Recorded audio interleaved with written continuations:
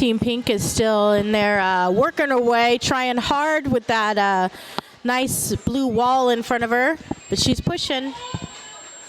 And Team Blue is also having some setbacks there with a couple of pinks. She gets recycled back there. Team Pink tries to sneak under. Didn't quite make it. Don't have rosters? Yeah, rosters. No, I'm kind of just going by the one of my counts. Well, I can't bother. Yes, there is normally audio, and it looks like it has been fixed. So I'm glad we have a chat online here, and looks like there was no audio, but I hope everyone can hear me on the line now. And the jam is called off. We have about 7 minutes left in this game. It's going to be jam 7 at this point. Gives you the relativity of how many jams we could pack in a half hour, huh? We're on jam 7 now with 7 minutes left. Could pack in a good 10, 12 jams maybe, who knows? We have number 7 for Team Blue on the jam line and number 19 for Team Pink. Both working hard, working their way up to get lead jam status.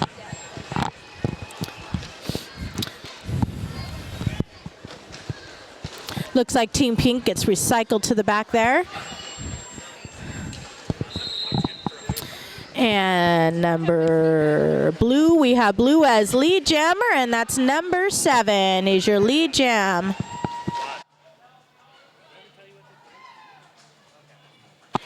Team Pink's also made it out and is going to be now on her scoring pass as well, number 19.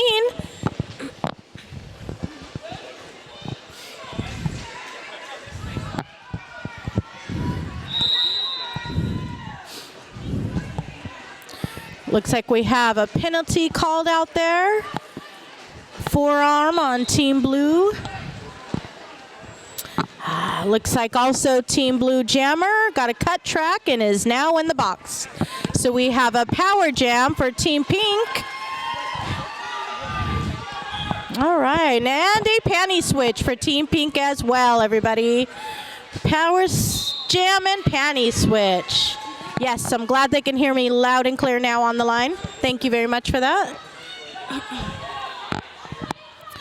This gives Team Pink an opportunity to even up that score, which is 80-47 at this point in favor of Team Blue. Jammer's got a nice wall of blue there. Just pushing her way through.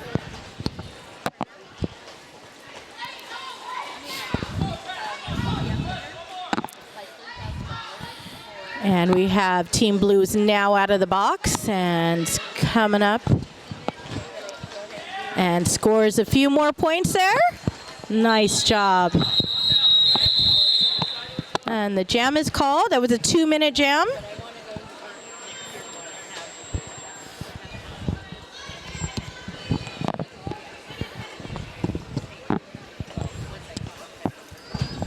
All right, we have number 96, Ella, I Am Godzilla, out on the line there now. And for Team Pink, we have 241 with her sparkly red letters on her pink jersey. Awesome. Working her way up to the front there. Godzilla doing a nice little twirly move in the back there, and we have Team Pink as lead jam.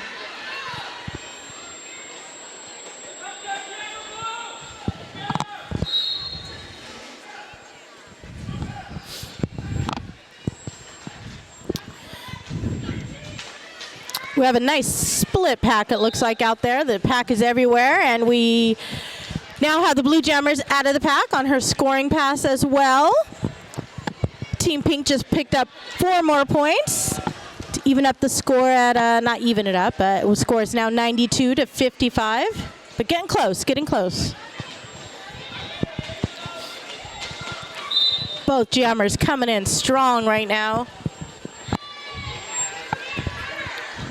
Team Pink with a little twirl in the front and makes her way out.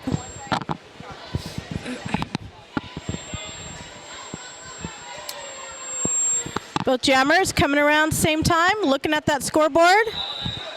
And Team Pink calls off the jam.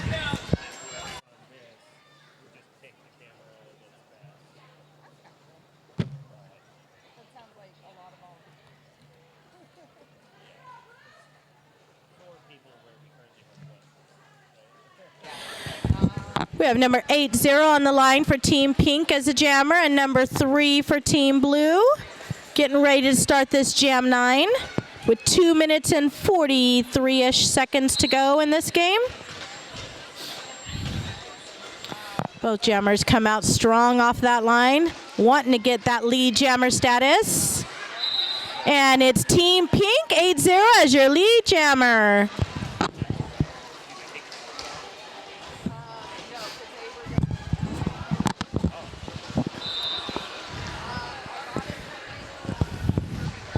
Looks like Team Pink tried to do a little steppy step on the inside and got recycled back.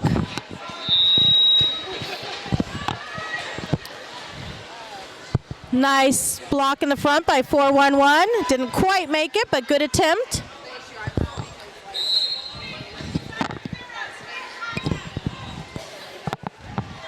Got an illegal contact by number 70 on Team Pink.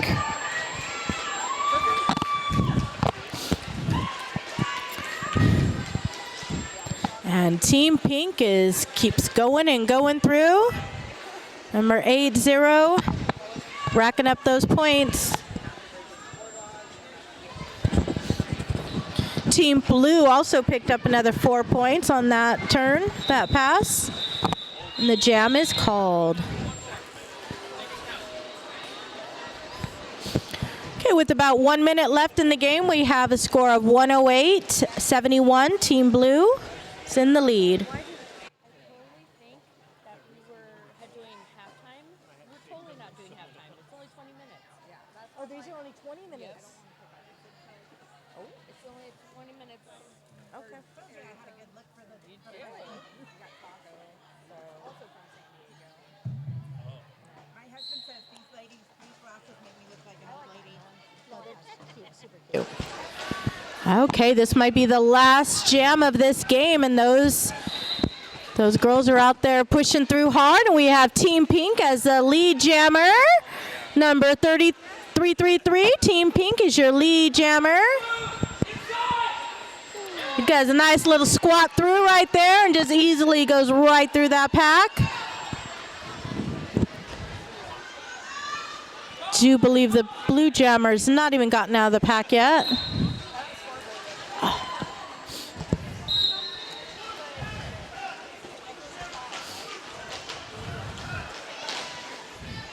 Team Pink just scores another 4 points. That was a struggle. That was a struggle through that pack that time.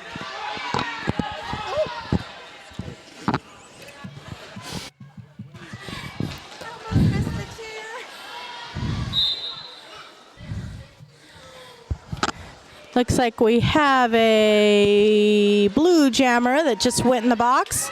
Number 8801 on blue team. And I want to say we have a power jam, which is why I don't see the blue jammer. And there she is. Yes.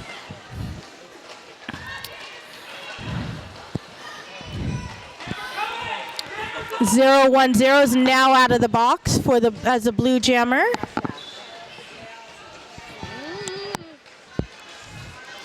But not before Team Pink scores another 4 points.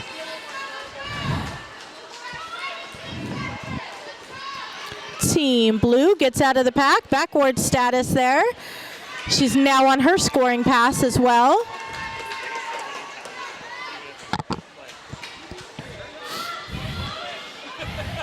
It's a nice block by Pink blocker there. I think that was Slayer, as a matter of fact. And that's the end of this game. The unofficial end. Unofficial score is 110-91.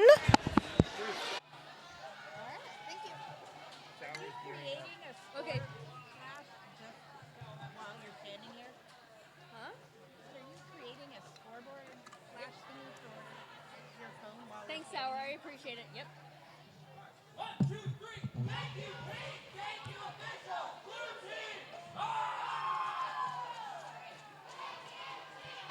This was a very, very good game for our first game of this Red tournament of 2024. Team Blue at 110 and Team Pink at 91. Very close score, everybody. Give them all a big round of applause for our first game of the day, everybody.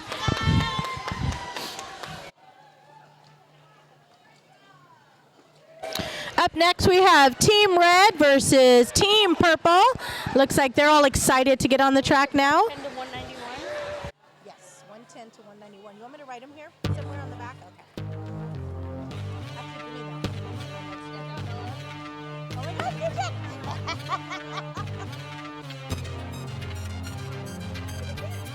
Oh my God, you did! So I can start putting the scores.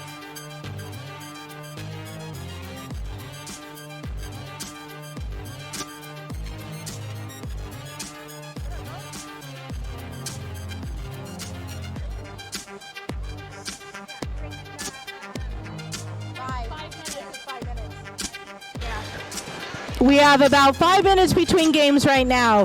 The next game will be starting promptly at 10 o'clock, everybody. 10 o'clock for Team Red versus Team Purple.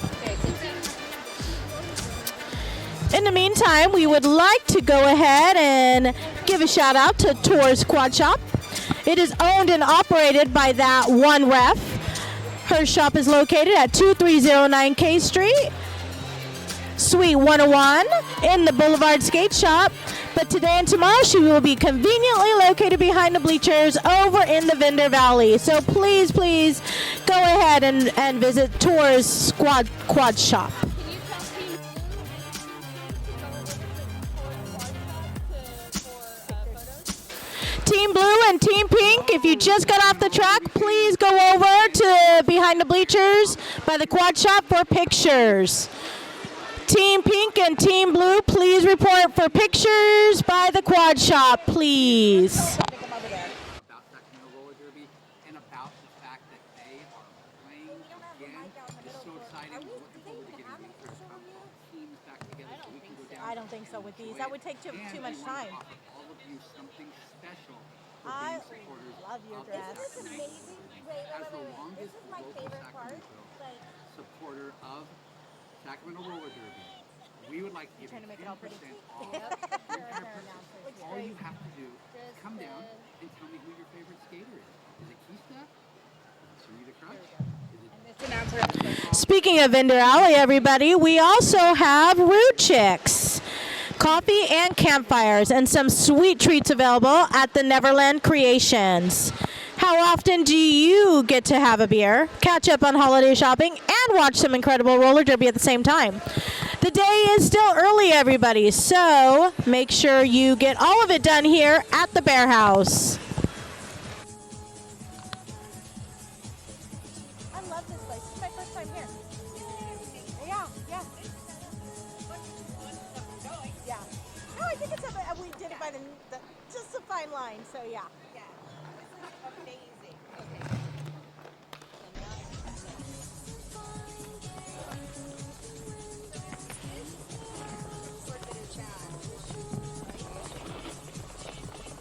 Is there any way we could just go run and pick one up? What does it look like? It's an auxiliary port. Oh, it's a split out. Okay. That's the option.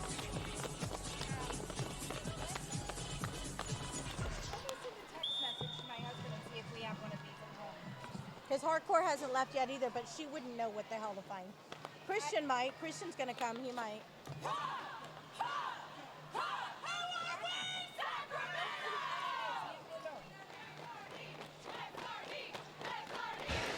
We have about 1 minute for this next game here, everybody, at 10 o'clock. Team Red versus Team Purple, and there's your whistle to get everybody to their benches, please.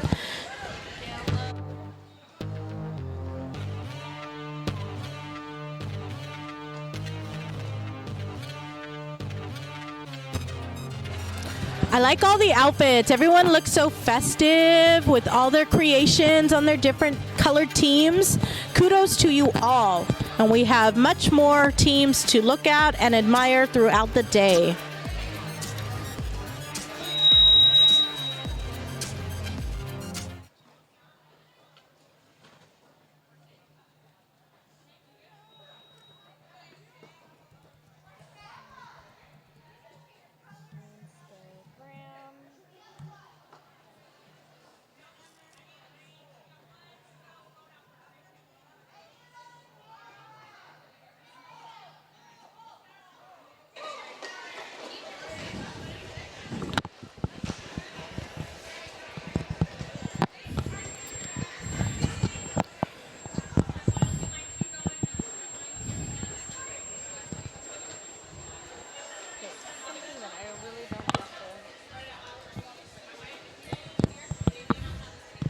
Okay, is everyone ready for the second game of the tournament? You know, the tournament used to only be one day, if I remember correctly in the past, but I am glad that they extended it to 2 days now because we can have 2 days of derby fun and derby mixing and derby games. Okay, so I sent a text to my husband to see if I have one of these at home. You send him a picture? Yeah, I took pictures of it. I think it's the dual thing that might be the caveat on this being unique. But does it need to be dual? I don't know. But I'm pretty sure that we have something like this at home. We have I know I do. Sierra just wouldn't boxes know where and to find it. boxes and Yeah. boxes of cords because I'm married to a techie. Are the rosters anywhere on that program that you were mentioning, the digital program? That No, can maybe I pull up? never Okay. received it. I think Hardcore said the skaters got the roster, right? Yeah. Okay, let me have her send it to me.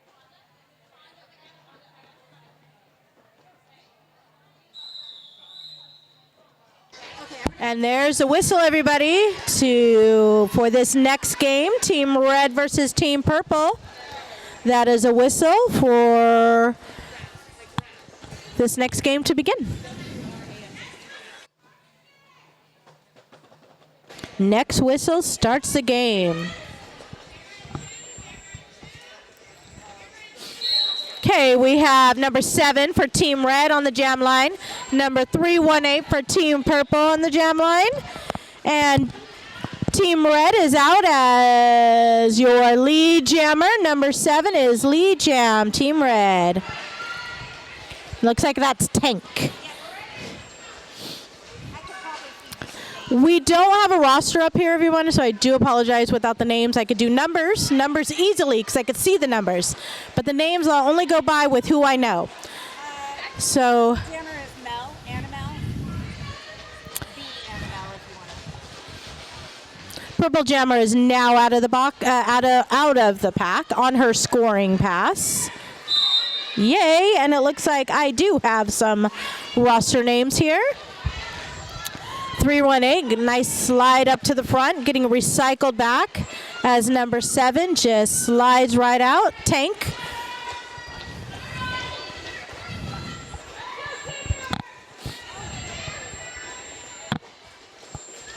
That was Hulk Smash taken out.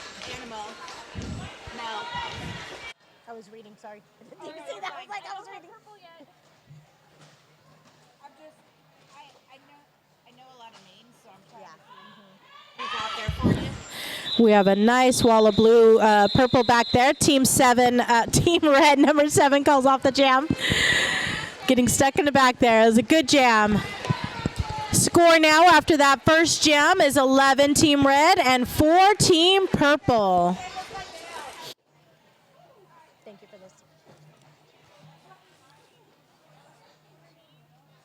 Why can't I come up with a freaking story?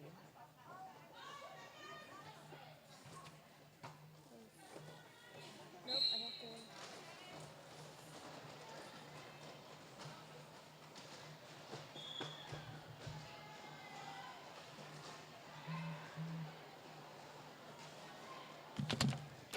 All right, we have the Purple Jammer as lead jam. Looked down for a moment, and there she was, just right out the pack, right away. All right. Scores 4 points on that turn there. Number 14 on Team Red just went to the box, so there's now a power jam for Team Purple.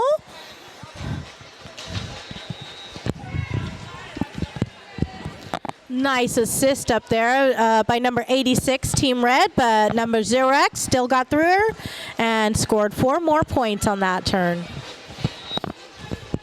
She's evening up the score pretty quickly here. We have 12 now, Team Purple. Red is 11.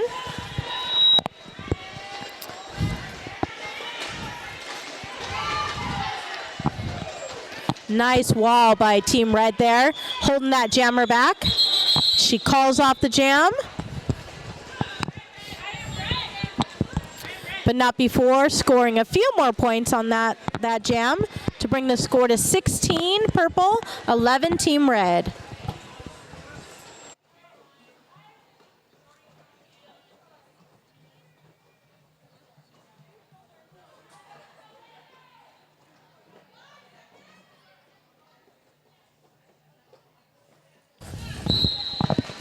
Okay, we have jam 3 now. Number 28 for Team Red is on the jam line there. Number 33 for Team Purple. Looks like Team Purple is your lead jam now. Number 33 gets out of the pack first. Don't know.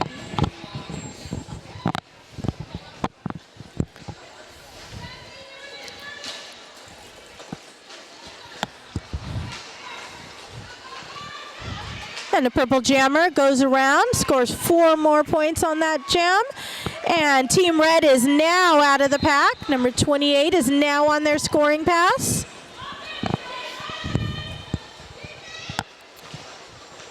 Team Red coming in strong in the back there.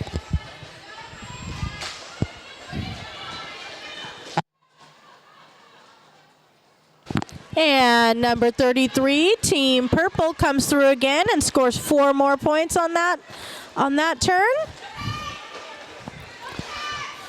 We have number 23 with the good blocking in the front there, Team Purple, but Team Red still gets out of that and scores some points for their team.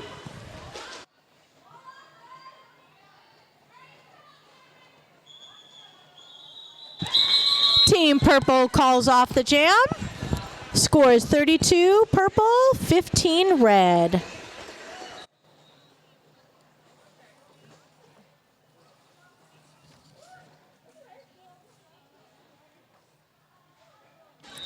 We have our live stream out there as well, so anybody who wants to give some shout outs or anything on our live stream, please do so in the comments.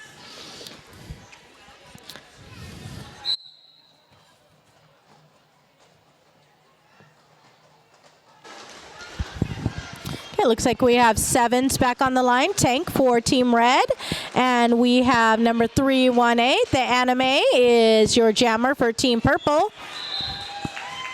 And number 7 gets out for Team Red and is your lead jammer. The anime is right behind her, though, getting out as well.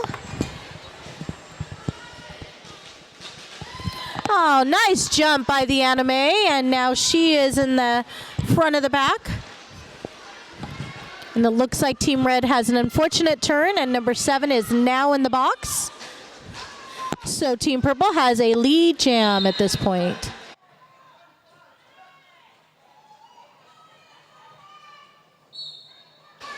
Looks like 1815 on Team Red also went to the box for a cut track.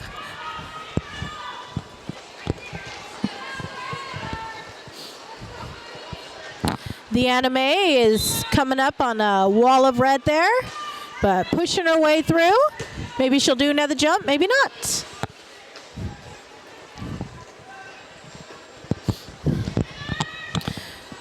Red jammer is now out of the box and meets herself with a sea of purple in the back there.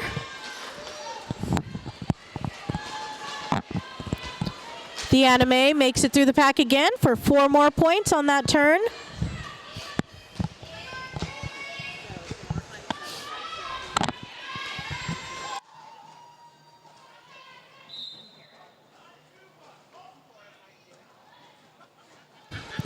Number 7 also makes it out of the pack and gets some points on that one. Looks like she scored 4 points. And the jam is called off.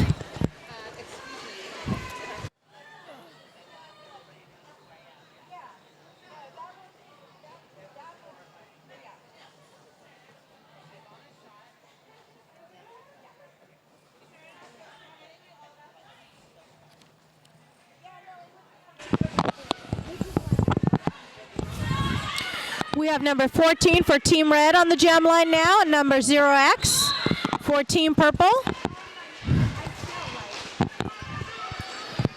I'm not sure what happened. I think maybe we have Team Red as our lead jammer now.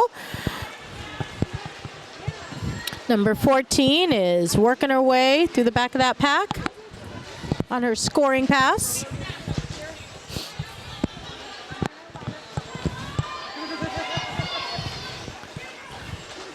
Team Purple just pinballs her way up to the front and gets through too. They both score 4 points on that. Nice jump by number 14 in red, and she calls it off after that.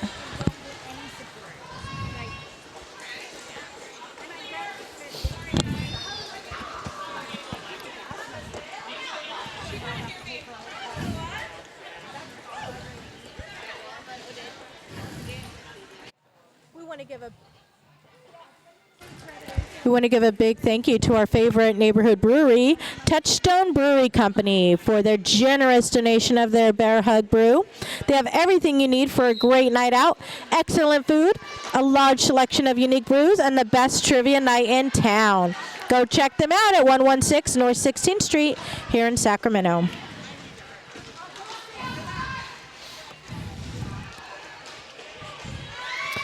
Looks like we have number 28 in the back there for Team Red and number 28 as well. 28 to 28 for Team Purple.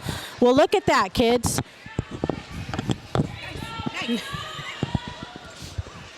Both jammers still making their way out of their pack.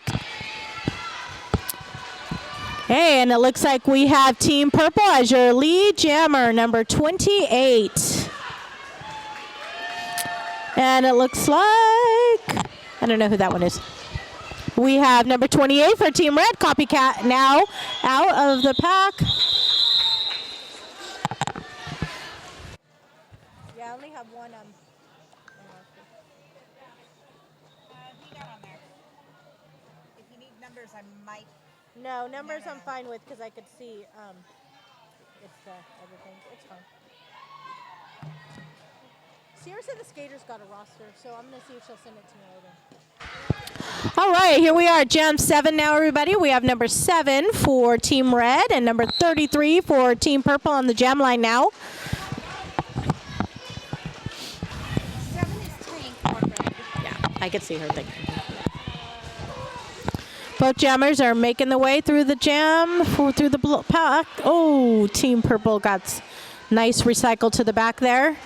She was so close getting out, so close. Team Red pushing her way up, and it looks like she is lead jammer. We have number 7 as lead jammer on Team Red.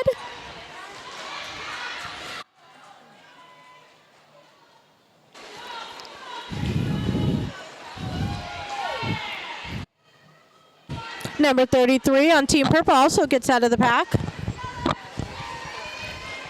Oh, nice move there. Goes through and scores 4 points on that pass for Team Purple.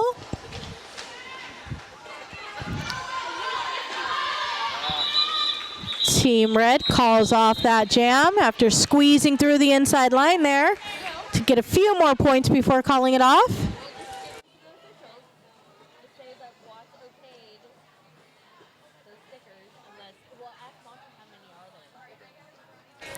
We have 8 minutes left in this game and 7 jams so far. So this game may well exceed 10 jams for sure.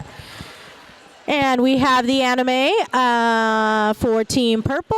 And it looks like we have number 1-4 for Team Red. And it looks like we have the anime is your lead jammer, Team Purple. Number 14 is right on her tail, too. Oh, both of them doing some nice jumps. One was a little bit of a fail, but that's okay. Good tries.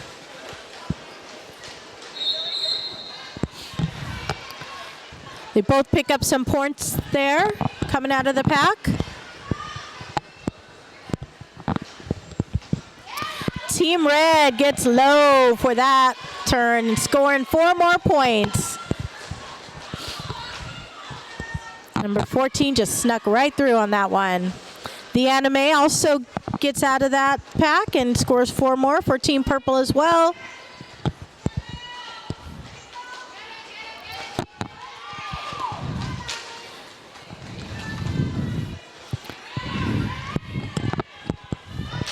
Team Red is, I believe, 1 score ahead. Nice little apex on the inside there for number 14.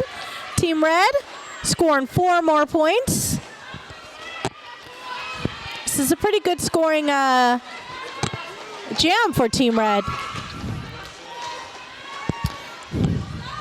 I do believe we have a panty pass for Team Purple. And the jam is called 2-minute jam. Because of that panty pass, they lost their lead too, by the way, everybody. So that was a 2-minute jam.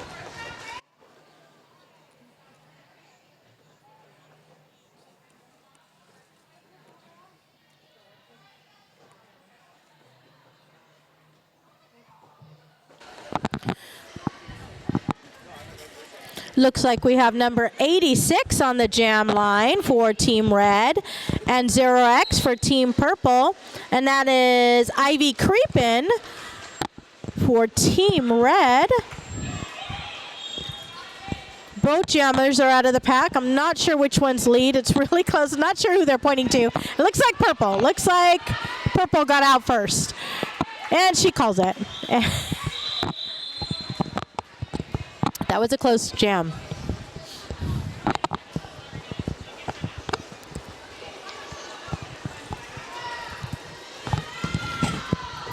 Let's give the opportunity for 2 more jammers to come up there on this Jam 9 against Team Purple versus Team Red. Number 7 is on the jam line there, Tank. And we have number 28 for Team Purple.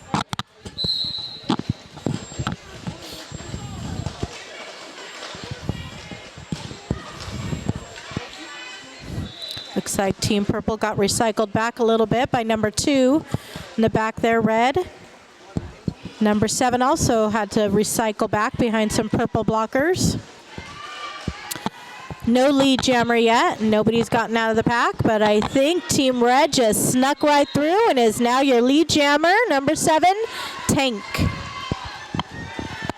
Number 28 is out of the pack as well, but is not lead jammer.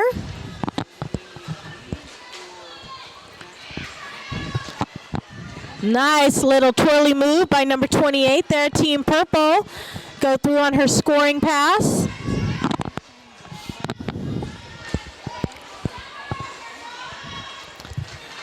Number 28, it looks like the jam is called actually. Not before both teams score a couple more points each, a few more points. That does now bring the score to 84 Purple, 56 Red, with just over 3 minutes left in the jam. About 3.5 minutes in the game, that is. Have number 14 on the line for Team Red and number 33 for Team Purple.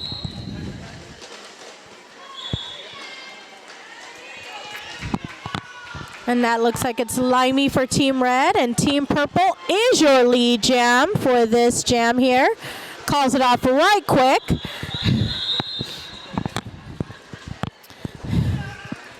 She saw Red right behind her, so she just called it off.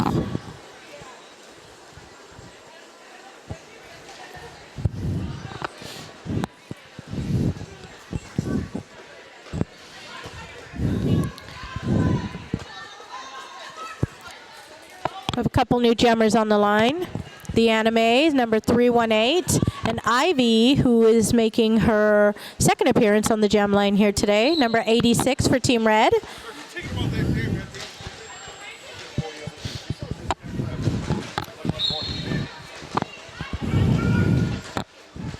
Ivy's pushing through, and it looks like Team Red is Team Purple is your lead jammer. Team Purple got a little jammer on jammer defense there.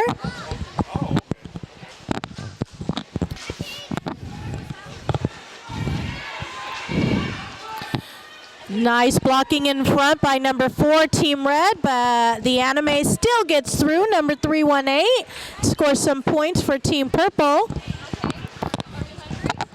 Looks like Ivy as well, number 86, Team Red, gets out to score some points as well.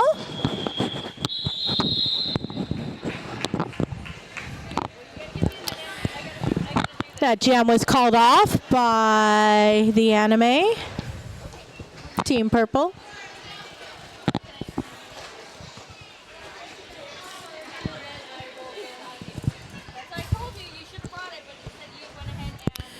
We have 0X, Brawl Bunyan, Team Purple on the jam line, and number 14, Limey for Team Red. Could be Limey, could be Limmy. And 0X gets out and is your lead jammer for Team Purple.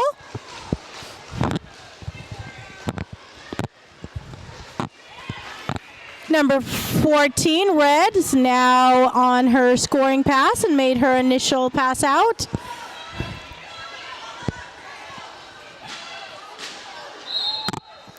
Some hard falls out there right now. Nice defense. Team Purple calls it off there. Team Red scores a couple more points as well there. This is Jam 13, everybody. Score is 96. Purple and Red 62. There is literally 12 seconds left here.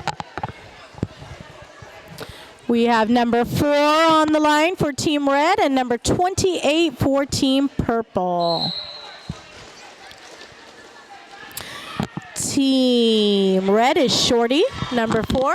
And I'm not sure who Team Purple is, but she's lead jam, no less, number 28. Team Purple is your lead jammer. Now we have Shorty out of the pack as well. Getting in on some scoring passes here. I want to say teammate Purple is Rex Flair, but I'm not sure if it's Rex Flair. She hasn't tucked in. It might be Bambi. I can't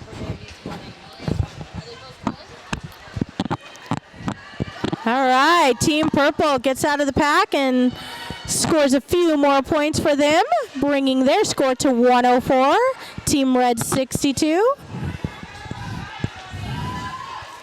This will be the last jam of this game. The time has stopped. However, there's still 1 minute left in this jam if they just want to run it through. Not Bambi. Bambi Rhino. Might be Bambi Rhino, but she's played with Flood before. Yeah. So is Flair. Oh, okay. Okay, and it looks like the jam is called off. And this is the end of the second game. Team Red versus Team Purple. Unofficial score is 108 to 65. Good game. Good games, everybody.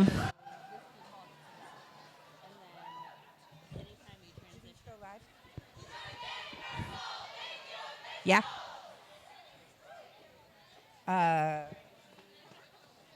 Test. Can y'all hear me? It's green. Oh, there I am. I'm going to wander loose. Remember, folks, if you just finished skating, please report to the white wall over here by the vendor valley to get your team photos taken.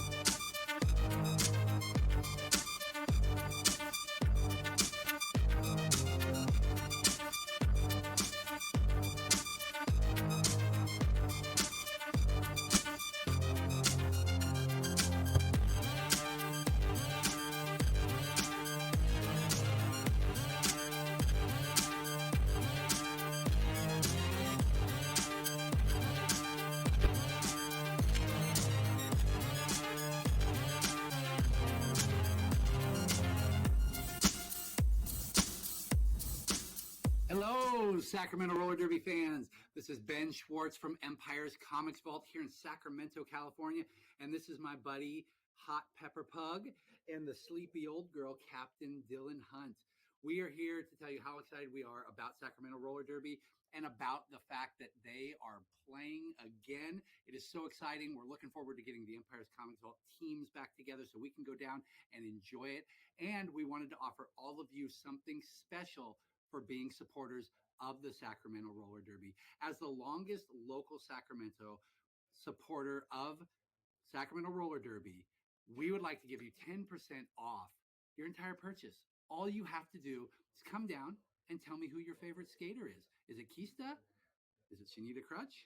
Is it She-Ra? You tell me, and take 10% off your entire order. Come down, play with the pugs. Let's talk about movies, let's talk about books, and just have a great time here at Empire's Comics Vault in Sacramento, California.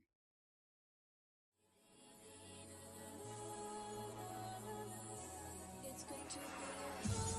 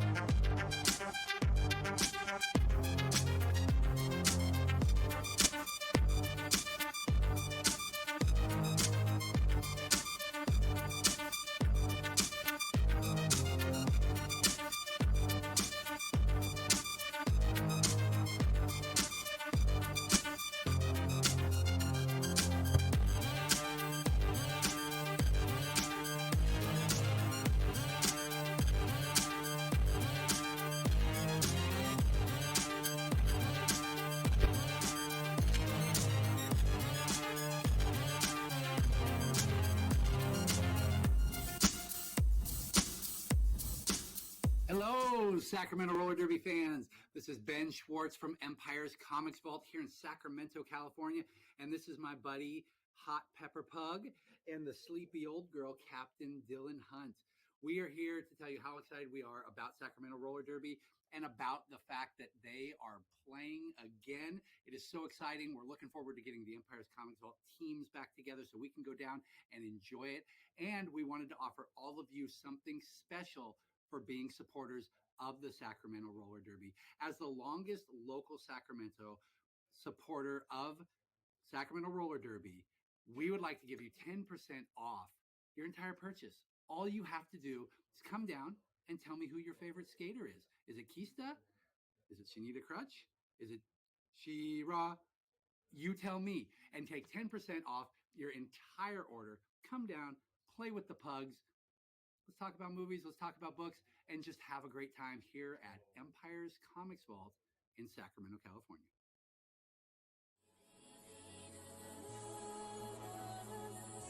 It's going to be a highlight tonight.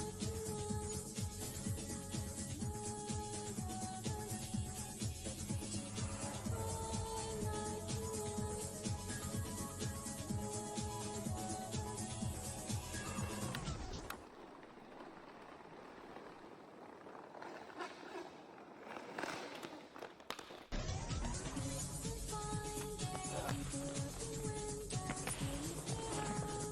Just for the show.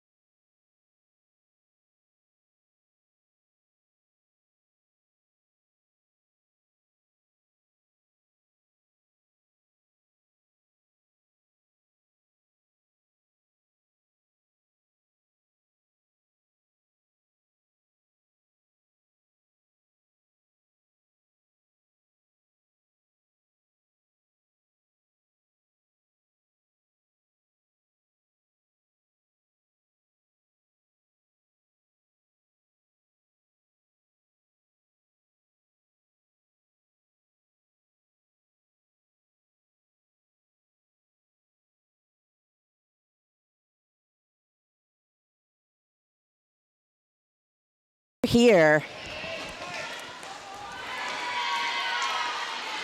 I don't know why it's doing that. All right, we have let's see, who's jamming out there? Number 33, I believe, for green. We've seen this skater out there jamming a couple of times this game. And, it is a power jam for green. 46 for green, 52 for yellow. Make that 50 for green. That was a very nice, quick pass through the pack during that power jam. The power jam has come to an end. Green does have lead status. She's going to try to get through there at least one more time. Puts another 4 on the board. And it is another lead change, 54-52 now. Yellow jammer number 62 completing her initial pass through the pack. Another 4 points on the board for Team Green, so 12 unanswered points. However, those points were just answered by 4, so only 8 unanswered points at this point. 56-58. Both jammers on the track. Yellow team is down 1 blocker who's visiting the ACS penalty box. Green team is also down 1 blocker visiting that ACS penalty box. And now the Green Jammers visiting that ACS penalty box. Busy box over there. We have just a few seconds left in this jam. And it will be the full 2-minute jam since Green was lead and is in that penalty box now. Yellow jammer number 62 manages to slide through and put another 4 points on the board. 12-12 at the end of that jam. 64-58. They were, just to point this out, there were 2 lead changes in that jam alone. So if you were playing that game, good luck with the drinks. Hopefully it's early enough that you haven't started on the frosty adult beverages. You know what I'm saying? For me, it's energy drinks and water at this time of day. That's how I can talk so fast. That is Olivia Denson out there jamming for Team Yellow. And who's my jammer for Team Green? It's going to be number 33 returning to, well, it was a power jam start for Yellow. Olivia getting that lead status. Liv is one of my favorites. I've been watching Liv skate for, well, many, many moons. And then I got to put on my gear. Olivia through the pack, puts 4 on the board for Team Yellow. It is a 10-point game now with 3.5 minutes left on the game clock. Olivia is tenacious and is going to get right back into that pack to put some more points up there. Gets knocked to the ground but does not go off the track there at the front. That was number 2-4 from Green that tried to stop her. Didn't succeed. Like I said, Liv is tenacious. And we do have an empty ACS penalty box right now, which is nice to see. Of course, I said that, so there's going to be a whistle. But the whistle was the end of the jam.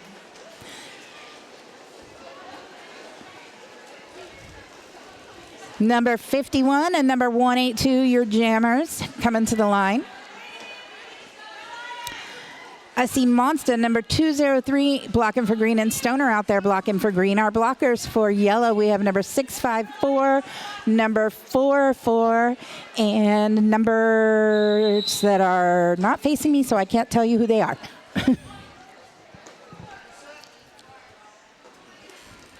I do want to thank Sacramento Roller Derby for hosting this incredible event. We have a lot of fun with Red every year. It is one of my, I say this about all the tournaments that I go to. It's my favorite. They're all my favorite. I can't help it.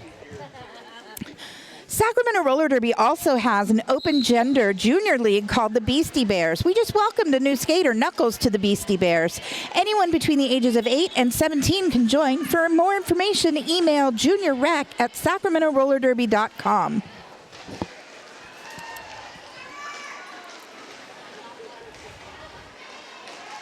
That is my sister headed to that penalty box, Monster.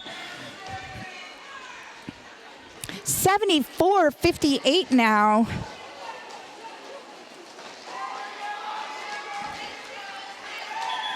with under 2 minutes left on the clock. And 182 is your lead jammer.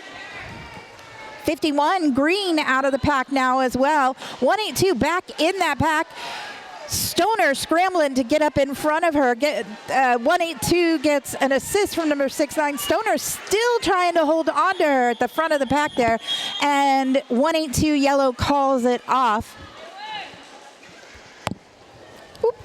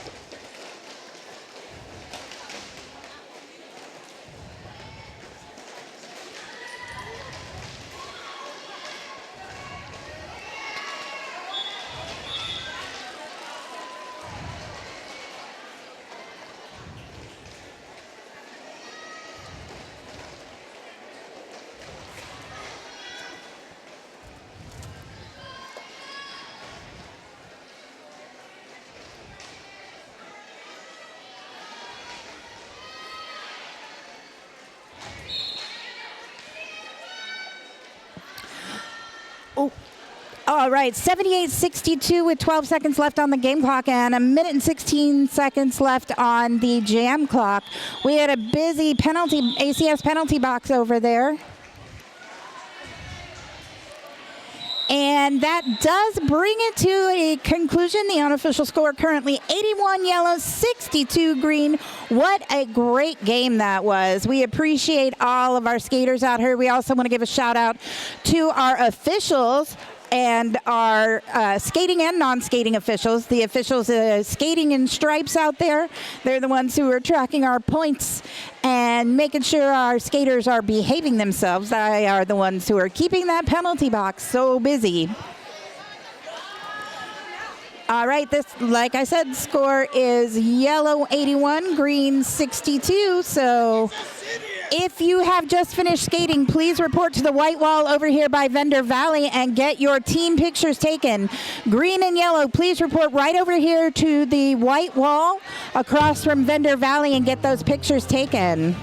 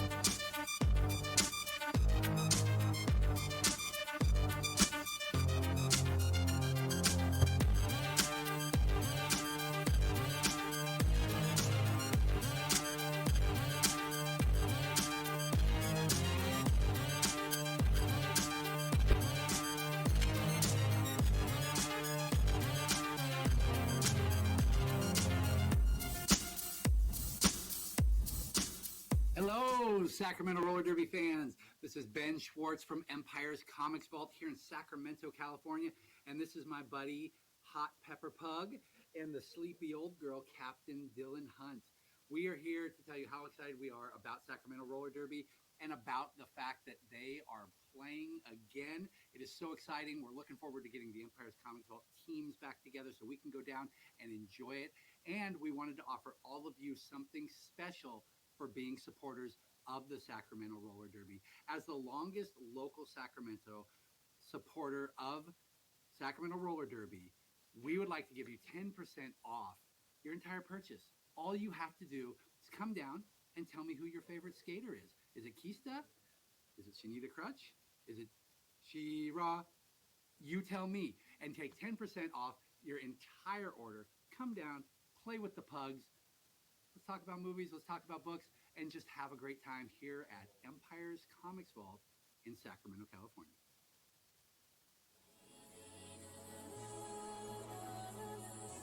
It's going to be a highlight tonight.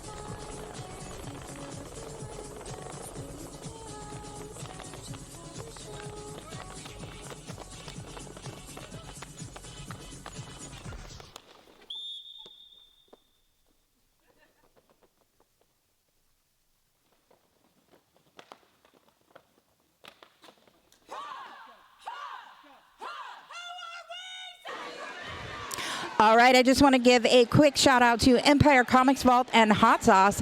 It's not only a great place to get graphic novels, but they also carry artisan small batch hot sauce. Talk to Ben Schwartz at his store located at 1120 Fulton Avenue in Sacramento and see the greatness for yourself.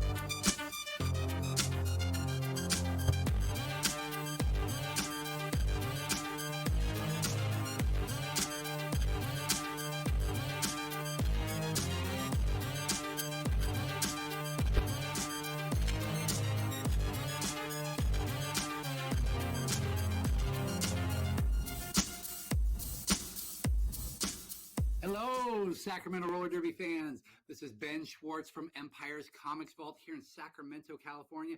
And this is my buddy, Hot Pepper Pug, and the sleepy old girl, Captain Dylan Hunt. We are here to tell you how excited we are about Sacramento Roller Derby and about the fact that they are playing again. It is so exciting. We're looking forward to getting the Empire's Comics Vault teams back together so we can go down and enjoy it.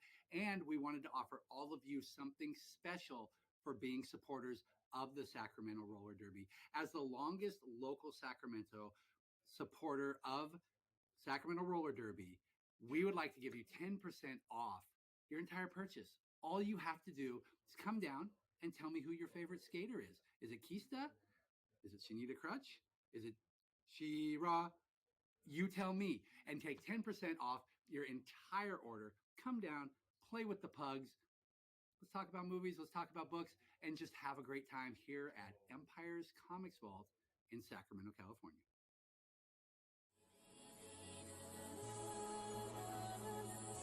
It's going to be a highlight tonight.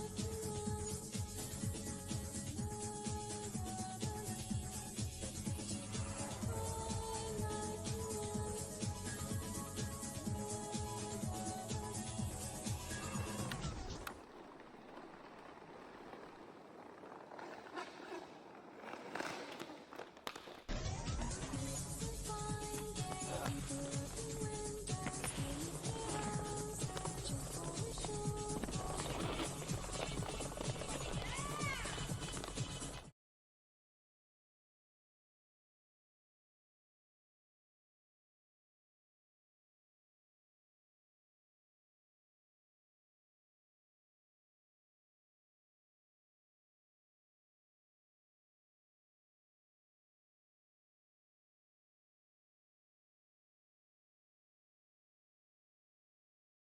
standing up.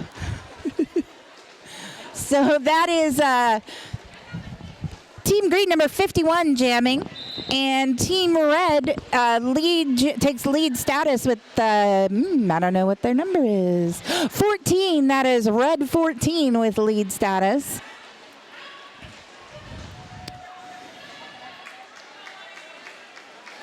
And Red 14 through the pack, putting 4 on the board as we head into, I think this is game 4 of the day. It's only my second game of the day, so I don't know. I'm not required to be here for all of the games, but gosh darn it, I love Derby, so I'm here all day. All right, 4 more points on the board by Team Red.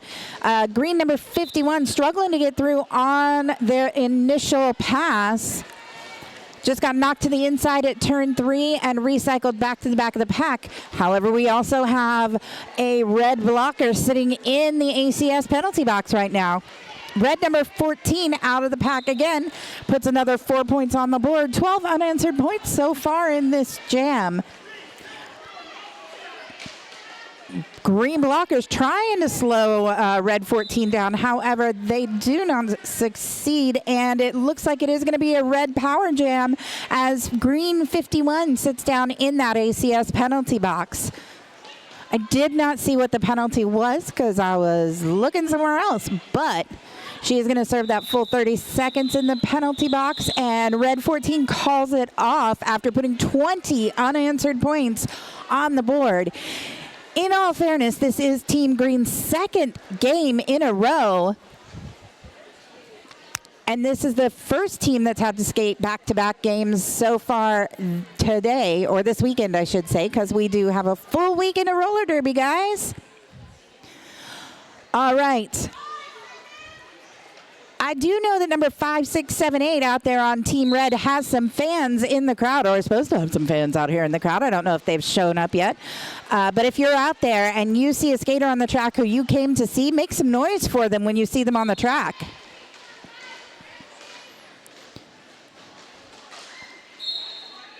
And somebody's going to the penalty box. I heard a little whistle there. It looks like a red blocker will be going to that ACS penalty box.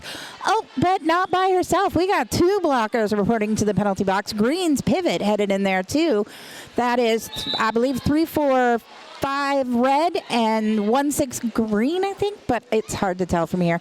We also have a red power jam as Green jammer number 5-1 was sitting in that penalty box, that ACS penalty box. And Tank out there jamming for Red has lead status for Team Red and 24 points on the board. Number 51 returning to the pack and getting out very quickly on her qualifying lap as that power jam came to an end. And Tank sees her coming up, calls it off, holding Green at no points on the board yet in this game. 27 points on the board for Team Red. And coming up to the line now for Team Red, we have number 8-6, Ivy. That is Ivy Creepin, I believe, coming to us from Motherlode Area Derby. And number 420, Stoner, coming to us from Sacramento Roller Derby. Both jammers quickly engaged in the pack. Stoner, one of those squirrely little jammers, slides through the pack very quickly. Both jammers out quickly, though. 2 very different jamming styles. Stoner in the lead, got out first and already back in that pack. That pack moving fairly quickly as those skaters are chasing them down. Those jammers are chasing them down. And Ivy comes out of the pack first, puts 4 points on the board. And Stoner gets Green on the board with 4 points and calls it off. Way to go, Stoner, for getting those points up there on the board. Ladies and gentlemen, in-house, if you have a Subaru with license plate number, hold on one second, 8B as in boy, G as in girl, S as in Sam, 238. Again, if you're driving a Subaru with 8BG S238 license plates, you need to move your car immediately, please. If not, it will be towed. If you are currently skating, we can move that car for you. You can come over here real quick and give us a key. Please, if you have that Subaru, go move your car. The life of an announcer. Sometimes I have to tell people they're naughty. And sometimes I just make myself giggle. 31-4 now. Red has the lead jammer status again. Oh, Shorty Ray headed to the penalty box. Shorty from Ward in red, sitting down in that ACS penalty box, and it is a power jam for Red, as it looks like high voltage is over there in the power or in the ACS penalty box as well. And Red's jammer calling it from the ground over there. We are headed into Jam 5 with about 14 minutes left on the game clock. Man, these 20-minute games go so fast.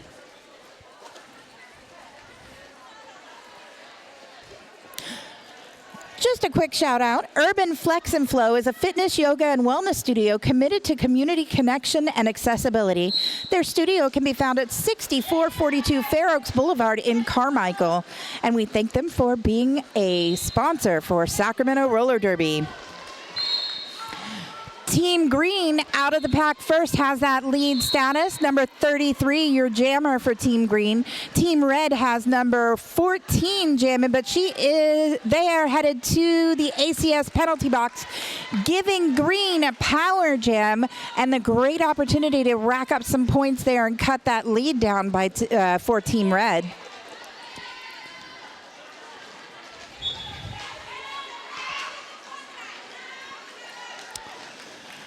And 8 points on the board so far by number 33 Green.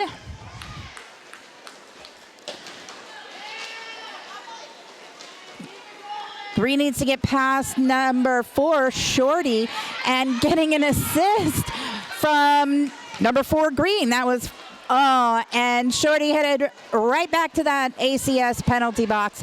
However, there is no place for Shorty to sit down, so penalty box waves her off, and she will need to return once there's a seat open in that penalty box. And Green still holding on to that lead. Dang, Shorty. This is Shorty's. Oh, no, she's not. She is returning to that penalty box after being waved off. So that is only her second trip that I've noticed.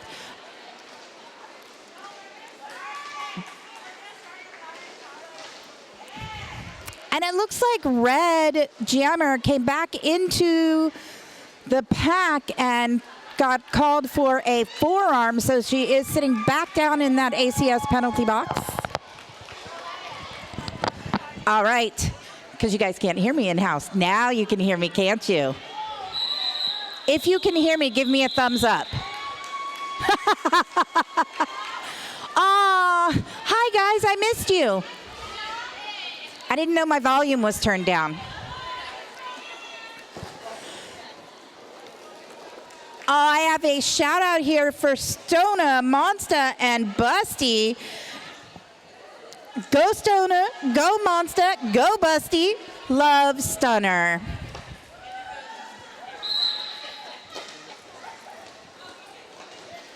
I love me a good shout out. As long as it's family friendly, I'll say it. All right, we are in Jam 6, 35-32. Red now leading only by 2 points. Not 2 points, 3 points. I can't math. That's not my job anyway. Green has lead status. Red now coming out of the pack on their qualifying lap. Green Jammer is back in that pack. It is 51 jamming for Team Green. Gets knocked to the inside and recycled back as 14 jamming for Team Red. Gets through and puts 4 points on the board, extending that lead from 3 points to 7 points. 39-32, Team Green calling it off there. I'm sorry, 39-36, Team Green calling it off after putting 4 points on the board as well. 39-36. We are headed into Jam 7 with less than 10 minutes on the game clock. Why is it not near you? Should I talk too? You can talk. Who can't hear me? I can't hear you. Well, you should be able to hear me now. Oh, no, you won't be able to hear me because you got to do this. Now, can you hear me? I am echoing in my own ears. This is such an odd experience. I have to hear every weird thing that I say. Stoner out there jamming for Team Green. And, oh, we got I believe that's number 29 headed to the penalty box for Team Green. I love her Christmas jersey. I love it too. And Team Red out with lead status. Stoner, though, coming right out behind. Oh, that's Ivy Creepin out there jamming for Team Red. And Stoner jamming for Team Green. Oh, did you see Stoner come right into their own blocker? Yeah, Stoner, they're an incredibly squirrely jammer, but sometimes they get a little fast and don't slow down before they hit the pack and hit their own blockers. For Red, number 4 is going right into the box. Oh, That apex jump right there from Stoner. that was Stoner does incredible apex They jumps, landed it. and they get so high. You know what it is? It's all that park skating. Yeah, absolutely, the park skating. I cannot hear you. Hey, can you guys hear? Can you hear Watts? Say something, Watts. I want. No, apparently not. Okay. How about now? Can you hear me now? Kind of. Go higher. Go higher. Go higher. I can't go any higher. That's as high as it goes. Check to make sure you're turned up over there. We're trying to get Watts online. We only set up one headset this morning. Unfortunately.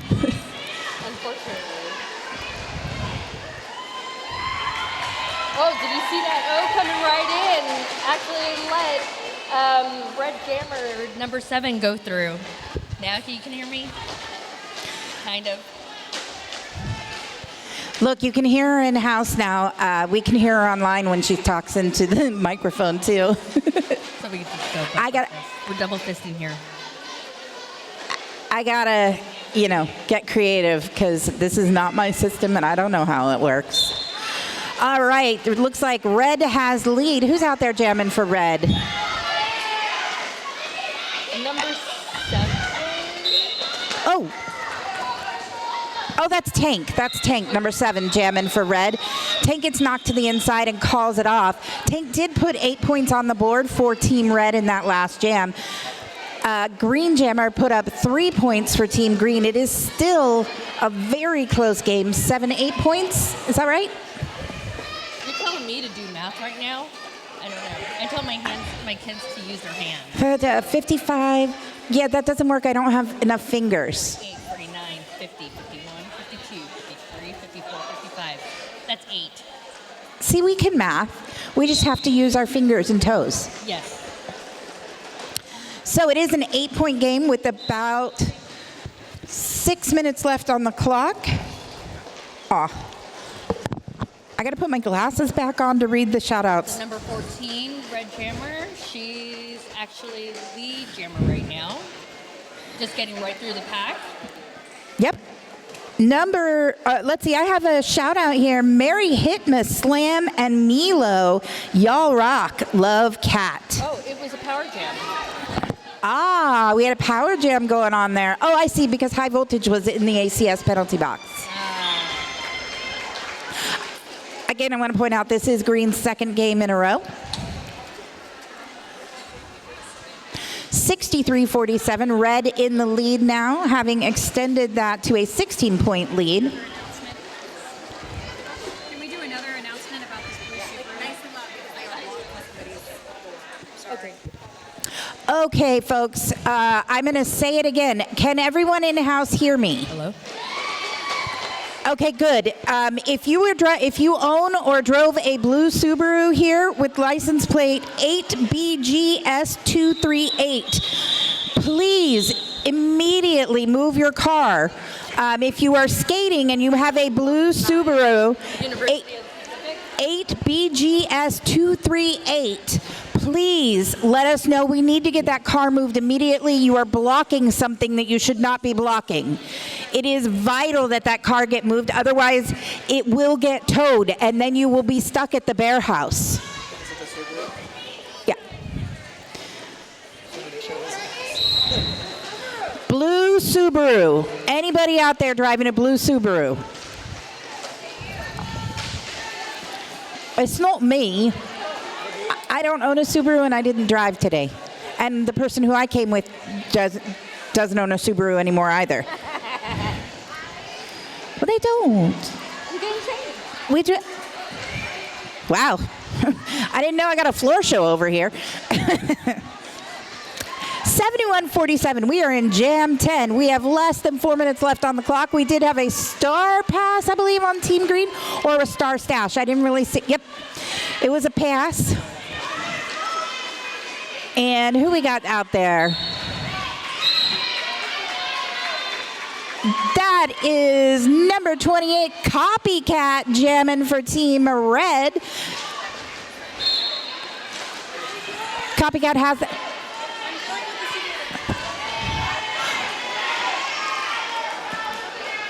Okay, the Subaru house is being dealt with. Thank you. Okay, we have coffee outside the concession stand. Donations are greatly appreciated, but they're not required.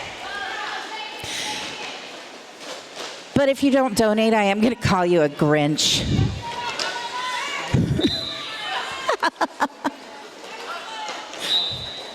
But what kind of flavor is it? Flavors of it? It's Starbucks flavor. So, you know, whatever that is. I'm kind of partial to the sugar-free type. It depends. I'm supposed to be partial to the sugar-free, but I don't actually like the taste of coffee. Copycat still out there with as jamming for Red, however, no longer the lead, so it looks like they did serve a penalty. Both jammers engaged in a solid pack over there. Our blockers doing a great job of holding on to them as the jam comes to its natural conclusion at 2 minutes. 71:55. We got 2 minutes left and about 20 seconds. I saw that smash. Hook smash, knocking herself to the ground. It happens. I love you, Hulk. Or smash. Sorry, smash. I have to say it that way. I don't know why, but the whole time I've announced for them, I've always said smash. And Ivy Creepin jamming against number 33 on Team Green. Ivy Creepin jamming for Red, clearly. Hulk Smash trying to recycle 33 to the back of the pack there, but 33 ignored Hulk Smash. So it is going to be a power jam for Ivy Creepin. 71 points on the board so far for Team Red. Team Green at 56.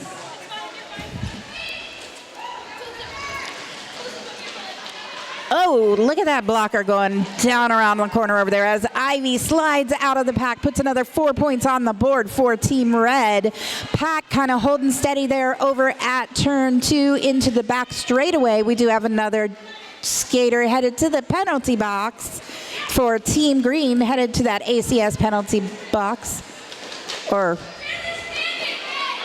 I have no idea what just happened there. She returned to her bench. Maybe she was just out playing. It's a gray cross-track sport, not blue. Oh, it was great. It's being taken care of. Somebody went out, but it wasn't their car. Because they were saying blue.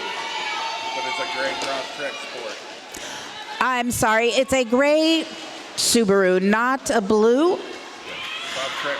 It's a cross-trek sport, gray with that license plate that starts with A, B, S, G. It's a 9C. Oh, no, this is a different one. That's a totally different license plate. What? That's a different car. Oh, that's the one they need moved. Okay, so got it. So if you have a gray Subaru, there's a gray one too. There was a blue one that they showed me a picture of, but oh well, I don't know why I'm talking about that on mic. Anyway, the game, this last game did come to an end. 83-58, Team Red in the lead. And we've got about 8.5, close to 9 whole minutes to Derby. Team Red and Green, if you have not had your team pictures taken yet, please report to the white wall across from the vendor valley and get those pictures taken.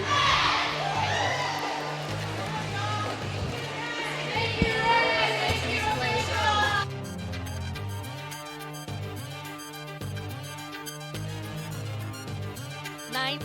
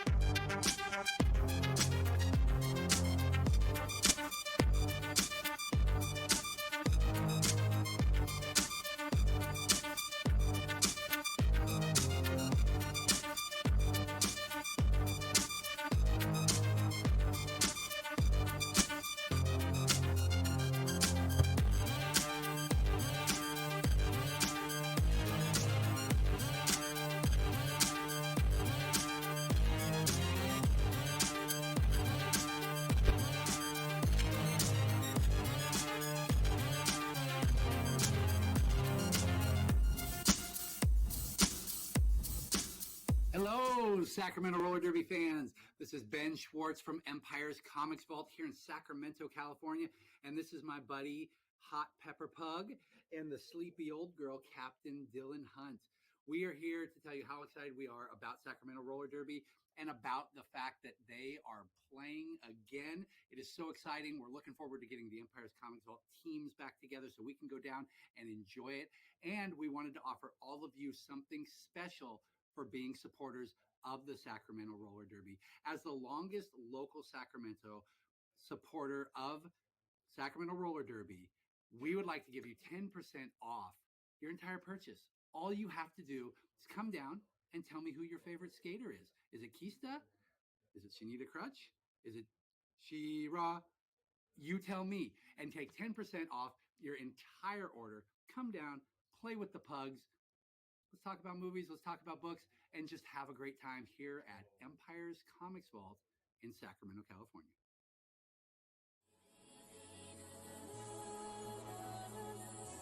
It's going to be a highlight tonight.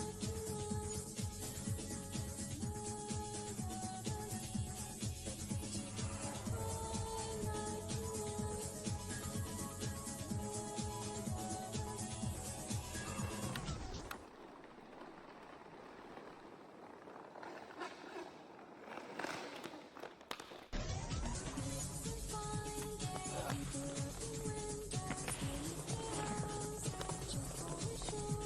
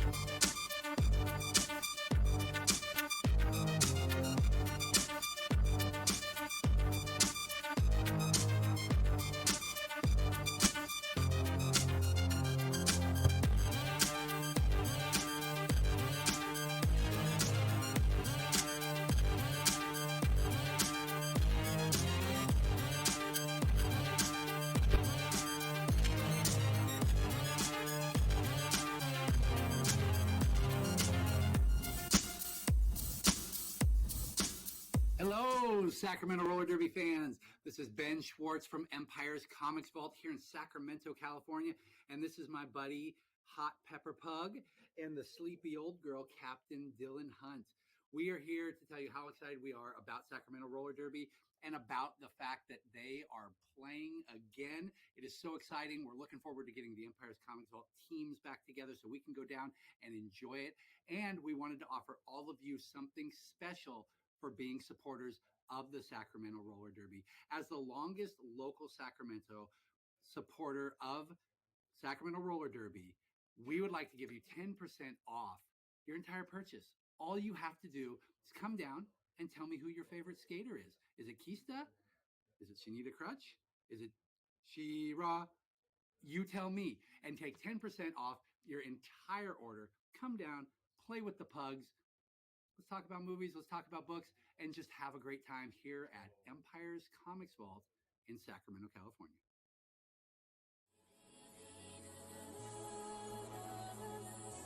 It's going to be a fine night tonight.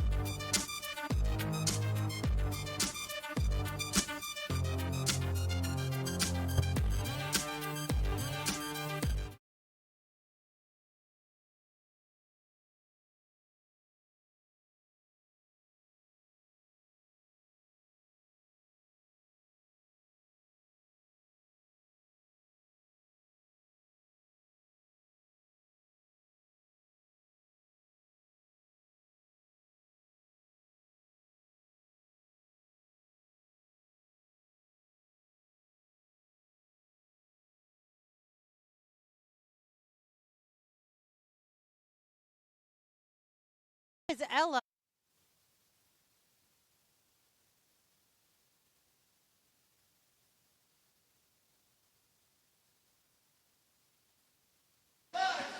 There we go. Now we're on air. Oh, we had a whole conversation. We totally had a whole conversation. The you know what? It was just for you. It was for you and me. That was us. Bonding time, right? That's right. Ella was out of the pack, but Ella's headed to that ACS penalty box. She's not going to be there for long, though, because Mel is headed there as well. We're just going to do a quick jammer swap there. All right, release a jammer. We got to get a jammer out there. And since Ella sat down for a very short time. Mel's going to sit for that same amount of time and be released. Love a jammer do-si-do. It's one of my favorite things. As a penalty box manager, that was one of my favorite things to do. Most exciting. And it will be, however, a full 2-minute jam since both jammers got a penalty in the first, 20 seconds of the game. Well, exciting. Jammer do-si-do, and just the excitement keeps going for a full 2 minutes.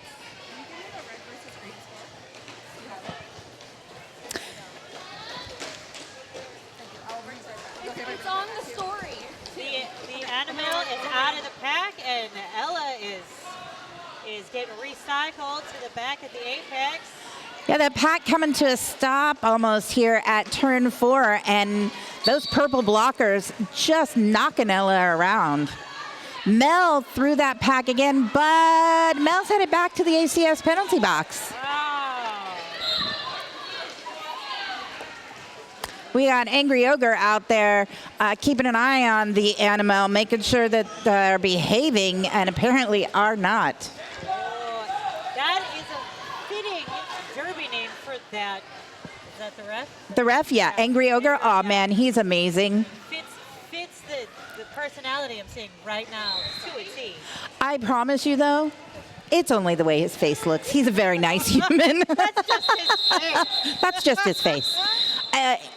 He is one of my dear friends, so I can talk about it. I do have a bout shout. This one says, "Fly like Santa sleigh, Annabelle. You rock, love cats." And Mel did fly like Santa's sleigh in that last jam. 6 points on the board for Team Purple, 4 points on the board for Team Blue. We are headed into just the second jam of this fifth game of the day? Fifth game of the day. I have no idea. I can count. 1, 2, 3, 4, 5. Hey, there we go. It is the fifth game of the day. All right, who's out there jamming for Team Blue? That is number 3. I don't know who that is because we don't have rosters. But go number 3 in blue. Nicely done. Gets knocked to the outside, calls it off there before Team Purple could put a whole lot of points on the board. Purple did put up 2 points in that last jam. Blue also put up 2 points, so it's still a 2-point game. 8-6, no lead change yet. Not yet. We still have time. We got Brawl Bunyan out there for Team Purple and 1776. My eyes are not good enough for that. My eyes are no longer good enough for that. I can't. But there they go. 1776 gets recycled back there by that purple blocker, number 1025, I believe. Purple Jammer is struggling up at the front of the apex, but Blue makes it out for lead. Slides right through that inside line. I like this job. Blue blockers really holding on to Brawl. Something brawl. Brawl Bunyan. Brawl. Yeah, Brawl. Yeah, I like it. I do. I love a good punny name. Oh, it's the best. Oh. So I know that wasn't on purpose. That was a... Do you need more ice?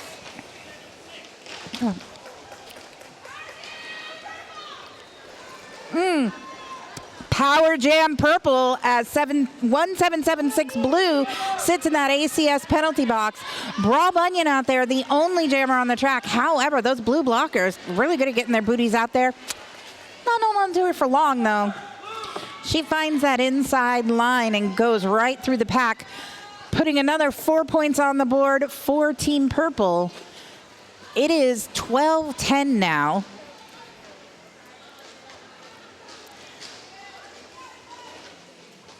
Pack over there at turn 2, getting a little spread out. We're going to see some bridging there.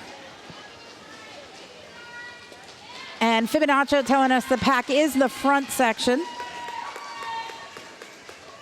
4 more points for Team Purple. And Blue slides through and puts another 4 points on the board as well.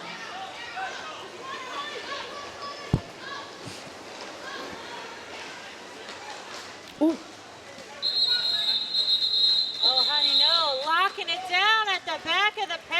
love to see it. I always love to see Honey on the track. Oh, yeah. Yeah, it's amazing to watch. Oh, look, I know it's number 7 Creature jamming for Team Blue. Yeah, Creature. And then for purple, we have number 3-3. Whoa, number 3-3.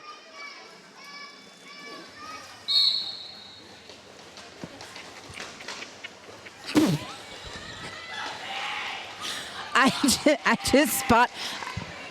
Yeah, you saw what I saw. Looks like blue is lead. No, purple is in the front.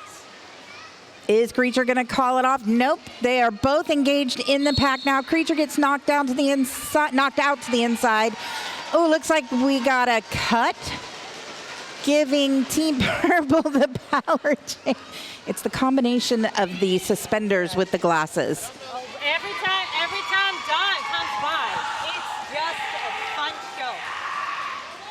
But you know what this, like, I do believe that the highest scoring team over 2 days will win the tournament. So even when you have a lead jam behind, and you are behind the other jammer,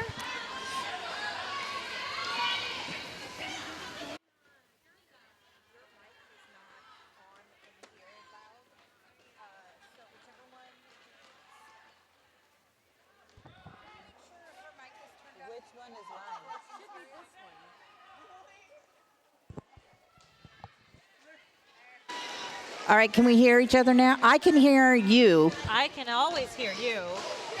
Can you guys hear Crutch? Can you hear me in the audience coming out of the speakers? Yeah, I need to be louder. I wish I knew what button that was. Try that one. Can you hear me yet? Oh. Let's see if we can get the mic a little closer. I feel like I'm eating the microphone at this point. Can you hear me now? Can you hear Crutch? No, not at all. It's still super quiet. I wish I was the person that could like do this. I am not electrically. I'm not aware of how that board works. I was never trained in this, so we will do our best. They can hear you online, though. Thank you. I love the online crowd. All right, we have about 11 and a half minutes left in the game. Team Purple is leading by 22 points. 27 points in that last jam for Team Purple. 27 points. It's because I wasn't paying attention. That's what it was. Because we were messing with something else, and then they did all kinds of stuff that was apparently really cool, and I'm sorry I didn't announce it. It was incredible. I'm so sorry y'all missed it. Well, they saw it. We didn't. We saw it. Shh. I saw everything. I am the all-seeing calamity. I am the oblivious calamity. The internet knows I was not paying attention. All right, number 28, Purple, out of the pack first, getting lead status for Team Purple. I feel like I know that skater. I know that skater. There's a lot of skaters out there. Which one you know? 28 Purple, who is headed to the ACS penalty box, leaving Team Blue with the absolutely amazing power jam opportunity. Creature out there jamming. And Team Purple's Pivot headed to the penalty box to keep their jammer company. Creature has a star pass to 0-1-0 on blue. They are now the jammer, and I do believe it's a 2-minute jam. Yeah, it will become a 2-minute jam because 2-8 Purple did have lead status, so they have lost that lead status, and it will need to be removed from the scoreboard. You know, red is a learnment. It is absolutely. A learnment. We are all learning, and this is exactly the kind of place that you learn these things. You know, I didn't know that Red considered itself an learnament, but I love that. You know, it's fun times at the end of the year. Like, you know, you get together with people you may have skated against, throughout the whole year and you just have fun. Absolutely. A lot of SRD skaters end up doing officiating. I know they can't hear me, Ziggy. I know they can't. The internet appreciates me, though. The internet loves Crutch. You know what? Calamity loves Crutch, too. Okay. Hey, we're like CNC over here. Calamity and Crutch. Oh, we're the CNC machine. Yes. Oh. I'm old. I was thinking like CNC Derby Factory instead of CNC Music Factory. Oh. Ah. Yeah. If only I knew what song they play. But purple has 56 points and blue has 30. Yep. So 33. 33. They put 11 points up in that last jam to purple's 12. So a great jam for both teams. Yeah. That's. We got Mel back out there in purple. And it looks like it is going to be a power jam start for Mel, as the blue jammer is sitting in that ACS penalty box at the start of this jam. Mel going to take advantage of that, using the sidestep to get out of the pack at the apex between 1 and 2. Turns 1 and 2. Your blue jammer remains 0-1-0.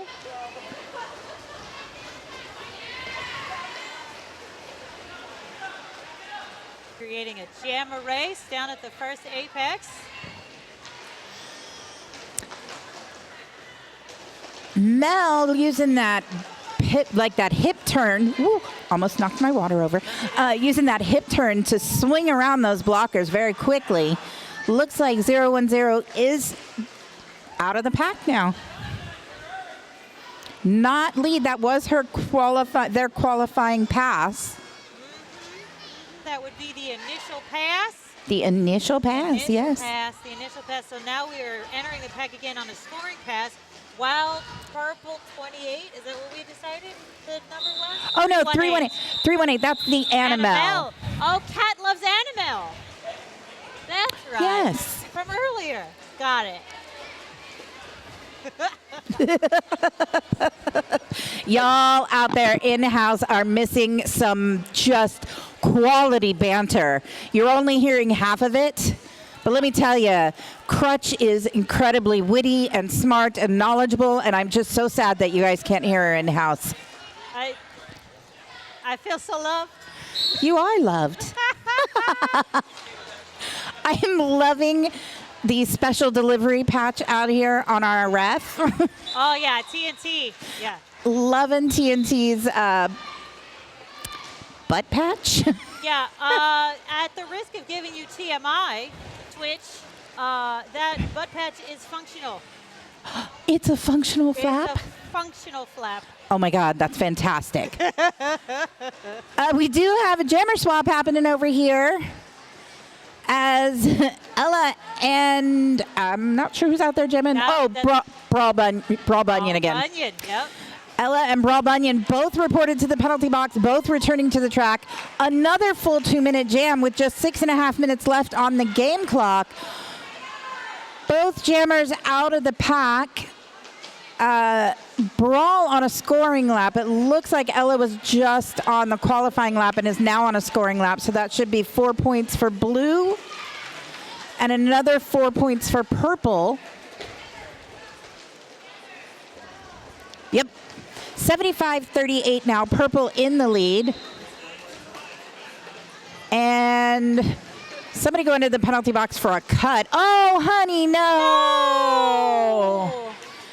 Oh, honey, no, in that ACS penalty box. Brawl Bunyan out here just making laps. Brawl trying to call it off, but Brawl is not the lead jammer. Lost that lead when they committed a penalty. Yeah, once you go to the Naughty. box, no more lead for you. If you are naughty, you do not get lead. That was a terrible accent. I don't know what that was. Is that what they say in Mother Russia? Is what they say in Mother Russia. I can't do Russian either. My Russian is not good. Not most of my accents are not great, let's be honest. Jam comes to a close with purple having 79 and blue 50. 50. Yep. Blue putting 16 points on the board in that last jam, really coming up and bringing that energy to the game as they are coming back and trying to close that 29-point gap. See, I can math when there's round numbers involved. Oh, hey, I can math even better. Blue made one more scoring pass than purple did. Very nicely Based done. on multiplication. It was That's right. That's right. 16 points. You know, though, it Blue. was so much easier for me when we had 5 points. Yeah. Now I have to learn my 4 multiplication tables. Let me tell you, the first season of that, I did not do well. Purple 33 against blue 3. Purple 33 comes out with lead. Very quickly, before the pack even hit turn 1, 33 had that lead status. Oh, well, there's a pileup. That was unstoppable object meets immovable force at the back of the pack there. Now we're doing physics. I thought we were on vacation, man. Why are you giving me all kinds of class? Because I like that term. Purple completes their scoring pass for Ooh. 4 points. And there's a star pass on blue. Star pass on blue and that beautiful little hop spin combination there as 33 comes out of the pack. Oh, 33 purple and 33 blue there at the end. Yeah. 33 purple calling that off rather than let 33 blue put any points on the board. These opposing numbers, matching numbers on opposing teams. Could you imagine being an official at this point? Exactly. You got to keep your colors straight. Keep it straight. Who turned the camera on over here and is making me be in front of people? Turn that thing back off. My coat doesn't match my outfit. Don't put me on the internet looking like this. Seriously. How dare you? Our producer. Our producer over here messing with us. Look at that. Self-conscious. And number 28 purple has lead status. Blue 1776 fighting off those purple blockers in the back of the pack. Quick star stash there. Definitely a stash because the blue pivots way the heck up in the front. Woo. It happens like that sometimes. And 28, purple 28 headed back into that pack, putting some points on the board as 1776 gets recycled back by purple 125. And Purple 125 skate an awful lot like Mo Dirt, but I don't think that's them. I don't think that's Mo. I can't see the name, so I have no idea. But they skate no, very they do similar. skate very similar to You know Mo, what but I I mean? don't think that is Mo. I don't think so either. Look at that. Blue 1776 out of the pack now, using that star stash to distract the blockers and get through. But 28 purple calls it off. Yeah, a star stash is really like I like the strategy. Like we like to talk about it like the blockers on the opposing team have to take care of 2 babies at once. Yep. They have to watch both hats so they know what's going on.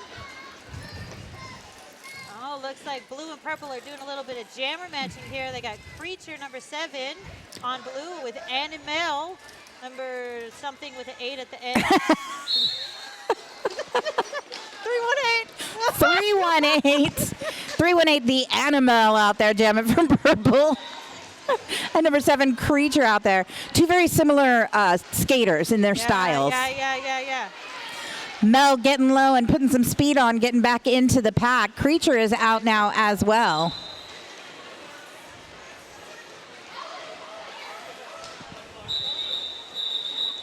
Do we need in-house? Oh, yeah. That one's got to go in-house. It wouldn't help for Twitch to know that there's a car needs to be moved.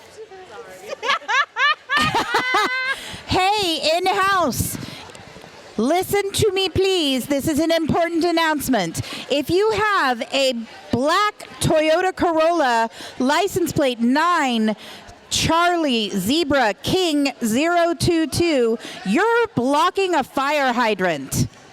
You need to move your black Toyota Corolla license plate 9 Charlie Zebra King, that's CZK 022. You are blocking a fire hydrant. Please go move your vehicle immediately.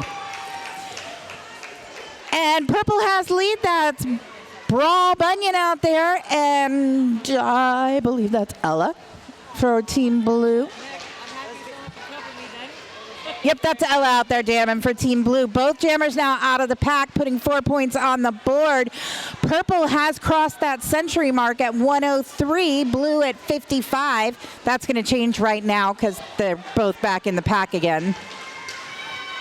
Jinja Ninja bridging between the two groups of blockers to make sure that everybody stays in play. Ella gets through again, and that is actually a game. That is so fast.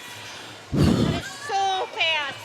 These 20-minute games go by so fast, y'all. We truly appreciate everyone being here. Remember, if you are sitting out there and you're feeling a little chilly, we do have coffee available outside the concession stand.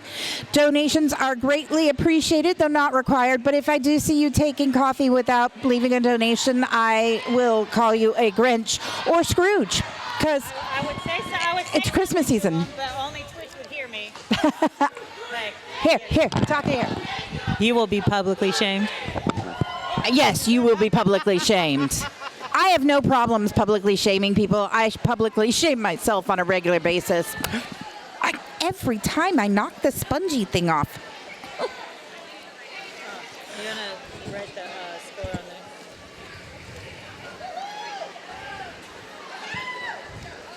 Final score for this last game, 107 purple, 59 blue.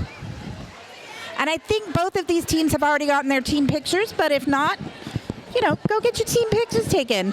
Next up, we have, my two favorite colors, pink and black. Oh, pink and Oh, black. you did it? Okay. Casey, Will can you call Nacho over here because he's our IT. Nacho, could I borrow you for a moment? Fibonaccio, could you please report to the announcers? Nacho, I need your assistance.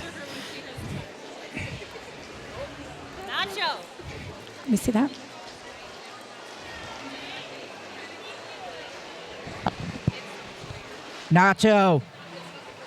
Nacho, I need you. Oh, for Not paying attention to that. absolutely not. Okay, let me go walk over there.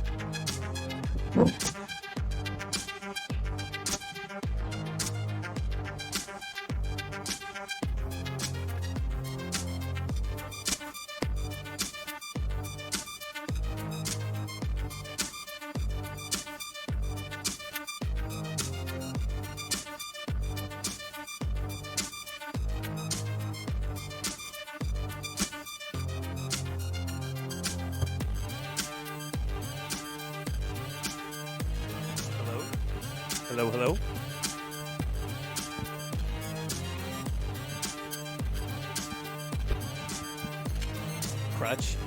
Crutch, can you hear me?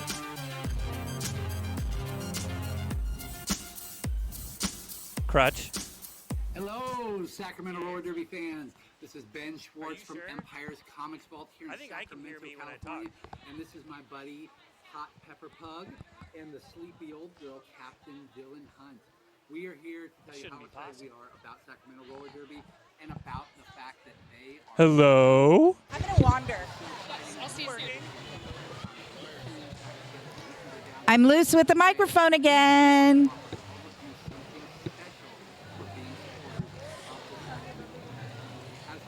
I'm going out to the crowd. supporter of Sacramento Roller Derby. We would like to give you all you have to do is come down on air. You are really good at selling vouch shouts. Keep it up. You tell me. High five, yeah.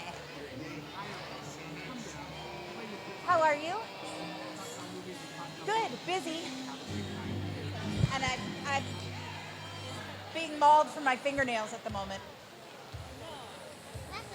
Pretty cool, huh? What's that? Did you make these? I had somebody make them for me.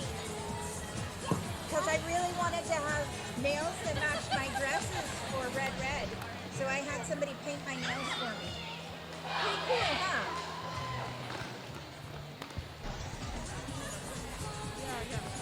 There are all kinds of goodies available over here in the vendor area. We have Tour Skate Shop. We have Rude Chicks. Hi. I'm just wandering. I have a wireless mic, so I go wherever I want. Hi. What are you selling today? Oh, you have these amazing t-shirts. These things are so cool. Campfires and coffee? I love it. They gave me a wireless mic and let me loose. Actually, they left a wireless mic unattended and I just took it. I'm wandering with the mic.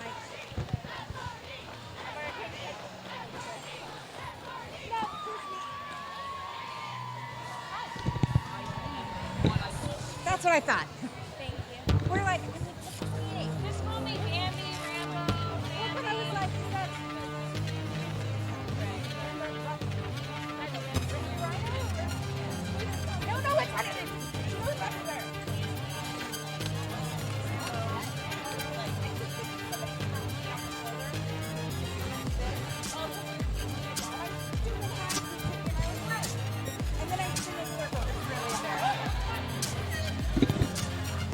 All right, I'm coming over here to see where this coffee is. I'm not going to drink it because I don't drink coffee, but... You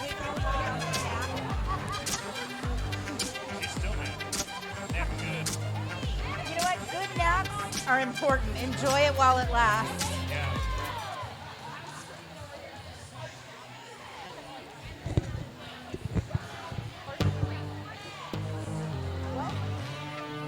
On air. Hello. Oh my God, I'm really loud in my ears. It hurts my ears to hear myself. Hello, everyone. Can you hear me in the audience? Anyone hear me? Yes? Thank you so much for the audience participation. You get my full gratitude. We are gonna do black versus pink in about 24-ish seconds. Welcome to Red Red. I am Shanita Crutch. I am gonna do this announcing thing. Let's see. I've got. Oh, I need to tell you that the penalty box is sponsored by All Construction Services. They are the ones that helped us make this beautiful facility. That is the famous rolling whistle to start the game. We've got the track taping crew out there. Nat, good job, Nat. Love a good taping crew. Fantastic. I could do it. No, I'm good. I've got medics. I'm just wondering, I've got Haas and Deborah. Yes, you do have a hot mic. We can all hear you. We've got number 80, looks like Merle Hazard out there for pink. And for black, we have number 57. There are words on the back of the jersey that I cannot read. I have a shout out to the medic. I cannot say that publicly. I cannot say that. I cannot say that publicly. This is a PG-13 event. I cannot cuss on the microphone. We can personally deliver that to the medic, but yay medics, because I cannot, you know, I can say the other part, yeah. We are 5 seconds to the start, and here we go. Black 5-7 pushing up at the top of the pack. Merle Hazard in the back of the pack. Both jammers stuck. Looks like Merle Hazard gets lead. Black out right behind them as both packs are up at the top apex. Pink comes through. Slight interference by their own blocker.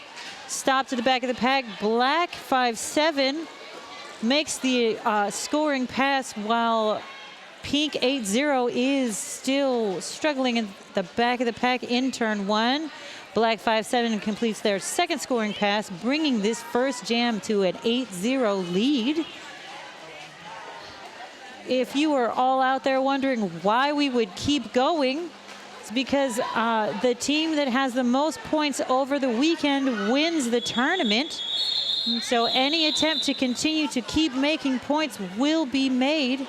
But with 3 passes, Black pulls out that jam 12-1. Start the second jam. Looks like Pink 3-3-3 against Black 9. I'm going to call this pair of blockers the interesting pants pair. I enjoy both of those bottoms. Those are great. Like, they're pants, not their bottoms. I would never. Shout out to the medic. The sexiest lives saves lives. Love you know who.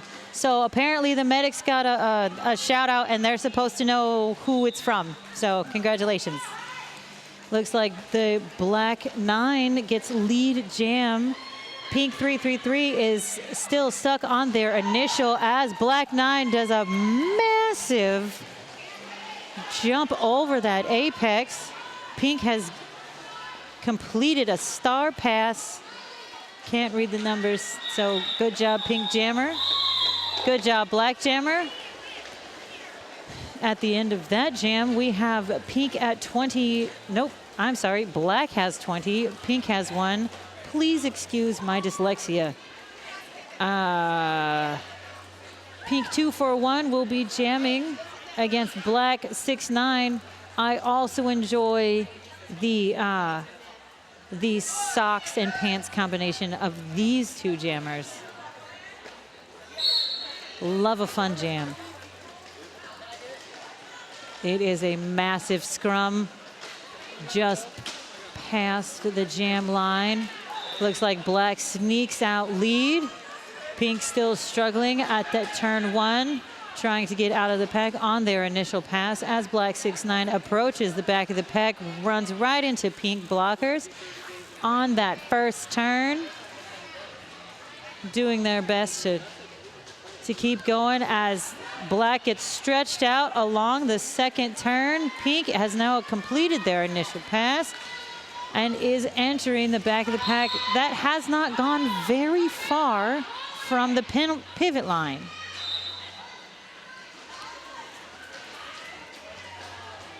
A Black blocker and the Black jammer are visiting the ACS penalty box. So this makes a power jam for the Pink jammer.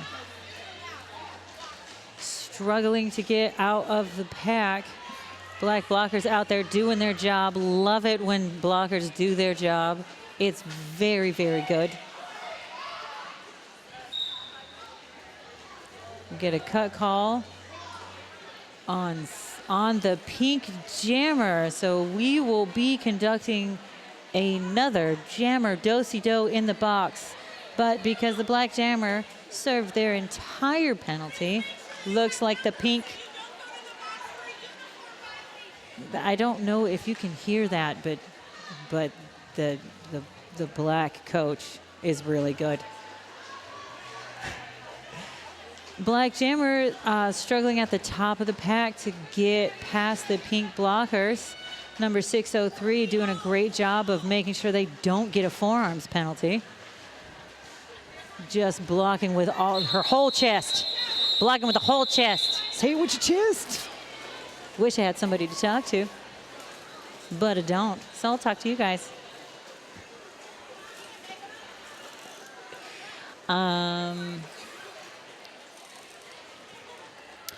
Let's see.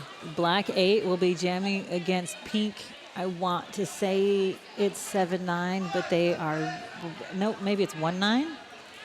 I'll find out for you shortly and tell you. Looks like 1-9. Pink 1-9 and black 8 enter the pack with force. Blockers all doing their job really well as we pass the pivot line at the top of the pack. Black gets lead. And pink conducts a successful star pass, but still has the star on the initial as black completes their first scoring pass. These black blockers are out here doing work, just doing all the work of what needs to be done to keep the score low on the opponent's side. Black 8 makes another scoring pass as the pink jammer, well, pivot turn jammer now struggles to get this star out for its initial pass. We are now up at turn 3 as black jammer sneaks it out again. There is just a lot of excellent work being done. Black jammer getting recycled on their current scoring pass. Some excellent offense being done at the front of the pack. Back of the pack, black blockers are just putting in that work. Keeping the pink jammer at the back of the pack. Pack returns to each other in turn 4. As a whole is trying to be located by the pink jammer. Black jammer approaches and squeezes by another scoring pass and calls it off with what I will believe to be, yes, 20 points for black. So your score now is 44 black and 5 for pink. Don't forget to visit Mantra and get your bout shouts. Then I'll know that, you know, somebody wants to talk to me or they want to talk to somebody on the track. So I'll have something else to say besides whatever comes in my head, because when I'm by myself, I'm not nearly as funny. I don't know. Black 8-0, or I'm sorry, pink 8-0 and black 5-7 are now jamming. Black is lead. I would have, if I were to hazard a guess, it was probably because they got a no pass, no point on that initial pass. With black calls it off quickly, gets 2 points, bringing your score to black 46 and pink 5.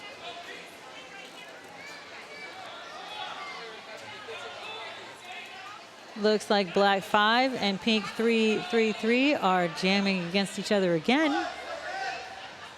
This will be jam 6. Whistle blows. Looks like we are doing a 5-on-1 off of the jam line, which seemed to be successful, at least initially, as they hit the jammer out and keep her in the back. But black jammer successfully completes their initial pass and is now lead. Pink jammer stuck in the back and getting recycled as black jammer makes a little baby apex hop for some 4 points. Pink 3-3-3 still pushing against all kinds of black blockers as black 5 keeps on going around the track. We have a pink and a pink blocker and a black pivot in the ACS penalty box. So yeah, like I was telling Calamity earlier, there's a lot of red that is really sort of just a learnment, right? So we've got people doing positions that they don't normally do throughout the year because, you know, of all roller derby, this is the one that is the most made up. and it's just for funsies. I wish I had the Twitch open so I could like interact with the Twitch channel because I feel like I'm talking to myself. But as the 5 seconds approaches, we've got pink something 4-1 and black 5-7 on the track as jammers. Black 5-7 quickly getting lead as pink 4-1 struggles in the back, getting some offense, trying to get that star out of the initial pass. Black 5-7 approaches the pack, makes quick work of the pink blockers at the top of the pack, scores those first 4 points. Pink jammer is now out of the pack.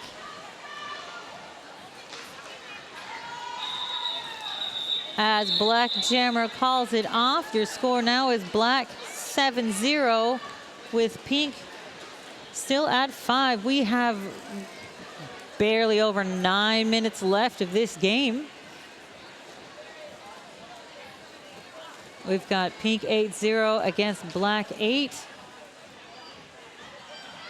for our jam 8. 5-second warning, everybody's ready to go. High strong. Jammers enter into the pack.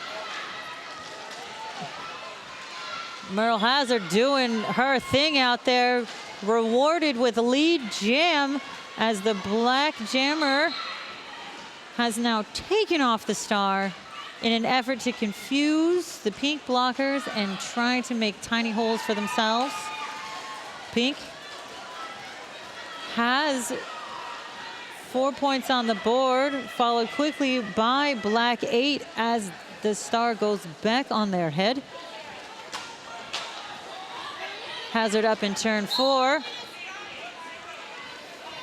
We will now have a full 2-minute jam as Merle Hazard goes to the ACS penalty box and has a conversation with their pivot who will be exiting the penalty box.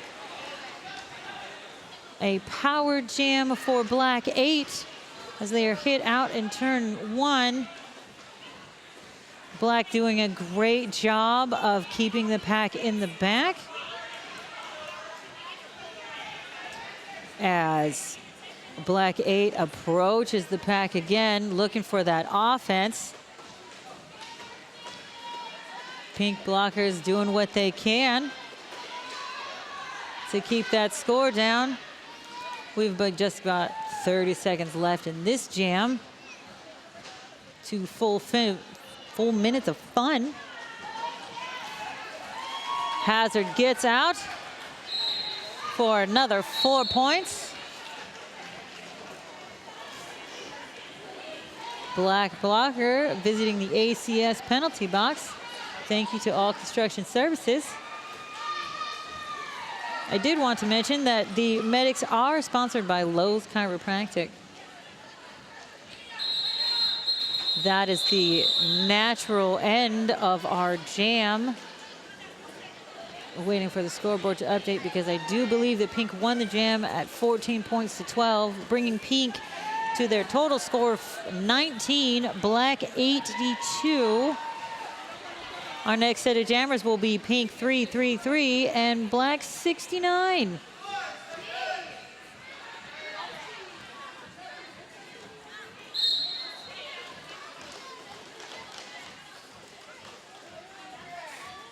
Oh, I found the Twitch chat. I wonder if anybody's talking to me.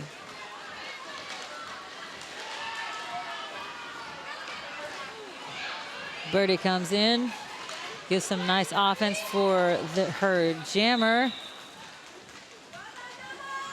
who is lead. Pink 333 struggling with that pack up at the top apex. Trying to push through as black jammer approaches the pack and is just hit with a solid wall of pink.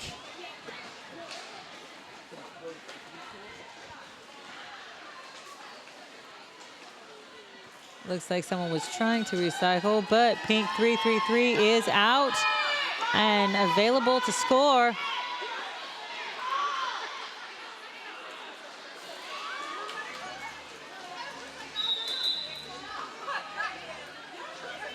Pink jammer is now going to the ACS penalty box on a cut call as the black jammer continues to get offense and gain another set of points.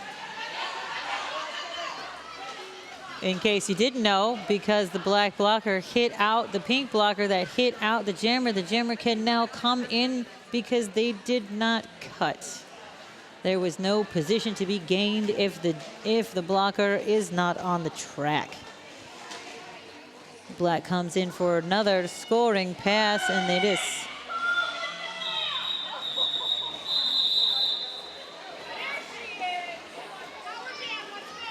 I don't know if you guys can hear over the microphone on the Twitch, but that is some great projection from the coach of the black team.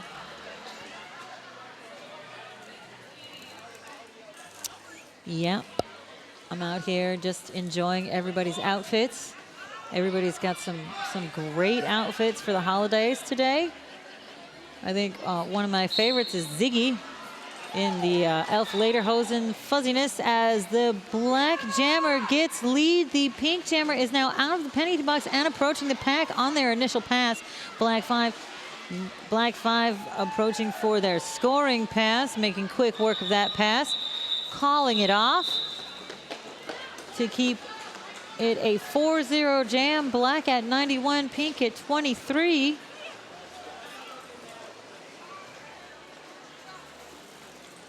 And, you know, it's out here having some fun times in beautiful Sacramento, California. It's something like 10 degrees colder inside this building than it is outside. And so if you see people in fuzziness, that's why it is cold in here. You not cold? You cold? Yeah. Yeah, my producer says he's cold too. Yes, let's see. Black is lead as pink gets out of the pack, and black has a scoring pass and calls it off. Running the short game because we have less than 3 minutes left in this game, and we want to keep the score high because the team with the most points over the whole weekend wins the tournament. For these short 20-minute pickup games. Later today, we'll have a full-length, all-gender game, Krampus in black versus Santa in red. That game should be interesting and probably will have 2 announcers, so you won't have to just listen to me talk to myself. Black and pink fighting for lead. Looks like black will receive it as Hazard gets caught up at the top of the pack, coming in for the scoring pass. And if I were a betting person, I would say that black might call it off soon, but no. Off they go with a massive apex jump and approaching for their next scoring pass. I wonder if their coach told them that they have to break a triple digit. Wouldn't put it past her. Hazard is now out of the pack in turn 4 as black gets caught up, hit out, and recycled back into turn 3.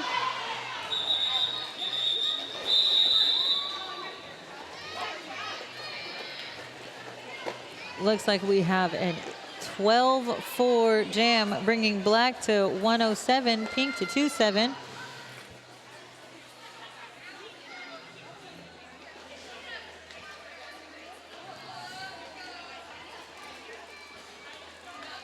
And so off we go to continue this short game. A black 5-7 against pink 3-3-3.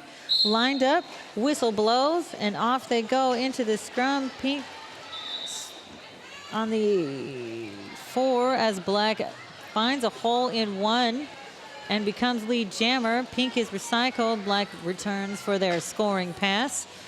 Lines them up in lane 4. Pink still being pushed on in the back of the pack as they get hit out and recycled. Black 5-7 knocked out by Scout for Blood on the pink team, doing some great work up there in that first apex, and is rewarded with a penalty, and will visit the beautiful ACS penalty box as black 5-7 comes in for another scoring pass.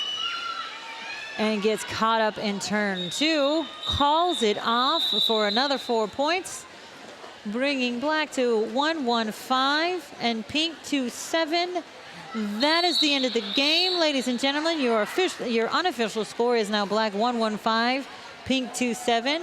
Congratulations to black on winning their game. Congratulations to their coaches. Thank you to the officials and the medics and the volunteers and the photographers for this game. I think I have someone coming to replace me, so you can listen to someone else's voice instead of mine. They're going to take a picture. If you have not gotten your picture taken by the officials, please stay so that you can get your pictures taken. Your next game is going to be red versus black.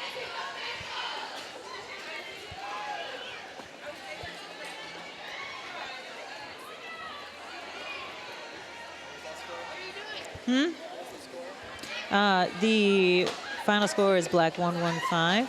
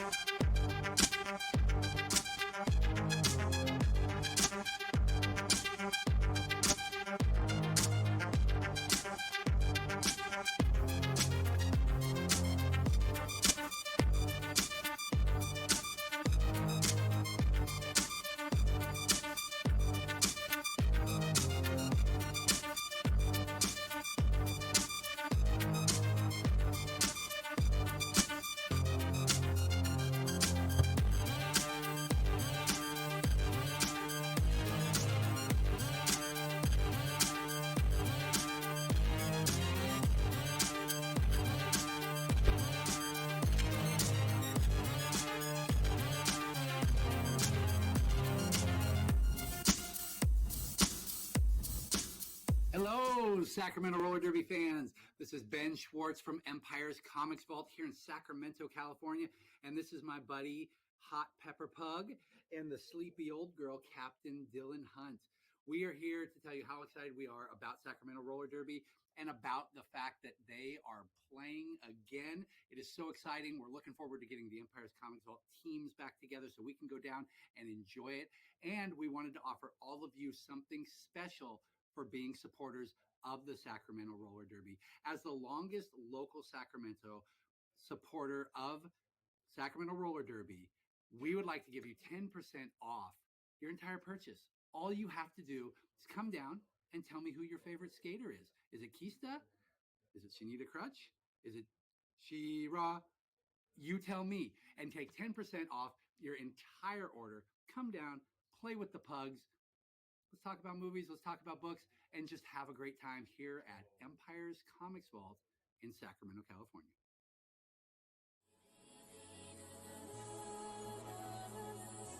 It's going to be a highlight tonight.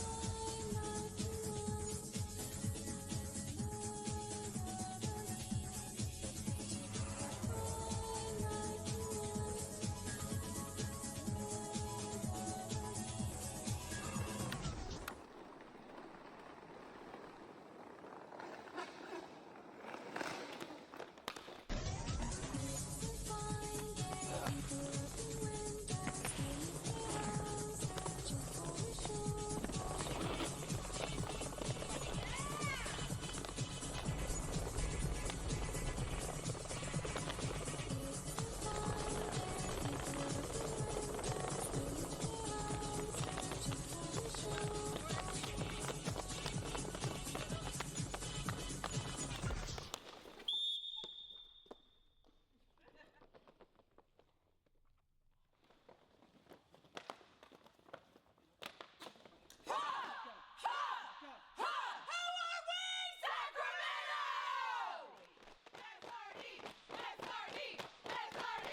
There, they also have pug dogs in the store all the time.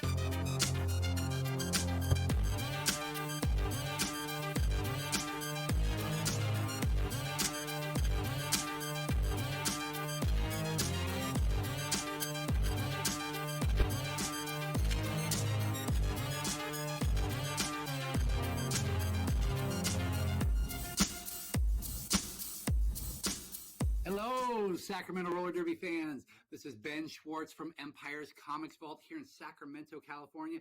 And this is my buddy, Hot Pepper Pug, and the sleepy old girl, Captain Dylan Hunt.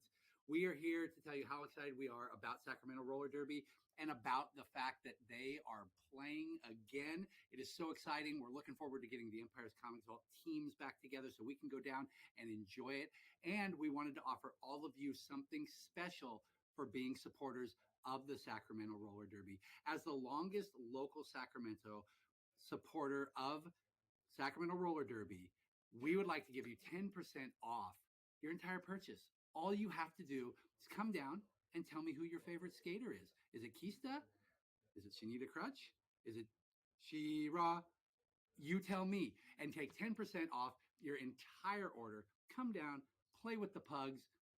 Let's talk about movies, let's talk about books, and just have a great time here at Empire's Comics Vault in Sacramento, California.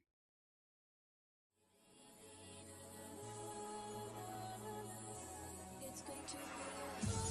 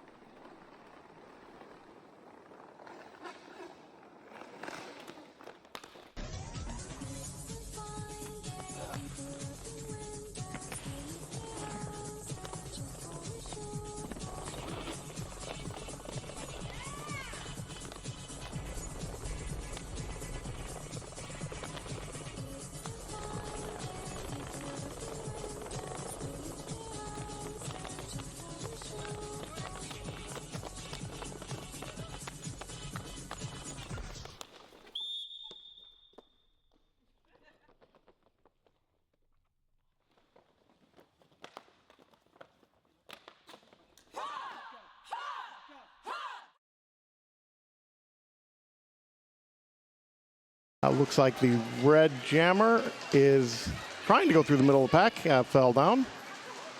Both teams playing good defense. They're tripoding up, but red jammer is through the pack. We have lead jammer status.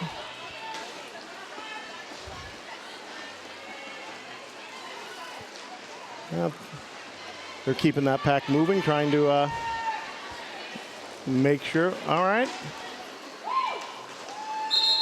Nice hit by number 2. Knocked the black jammer out, who was just putting some points on the board. So we got 4 points for the black and 3 for red on that first jam. Good start for both teams. Now we have a festive pivot out there with the Christmas-themed skirt. I approve. And we have Tank jamming for the red team and number 57 for black. All right. Both jammers switching sides. Tank trying to take that outside lane, not having a lot of luck so far. Up, we got the black jammer through.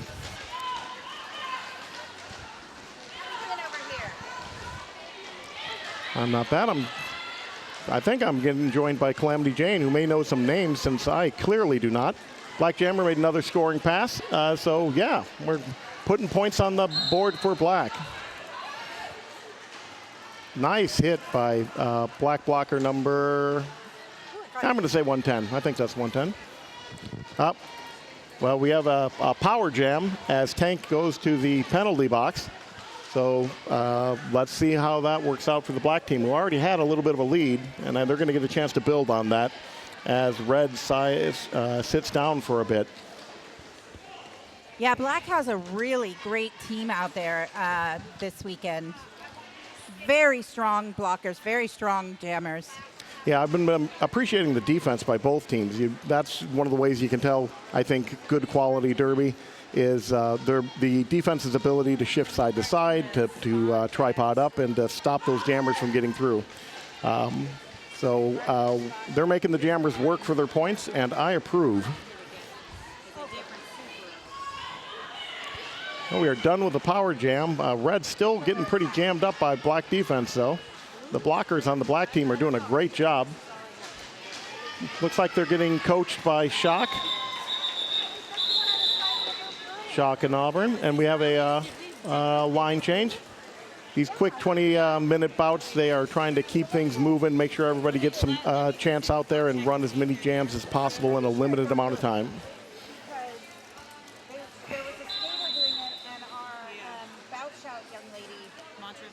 All right, we got Ivy jamming for red and 19 for the black. Do you know names? Who's number 19 for black? Nope, don't know who that. Well, that's Allison. Oh, so it is. I am missing my roster. All right. Yeah, we don't have any rosters available right now. It's okay. That's because this is red, and they're pickup teams. Yep. And they're good pickup teams. They're doing. Oh, absolutely. I can tell you that Salamala Anderson is out there in the pivot cover, and you've got CBD Hits out there blocking as well for Team Black, and Daughter of Darkness, 12-14. Nice. So Black's trying to go win inside, outside, probing the defense back and forth, and looks like they got through on the outside lane, and we have a lead jammer. Absolutely. Ivy creeping out there jamming for Team Red, looking to go on that outside lane, spins around just a little backward skate right there. Well, we had an attempted apex jump there. It would have been really cool if she stuck the landing, so we'll give her that. You know what, though? She still got the points and got back up, so. Yeah. I thought she might have had a lane cut there and was having to cycle back, but evidently not. Nope, she landed on the track. Okay, nice. I missaw where she landed. So she did a successful apex jump. I'm not even going to have a comment. She did exactly what she needed to do. And a little star stash helped Ivy Creepin get out of the pack for Team Red. Allie calls it off from the ground on turn 4. Yeah. And so we have built a sizable lead here. Team Black's got 39-3 for Red. Let's see if Red can turn around their fortunes. Let's see, we got Hardcore and Copycat coming to the line to jam. Hardcore and Black, Copycat in red. Out on the track, we have Bird Dog, Bad Mama Jamma, and I'm not sure who the rest of the black blockers are. That's okay. Bird Dog, one of my favorite people in roller derby. All right. So Copycat is trying to muscle his way through there, through the black defense, who is really holding strong. Again, the blockers on both teams are just doing a phenomenal job. They never get enough credit. All right, and Black is through. Parker getting through with not quite an apex jump, but an apex hop. Hop, yeah, we'll call it a hop. It was very graceful. Hardcore, a very graceful skater. And I think you can also say that this is an example of how it isn't all about muscle. You know, we had, sometimes if you're nimble enough to get around, that's a lot better than going through, and that's, I think, what we just saw out there in that last jam. Absolutely. I can tell you there are several skaters on Team Black who are on nationally ranked travel teams like CBD Hits skated for Team USA this year. Nice. In Spain, I believe, in Barcelona. Barcelona? Yeah, no, let's do the dumb Barcelona joke right out of the gate. But all right, we're back on for the jam. Big hit there for 18, who I thought might have gotten elbow, but she didn't. So hey, good for her. We had a cut, and we have a power jam for black. So Yep, Tank headed to that ACS penalty box, and number 18 out there is Slick Mick. Slick Mick. Well, the news has not gotten better for Team Red so far. They've, after keeping it pretty even with the first jam, they have not managed to get a point since. So, hopefully they can figure out a way to do it. I think it's really the testament to the black blockers who are just having their way out there. They're not letting the red jammer get through. They're creating holes for their jammer. They've just been doing a heck of a job. So congrats, back blockers. Well, I see Shock is coaching Team Black. Do we know who's coaching Team Red? That is Delta. Delta, very nice. She's very sparkly. I approve. Delta coming to us from Woodland Area Roller Derby. Lord. Yeah. Now, we, of course, hope that no one gets hurt. But if they do get hurt, we have two excellent medics out on the floor. We have Chili and Swole. So, hey, give it up for them. They're the ones out here making sure that everybody goes home safe. Nice. We always appreciate the medics, but we always hope that they get to watch a full game. Yeah, that is absolutely true. Little jammer on jammer action. Yeah, I think we're starting to see a little fatigue here. Black got through a little too easy on that first pass, but she's cycling to the back now, starting to slow down the pace a little bit. You never want it to look like they're taking lap practice, but that's kind of what's going on here. Yeah, Allison out of the pack on a scoring lap there, putting 4 points on the board for Team Black. Yeah. Tank still trying to get out on her qualifying lap, I believe. Yes, it has not managed to get out of the pack once. It's been just really, really tough for Team Red here. And again, all credit to Team Black's blocking, which has just been phenomenal so far. Absolutely. I mean, you've got incredible blockers out there, like Cheeseburger is out there right now. Yep. Yeah. Okay. I believe Cheeseburger comes from Fault Line, I think. That sounds right, but I would not know enough to challenge you on that, so we'll say it's true. We're just going to go with it. Yeah, we'll go with that. If Cheeseburger, and we would not want this to happen, I want to be clear, but if Cheeseburger did pass away, would she then be Cheeseburger in Paradise? I mean, that, or if she lived in Paradise, she would definitely be Cheeseburger in Paradise. Yeah, that might, might be a good idea for a move, just for a horrible, horrible pun that only old people understand. What are you saying? What are you saying? I'm not saying anything about you. I'm not saying about myself. So. All right. And Tank getting recycled back there. Yeah, I'm looking to do a cap pass, it looks like. Tank's looking like she might be beat up a little bit. Again, the black blocking, the back blocking has just been fantastic. The black team's blockers. Black team's blockers, yeah. It's hard because there's also back blocking. Back blocking. Oh, for heaven's sake. Yeah, I don't think I saw any black back blocking. Yeah, I got that right. There you go. There you go. All right. Well, we have 69 on the point for on the board for Team Black, which should be worth at least one dirty joke, but I'm not coming up with anything. And Team Red still stuck after that first jam. They came out very strong. They looked very competitive, and they've just had a hard time cracking the defense ever since. Black is coming off a win against Pink in the last game, so they are warmed up. They are coming directly off of a game where they got to figure out their strategies as their first game of the day. But we have lead jammer status for Red, number 14. Hardcore number 5 on Team Black, right behind Red number 14. It's been a while, and Red number 14 took the inside lane, got her points, called the jam. Excellent. A fantastic jam. She more than doubled their score, if I'm not mistaken. So how often can you say that? That is true. That is true. That is true. No, but that was a very successful jam, and it's kind of what the first jam looked like. That's what I expected for the bout, maybe, but it has. We're supposed to call it game now. You know what? This is Red. You call it what you want, and you be happy and all comfortable. Right. I'm going to call it a bout because I'm bad and I won't remember to call it a game. But all right. And we are back there. We got Ivy back jamming and 57 on black. I'm not sure exactly what that is. I was at a game recently that was all about just having fun, and I got to call it the Sin Bin. Sin bin. Oh, I The like penalty that. Box. I had never gotten to call it that on mic, so it was super fun. That was the charity game. Oh, Myth America from Team Black sitting in that ACS penalty box. Yep. Did something she's not proud of. And yeah, we got another line change. You know what? Myth America might be proud of what she did. She might be. You don't know. Well, she's not proud she got caught. I'll say that. But Oh, yeah, maybe that's what it is. it's not a foul if you don't get caught. That's an important lesson to learn in roller derby and in life. That's how you get to be president.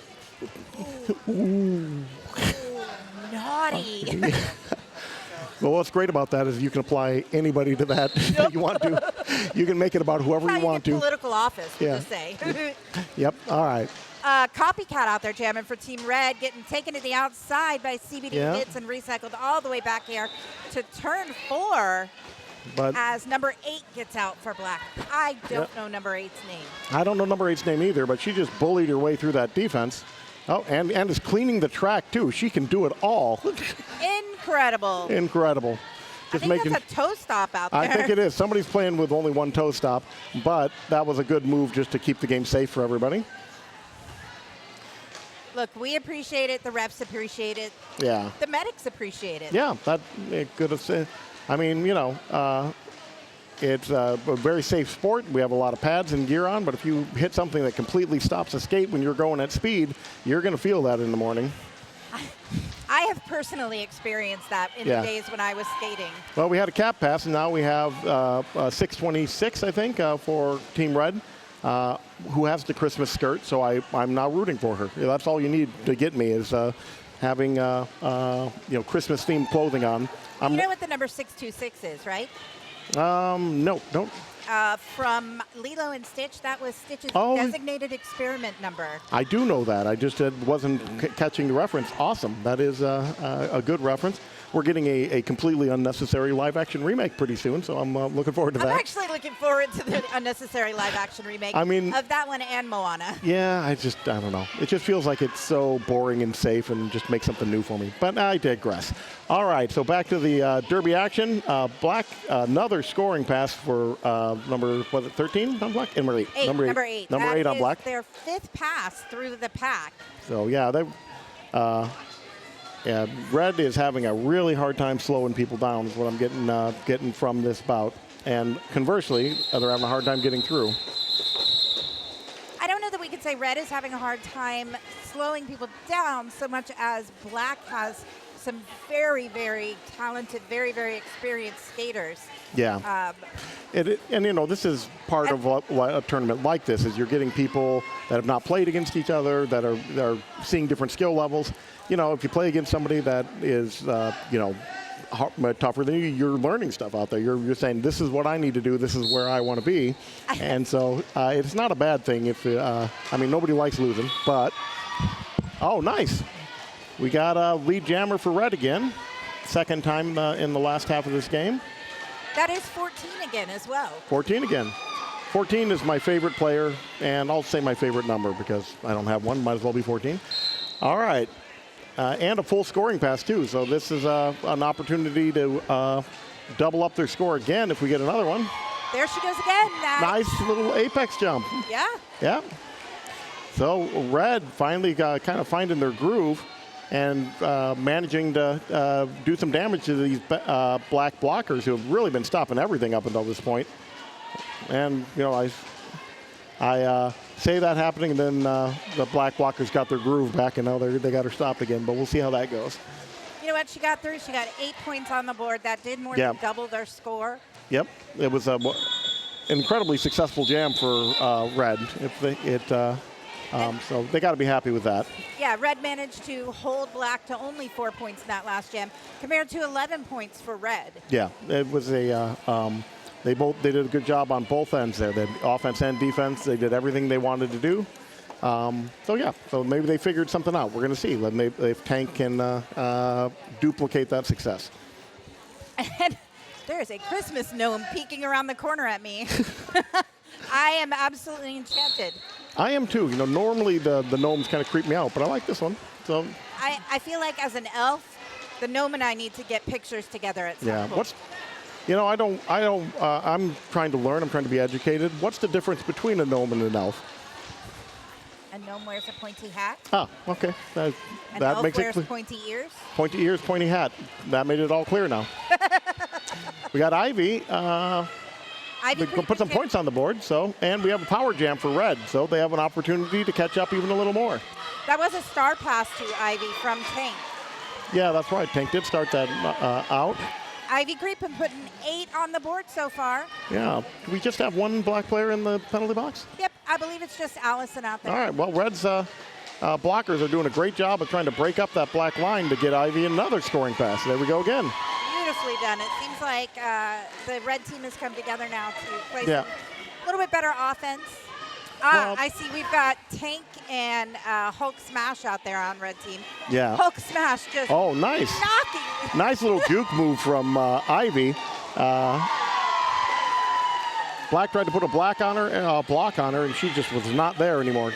Hulk Smash knocking 2 of those black blockers down to the inside just in very quick succession. Yeah. I was trying to call the jam, but I don't think we have a lead jammer out there if I'm reading it right. So, Do not. yeah. Because there was a star pass, so yeah. they Tank had already gotten through. Right. Apparently, so Yeah, so there's no No lead lead jammer, jammer. so this is going to go the full 2 minutes for the jam. And Ivy forgot that she couldn't call it, I think is what happened there, but I can see that. That happens to the best of us. Slick Mick absolutely showing us why she is a Team USA skater as well. Nice. Absolutely incredibly agile and very good at holding on to that jammer. All right, we got the full 2 minutes there, but Red picked up a nice 16 points that jam compared to 4 for Black, so another successful. 7 for Black, taking 7. them over that century. I thought it had already rolled over, so no, 18 for Red, 7 for Black. But Bane of our existence as announcers. Yep. We're going to look at the scoreboard, say something, and then it's going to change. changes right as we're doing it. But Red is, trying to mount their comeback, but Black has rolled it over to triple digits. It's 102 to 36 with a minute and a half left on the jam, or on the game, and a minute 52 on the jam. They will finish the jam out if they're still going. But, yeah, we are on what might be the last jam. Depends on whether they call it early or not. So Black is out to lead jammer status again. And I'm going to say that with Hardcore out there with that lead status, she will run the clock out, would be my guess. That's typically what Hardcore likes to do. Yeah, now that Black has lead jammer status, I can't see this getting called unless somebody falls down and gets hurt or something. That would be it. And I'm saying that out loud and realizing I shouldn't say such things out loud. But we don't want that. Knock on wood, my friend. Knock on wood. Knocking on wood as we speak. Particle board in this case. Chipwood. There's chipwood in Chipwood, yeah, something. All right. It's probably better made than half the furniture I own, actually, now that I look at it. But yep. I mean, it's better made than most of my IKEA bookshelves. There we go, yep. If you assemble your furniture with an Allen wrench that came with the furniture, it's probably not that great. I'm not saying anything about anybody else. I'm talking about myself. I mean, it depends on whether I put it together or my husband. Yeah. Because my deal is to get it together fast, and his is to get it together right. Well. So we are going to have one more jam. Yeah, I did not see that coming, but one more. Maybe they just wanted to give everybody one more chance to get out on the floor. That might have been it. So this is going to be the last jam, though. It's we'll see if it goes to full 2 minutes, but Black already has lead. Yep, Black has lead. So the chances of Red getting the 73-point jam that they needed is probably a little slim right at this point. Maybe, yeah. Maybe, yeah. But Red actually, like I said, it's a learning tournament, and you could see Red learning as they went along. They're ending much stronger than they started. They had several jams where they got double-digit points, and after being stuck at 3 for pretty much the entire first half of the bout. Yep. All right, we have another pass coming up for Black, but Red put a good body on her. Oh, did not manage to keep that body in front of her, and we have another scoring pass by Black, who has put another 12 points on the board.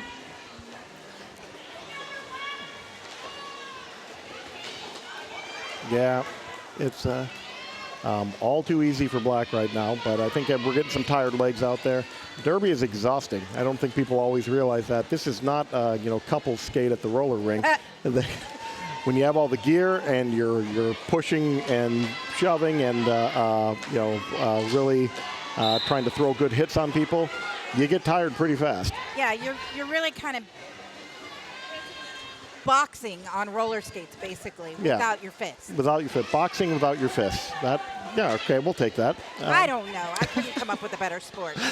But it is, it's one of the few full contact sports that happens at this amateur level that is just brutal. It always reminded me a bit of hockey, and maybe it's just because it's kind of skating, but you have the pads on, but you're just allowed to ram into people and knock them to the side. There are rules in both sports, but I think there's some similarities there.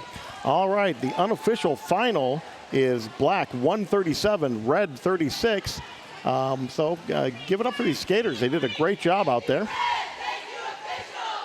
Are we doing we're doing high five lines, or are these going too quick for that, I think? We're going too quick for that. Yeah, I thought so. I will say that Harley Skinned, who's out in the center of the track right now as one of our NSOs today, likes to describe roller derby as full contact chess on skates. Full contact chess. I like the intellectual aspect of that. Well, you really do have to pay attention when you're skating. Oh, you do, absolutely. You're playing both offense and defense. You need to know where your pack is, where the other half of the pack is at all times. Roller derby is a much more cerebral sport than people give you credit for. Yeah, that was give you credit for, I should say. 100%. But honestly, when they're out there on the track, they just want to hit somebody. They do. I love Baymax's name, and then she has the Baymax hat, and I love both those things.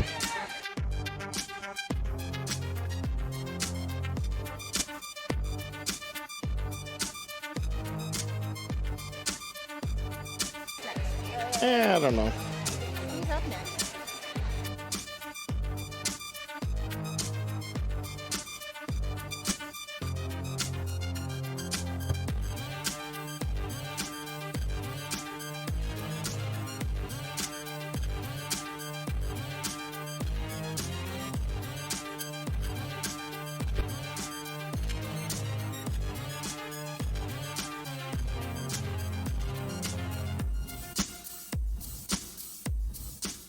Hello, Sacramento Roller Derby fans. This is Ben Schwartz from Empire's Comics Vault here in Sacramento, California.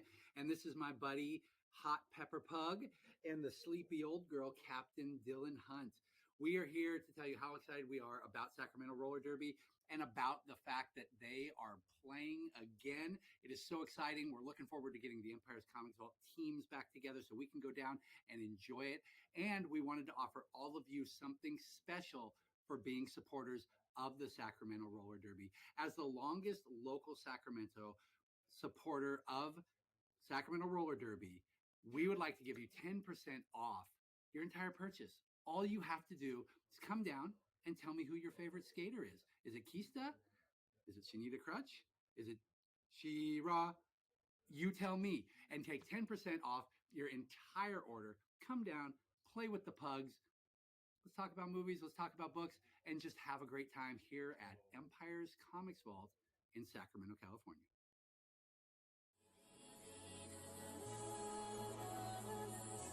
It's going to be a highlight tonight.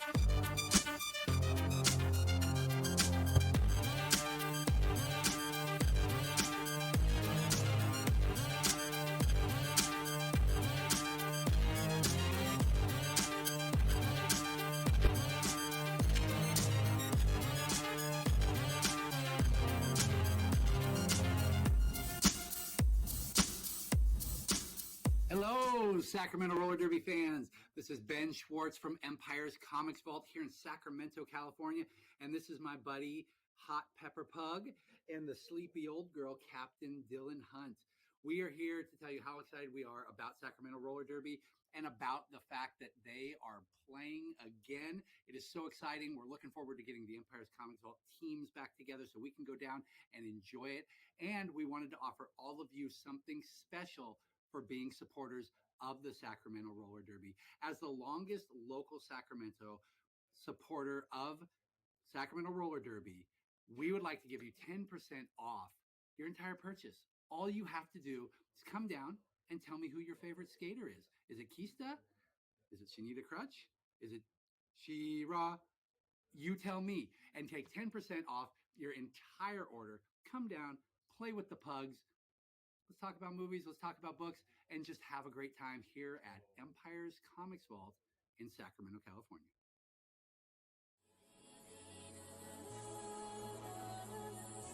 It's going to be a highlight tonight.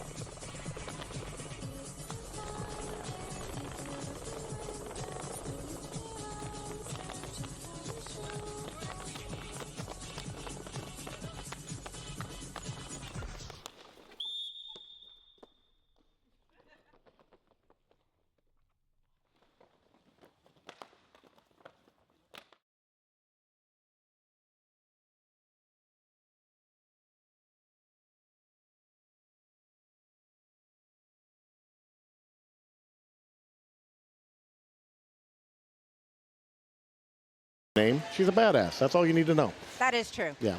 But that goes for any of the skaters out there, honestly. Honestly, true. And yep, Team Yellow so far, that Yellow Jammer is really having an easier time than probably Pink would like there. They're having a hard time getting a body on her.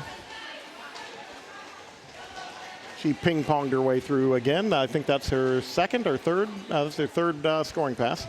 Yep. And Pink Jammer is out of the penalty box, so we no longer have a power jam. And hopefully Pink can play a little catch-up here. 182 Yellow absolutely taking advantage of that power jam, though, putting 12 points up on the board, 16 points 16, up on the yeah, board now. 16's there now. And, did the right thing, which is the second it looked like Pink might be able to score some points. You call that jam off. Frustrating for Pink, I'm sure, but it is kind of how the game is played. All right, we got 3-3-3 for Pink, which is, I guess, half the double. I'm not sure exactly what that is. And actually, that would be Atom Bomb Baby. Atom Bomb Baby.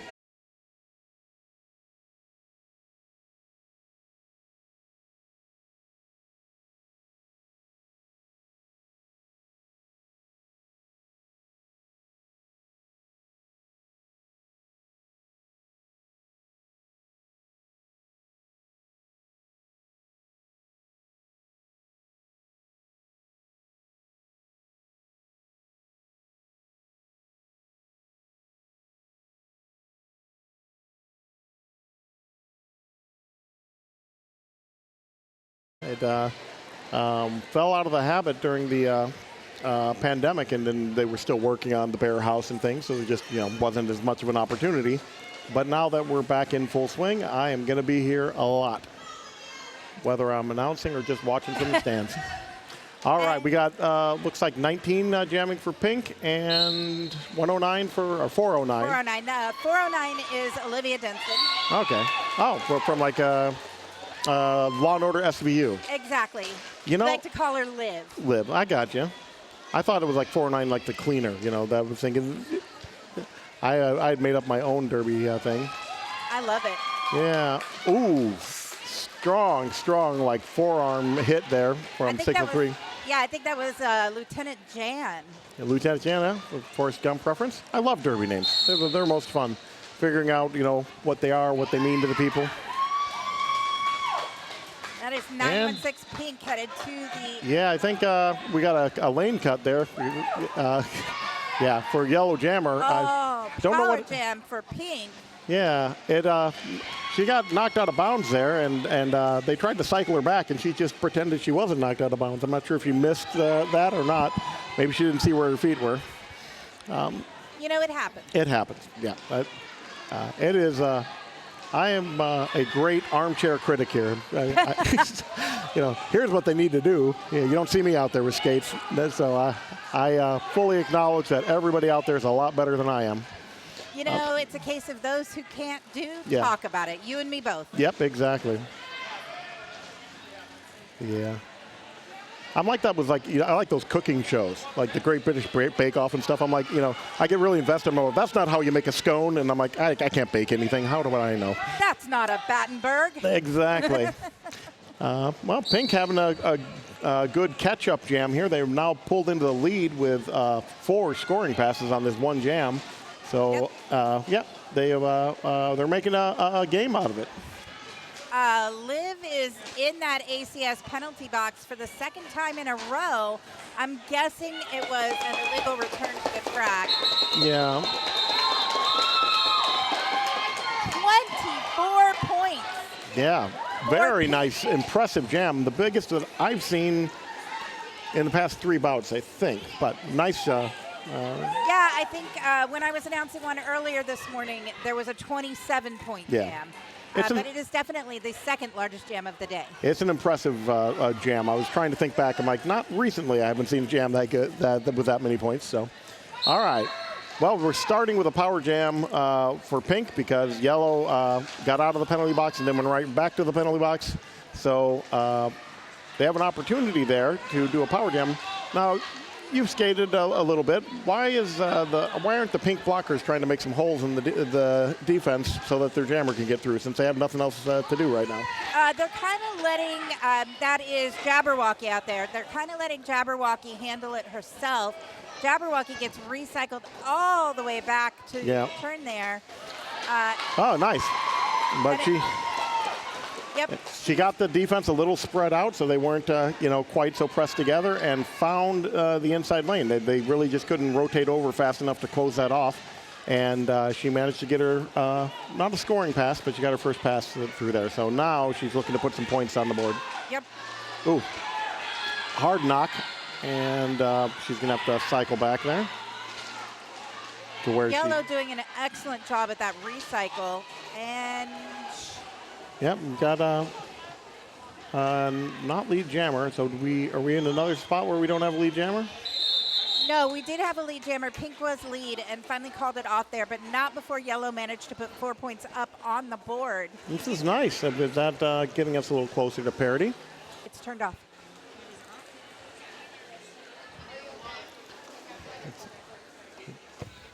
Ladies and gentlemen, we are on a city street. We do not have a parking lot. If you double park, it is illegal per Sacramento City. That being said, if you own a black Rogue license plate 8JTA217, you are blocking the neighbor's gate and he will tow you. A black Rogue 8JTA217. The car needs to be moved. He will tow you and charge you for it. Thank you. Thanks, Crutch. And I'm just going to throw out there, Black Rogue would be an excellent pirate name. Yar. Yar. All right, and while we were hearing traffic announcements, Pink has managed to put another 4 points up there. And I believe there was a star pass on Team Yellow before that was called off.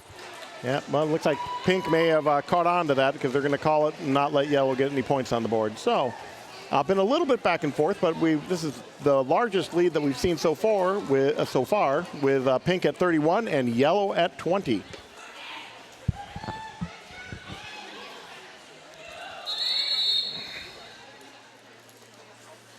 Now we got an official timeout. Wow. I'm not going to lie. This is the first official timeout we've had all day. Yeah. Well, they have something to talk about. Oh, we're happy to let them talk. Yeah, they're going to come out, they're going to tell us something, and I still won't understand what's going on. That's been the normal pattern for me with official timeouts. All right. Well, it's a timeout, not an official review, so we won't get any feedback on what happened. No. It could just be that somebody needed to verify the score information. Yeah. It was a score information because that score went up to 33 instead of 31. Oh. So they actually got 2 more points on that last jam. Nice. Well, I kind of like the mystery, but all right, you've demystified it for me. They adjusted the score up. That's all right. I apologize for taking the joy out of the moment for you. Well, yellow has lead jammer status, and they're going to get a chance to try to even up this score. We get with their first scoring pass coming up. Blue has tripoded up. They are trying to hold her back, but I think they got a little too spread out there and they had to let her go. Was that what happened? Yeah, that's probably what happened. I was watching Pink's jammer come back in. Yeah. Well, I had all these refs in the way. I couldn't see what was going on. So it happens. It would be helpful for me if they just weren't there. But, it would be a little bit harder to play the game without them. Probably a little bit more difficult. We had a cap pass for Pink, and they are out of the pack and finally ready to try to score some points. And hopefully I wasn't the one that tipped off Team Yellow to that because they just called the jam. But I think they've had pretty good pack awareness out there. I don't think I told them anything they didn't already know. Yeah, there's some very experienced skaters on Team Pink, so they are paying attention pretty well to where the other. I see a number 5150 out there for Yellow. Isn't it still a league rule that every team has to have at least one player with the number of 5150? I think that's. It's possible. I will say that that is Doc Recca-Rosa out there. And Doc plays for a heck of a lot of teams, so it could just be the same. Oh, it could be the same person everywhere. that I'm seeing over and over again. That might be it. I see Doc almost everywhere I go, and I go a lot of places. Yeah. So, hey, I want to, again, give a shout-out to our medics this bout. We have Morticia and Julie out there keeping our skaters safe. And it looks like we have maybe an ice pack going on there or something along those lines. It is amazing with as much contact as you get, how few injuries there are. And that's just a testament to the skill of the skaters and the way that the game is played safely. Liv out there struggling for Team Yellow to get past a very strong Pink tripod. And we're having the same with the Pink jammer. We're just both jammers just completely bottled up. And they do have to let her go as that pack gets a little too spread out for the ref's comfort. I think they just hear me make a comment about how nobody's getting through, and then they immediately get through just to make me sound wrong. All right. So. Wow, this is an incredibly close game. Liv out there now jamming for Team Yellow. 31-33 the current score. Well, number 13 for Yellow just knocked her on her butt there. Strong hit.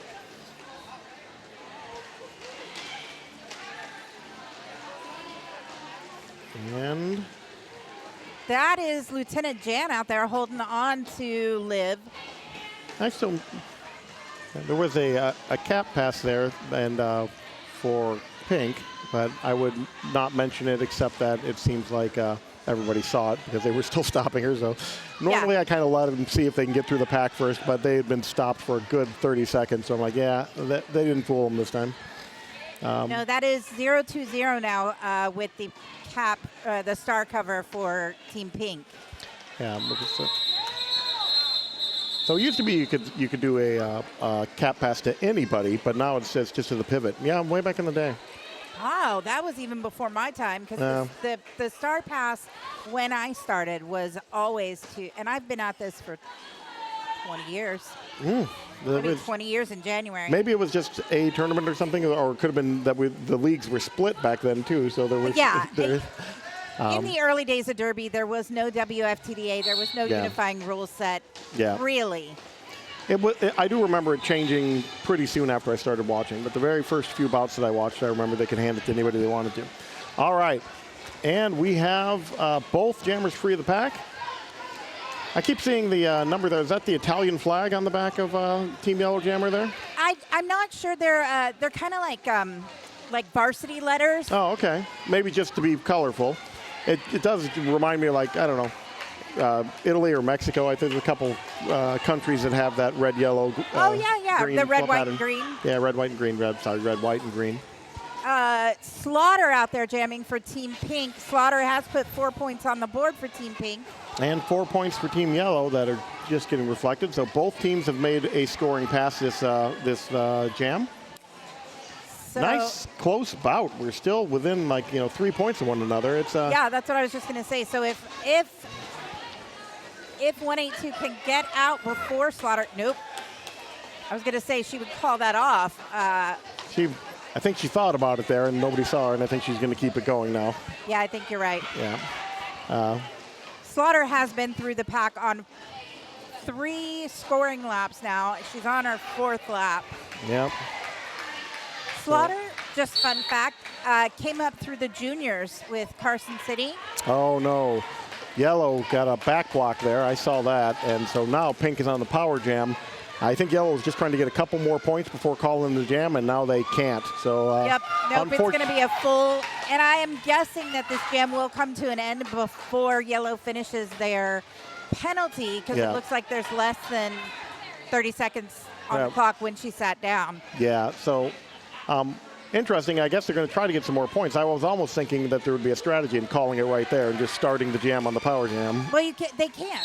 Oh, they can't. There's no lead jammer. The lead jammer's sitting down. Yep. But it will be a power start for Team Pink, as Yellow's jammer is still in the penalty box. Right. As the words were coming out of my mouth, I realized why they couldn't do that. But oh well. Can use it. So Pink is starting out with the power jam. So Yellow is going to be playing defense. They're going to try their best to slow the Pink jammer down until they can get their own jammer out there and have a chance to score some points of their own. So let's see how they do. So a little bit different strategy. This time we are seeing the Pink blockers going up there and trying to poke holes in the defense. We had a couple bouts where that wasn't the case. Yeah, there were a couple of jams there where they did not do that. All right. Pink has Pink Jammer's in the lead. It's number 916. Oh, nice. Oh, that was beautiful. Nice little 1 foot action there. Very artistic. Very artistic. It's one of those things that I'm sitting there thinking, everybody loves that, but if she fell down, her team would be like, "What were you doing?" But it's like when you try to do a fancy dunk in basketball. It's great unless you don't get the ball in the hoop, and then all of a sudden everyone's like, "Why did you do that?" But I feel like there was a level of confidence there, though. There was. That she absolutely knew what she 100%. And a little bit of a pile up there as a couple of the Yellow skaters go down. I think that was Riz and the jammer. Well, they're pushing really hard against other skaters, and when one of the skaters all of a sudden isn't there, sometimes you get a domino effect. Everybody topples over because there's no one pushing back. 1230 taking the Pink jammer to the outside and recycling her back as the jam comes to its conclusion. All right, we had 7 for Pink and 4 for Yellow. What was a 3-point bout has opened up considerably. It looks like we have 18-point spread there. So Yellow has a little ground to make up, but I think both teams are completely capable. So let's see if they can put together their own little run to get back in this. I mean, we've seen a couple of 24-point jams even in this game. Right. So we've seen at least one. So it's conceivable that could change very quickly.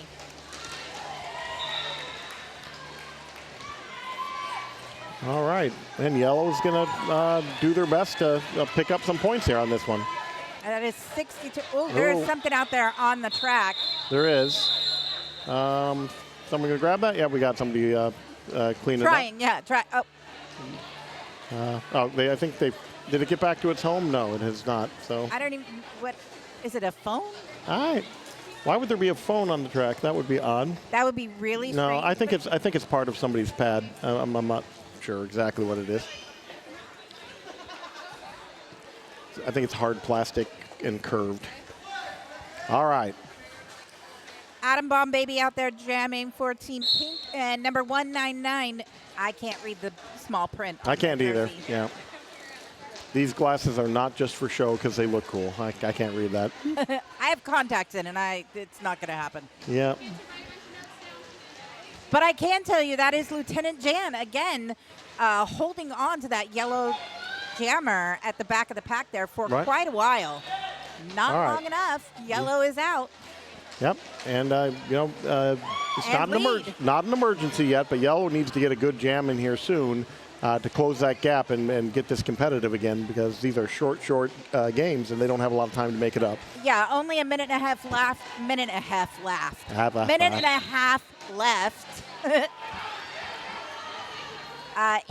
On the game clock. Oh, And, there was a star pass on Pink Yeah. to Lieutenant Jan. But Lieutenant Jan is now in the ACS penalty box. All right, we got a power jam for yellow. Who's doing, I think, my strategy? They wanted to get one more full jam out of it, so they're going to call it. They're going to start with the power jam, and they're going to get an opportunity to get some points without Pink out there. This is going to be interesting. They have really one good jam time left. They want to make sure that jam got started, and hopefully it will. Oh, yeah, we'll get it started here in just a second. There is a pivot cover being thrown on the track by the right. assistant bench coach out there. So this is going to be the last jam, and yellow is in the power jam at least briefly, or did Pink get back out? Nope. Yellow is still in the power jam situation. Right. For about 6 seconds more, I think. Yeah. So we have they have an opportunity here. They're going to try to take advantage. I thought they had a scoring pass there. Did they not? No. Was that the first pass through? No, that was I'm pretty sure that was a scoring pass. Yeah, I didn't see any points go up, though. So,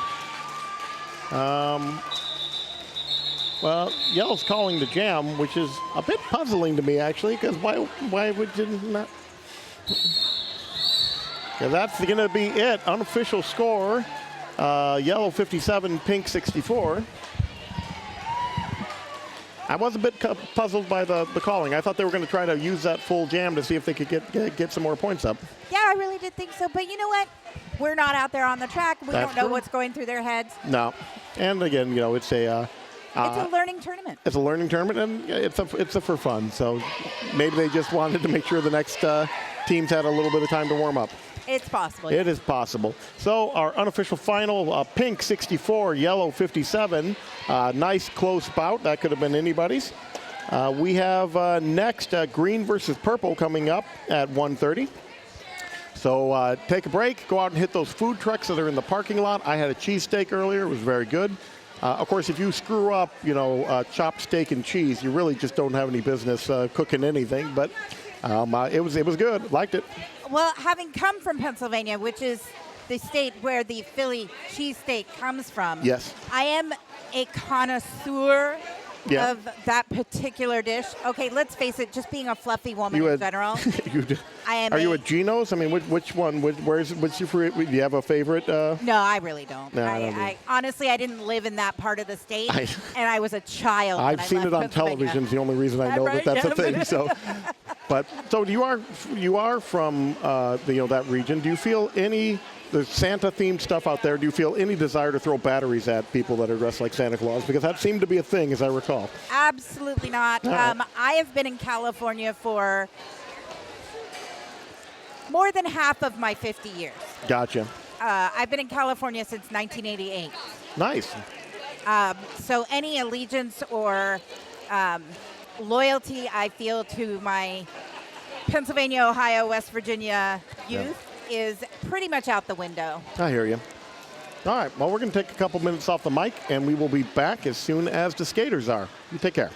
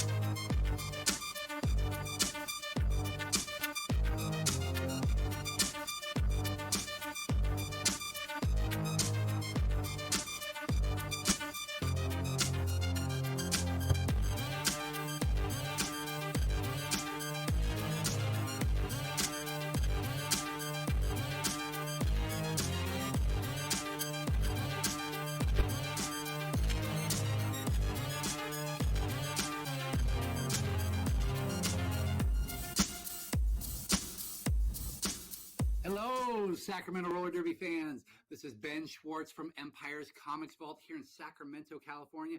And this is my buddy, Hot Pepper Pug, and the sleepy old girl, Captain Dylan Hunt. We are here to tell you how excited we are about Sacramento Roller Derby and about the fact that they are playing again. It is so exciting. We're looking forward to getting the Empire's Comics Vault teams back together so we can go down and enjoy it. And we wanted to offer all of you something special for being supporters of the Sacramento Roller Derby. As the longest local Sacramento supporter of Sacramento Roller Derby, we would like to give you 10% off your entire purchase. All you have to do is come down and tell me who your favorite skater is. Is it Kista? Is it Shanita Crutch? Is it She-Ra? You tell me, and take 10% off your entire order. Come down, play with the pugs. Let's talk about movies, let's talk about books, and just have a great time here at Empire's Comics Vault in Sacramento, California.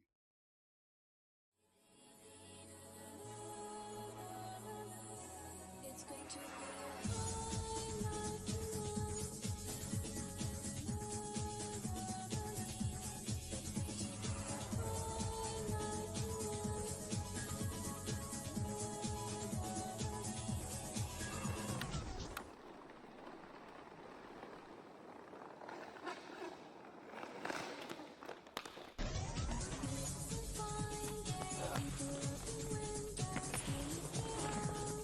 Just for the show.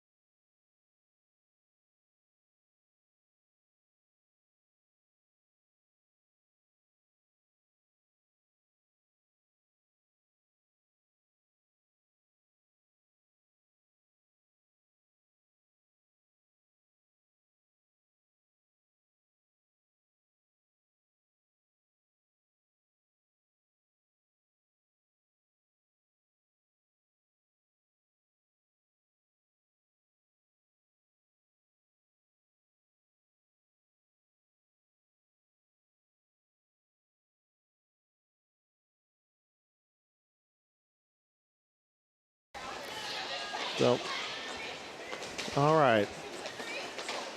Brawl's already cycled through the, around the oh, no, wait a minute. I lost her. There she is. Yep, Brawl did go through the pack one more time, and number 51 on green out of the penalty box got through the pack on that qualifying lap, I believe. Well, there's another one of our patented 24-point jams there. The third one in the past couple of bouts. And that opened up the game quite a bit, but there's a lot of time on the clock. So just like Purple put up 24 points in a jam, that same thing can happen for green. Jammers on the track right now are both number 33 green and 33 purple. Oh, nice. I don't know her name, but I know purple, I believe, is from the California Derby Galaxy Supernovas team. Very nice. All right, well, 33. It would be interesting to see if they get the number from the same place or if it's just completely random, but we'll never know. We'll never know. Never know. Okay. Both jammers made it through the pack in very short order. I'm going to expect this one to get called early. That would be my guess. Well, green does There have it goes. There it goes. Yep. That's when they're bunched up like that, the lead jammer is more interested in making sure that 0 points get scored by the other team more than anything. Even then, you see that green, who had lead jam status, got 2 points to purple's 3. So that's why you want to call it early. Well, in that situation, green is looking to put points on the board. So yeah, no, I'm not faulting her. Oh yeah, there was no fault being called. But no, that's just but that's the fact that that was happening is why you call it. So we have Rainbow. Rainbow. Ramby Rhino. Rhino. I'm going to call her Rhino because I can get it out there. All Rhino right. jamming for purple and high voltage jamming for green. Nice. Is it Randy? No, it's Ramby Rhino. Ramby Rhino. Okay, just curious. If you have to guess, guessing that the Derby name might be a little dirty is always safe, but yeah, always. I never thought about that name being off. No, if it was Randy, it would be, but it's Oh, not. yeah. Yeah, that was my point. All right. Well, we got purple with lead jam status. They have gotten a first scoring pass already, so they put another 4 on the board. They're building on that lead. They are currently leading by 32. So it's going to be a tough haul for green to get back in this, but they have some talented skaters out there. Let's see how they do. Absolutely. I don't know the skater number 75 there, but I like her socks. Very rainbow bright. Remember Rainbow Bright? That skater's name is Melanin Monster. But it's not just me, right? Rainbow Bright? You remember? Yes, I remember Rainbow Bright. Yes. Monsta is also a skater for the team Black Diaspora and Nice. traveled last month Oh. to North Carolina with them. Very cool. Very cool. Stoner and Animal, your jammers. We've seen this matchup a couple of times already today. Yeah. Both out of the pack. Stoner out just ahead of Mel. Yeah, and they've both very nimble skaters, and both. Absolutely. And let's see if we get another. I thought we might get another hit there, but no. Up. That was such a delicate call by Yeah. Stoner. Just tiny little taps. Stoner was checking the bench. I think he was seeing if there was something that happened. I don't know. It looked like looking for some direction towards the coach of whether they should call it or not. I don't even know where their coach. I don't either. It seemed they're either that or they just wanted to say hi to the medics. They were looking over here for something. I mean, it could be us. They could just be. Yeah. Stoner could be looking at us. We are beautiful. No, all of it. You can go over and you can watch me. All right. We're trying to pump up the volume a little bit. Woo, a little too much. Sorry about that. For those of you that have not been able to hear me, you have missed so much good stuff. Oh, so witty. Brilliant commentary. And but at least maybe the people can hear us now. I don't know. All right. 49-17 the score. Purple in the lead, and purple lead jammer this time around too. That's Brawl Bunyan. Brawl Bunyan. If they had a Babe the Blue Ox themed skater to go with, that would be nice. You know, I have seen a Babe the Blue Ox skater this season. Yeah. But I believe it was at championships up in Portland. Okay. Well, squad goals. All right. Absolutely. Paul Brunyon found the outside lane there. Number 750 on green tried to throw a hip there and knock Paul out of bounds, but did not manage to do it, so that was another scoring pass. We are up to 12. Trying to stop Brawl.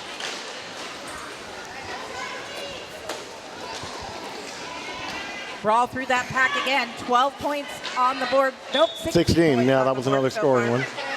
Yeah. Green having a very tough time even slowing Paul down. Just she's managed to get through there a lot easier than I know Green wants it to happen.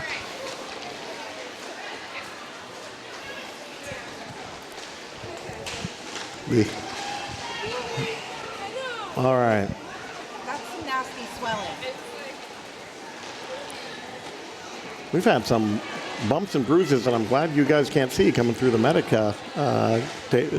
booth here. But they're patching the skaters up. I'm sure the swelling will go down, and it won't be something horrifying to look at tomorrow. I don't know.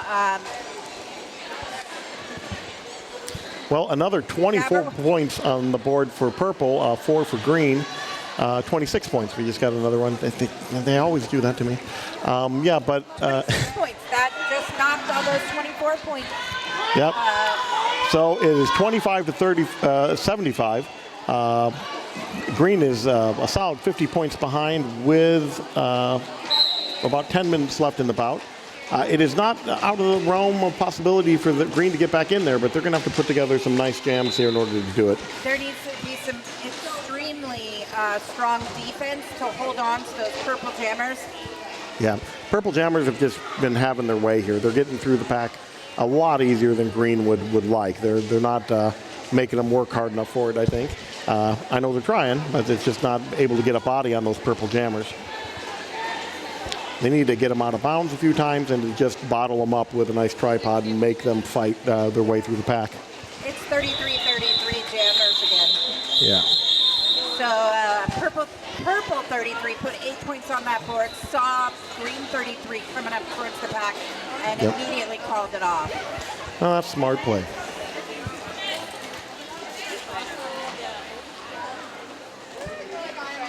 Rhino back out there jamming for Team Purple, and High Voltage back out there for Team Green. Very nice. Let's see how it goes. Mom's now helping with that green tripod. Interesting. With, I believe that's Karina out there as well. Or no. Who is that? Dang it, I always get her name wrong. Purple Jammer working hard to fight her way through that pack. She started a little off the pack. I think she wanted a little momentum hitting in there. Didn't seem like the strategy was to go around. She was planning on going through, and she did get there, so that worked for her. For Rhino, yeah. She's absolutely a powerhouse. All right. There's not offense in place for her. She'll just do it herself. Yep. She, her blockers weren't making holes for her, but she said, I don't need you. I got it. And honestly, it looks like Green has at least one skater in the ACS penalty box. Yeah, they have a blocker over there. They got a little spread out. They looked a little discombobulated there for a minute, and Purple took advantage and got another scoring pass before they kind of got themselves together again. But, it is kind of highlighting the importance of the blockers. And it is going to be a power jam now for Rhino as High Voltage is in that ACS penalty box as a green jammer. Yeah, and Purple got another blocker out of the penalty box. So they have a full squad out there. Green is trading skaters in the penalty box as number 4 goes to sit down. All right, another 20 on the board for Purple. Getting us up to 103 for Purple and 26 for Green, who put another point on the board.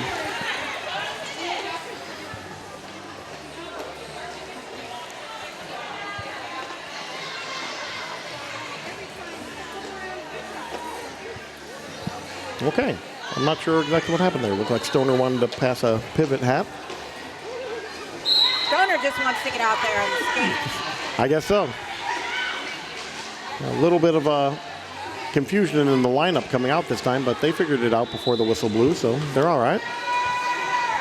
I don't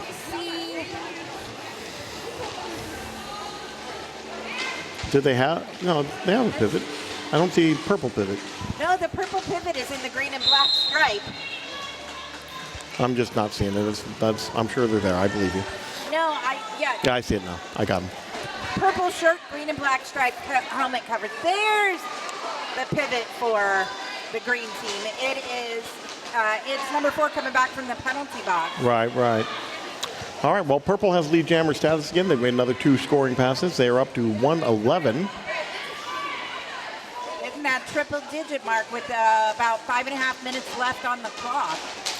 And you can see, if you're paying attention, the way the purple blockers are working to help pick apart the green defense, giving their jammer some holes to get through, making it a lot easier for her to get through that pack. Oh, honey, no, coming up and sweeping those green blockers right out of Mel's way. Yeah, the green blockers just really weren't able to rotate that tripod around to close off the outside. That's something I'm sure, something to work on in practice. Yeah, they make sure that you can go back and forth and close off one side than the other. Mel's looking a little winded there. Oh, nice. Nice little kind of quasi apex jump, and she took a hit in the air, spun around, landed on one foot. I'm impressed. Mel has incredible agility on her skates. Yeah. I get dizzy if I stand on one leg, for a little bit. I'm like, I can't do it. You got to get down. I need to sit for a while. My name is Calamity.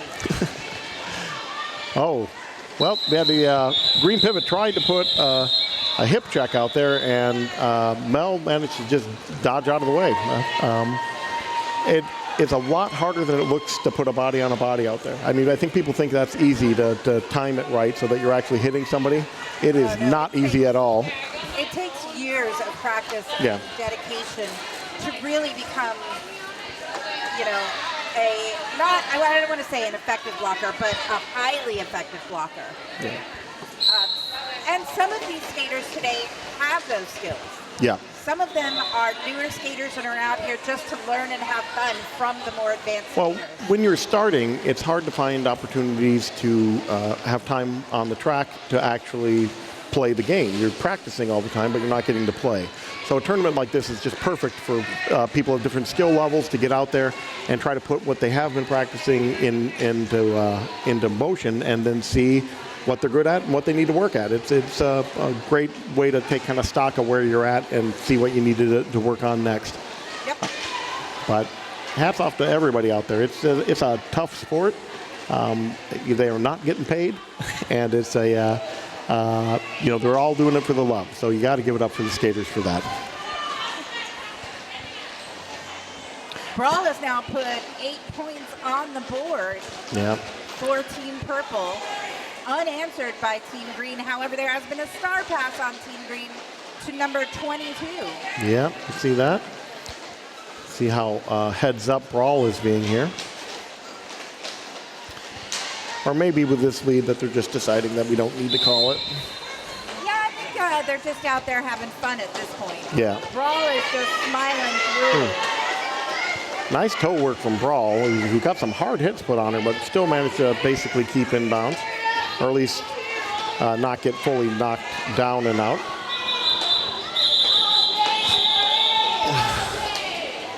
Number 29 on Team Green out there in that fabulous Christmas jersey, holding on to Brawl there at the end. Really nice. I was going to comment on that as well. Blocking strategy. I don't think Brawl was planning on calling that jam, and she was making a wall out there, and Brawl said, you know what, forget it. We're going to call this thing off because I don't think I'm getting through. No, she absolutely was keeping directly in front of Brawl and moving very quickly. Yeah. It's beautiful. Brawl tried to go outside, no luck. Tried to come all the way back inside, same blocker there in her way. So she went, you know what, we're going to just forget the whole thing. All right. Well, once again, a quick lead jammer status for Purple. I still think you guys could do it a ton more. And I don't know if it's that you're fighting or is it emphasized? I don't know. So, I can turn the music down a little. Maybe it's that. Because, I mean, you guys are great announcers, but you can't be here all the way over.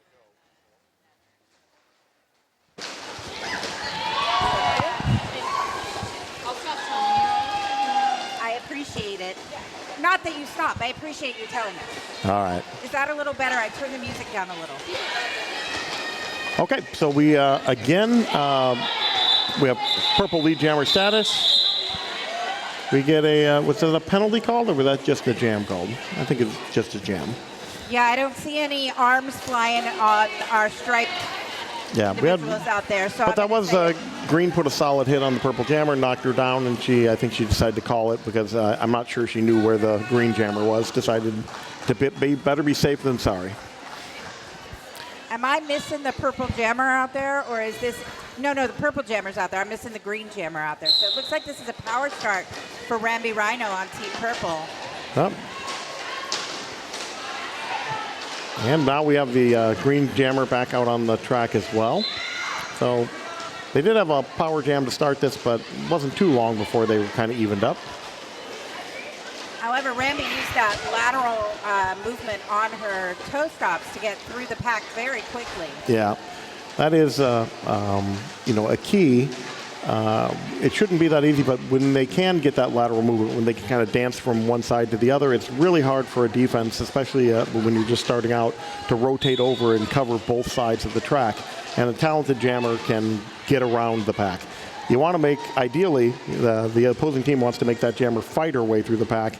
And when you can dance through it instead, it looks pretty, but it's tough to combat. If you can't stop the opposing team's jammer, you're going to have a hard time out there. So we do have a score of 165 to 29, with 4 points coming up for purple. And Green's just got through without that was not a scoring pass. That was her first. Oh, no, it was a scoring pass. It was a scoring pass. Okay. So we got 4 for both. That is the last jam of this game. All right. So we got an unofficial final of what's going to be 171 to 37. And then it'll change after I said that. Yeah, I don't know. I don't know. I think it's 166 to 33. I thought it was, but then I thought, I'm going to get ahead of it, and I'll add in the thing they didn't add in yet. But no matter what I say, it's wrong. You know what? I am not expected to keep the score accurate. Yep. It is the scorekeeper's job. I'm just expected to be able to read the scoreboard. If it's not accurate, that ain't my problem. Every time I read the scoreboard, it's been wrong. So I thought, I'm going to get ahead of it. And so I'm going to add in the points from the last jam, and they'd already added them in. So the one time that I tried to get ahead of them, it was right. I appreciate you. I'm giving you the high five for effort and experience. All right, well, we got a 10-minute break in between bouts here. It's a great time to go out and hit those food trucks, hit the snack bar. Restrooms are in the back.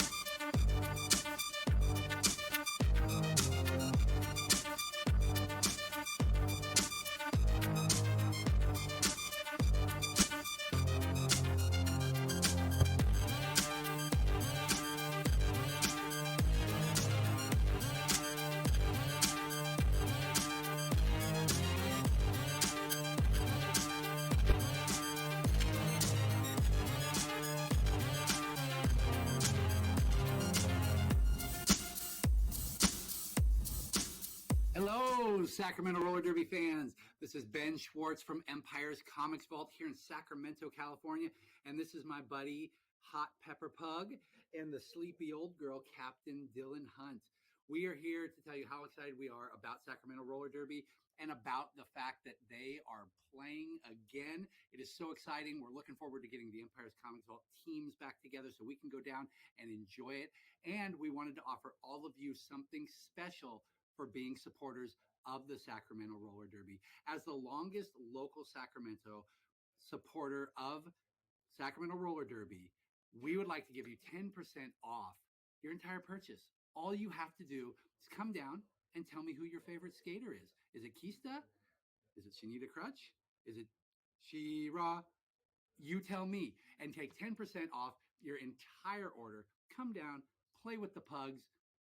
Let's talk about movies, let's talk about books, and just have a great time here at Empire's Comics Vault in Sacramento, California.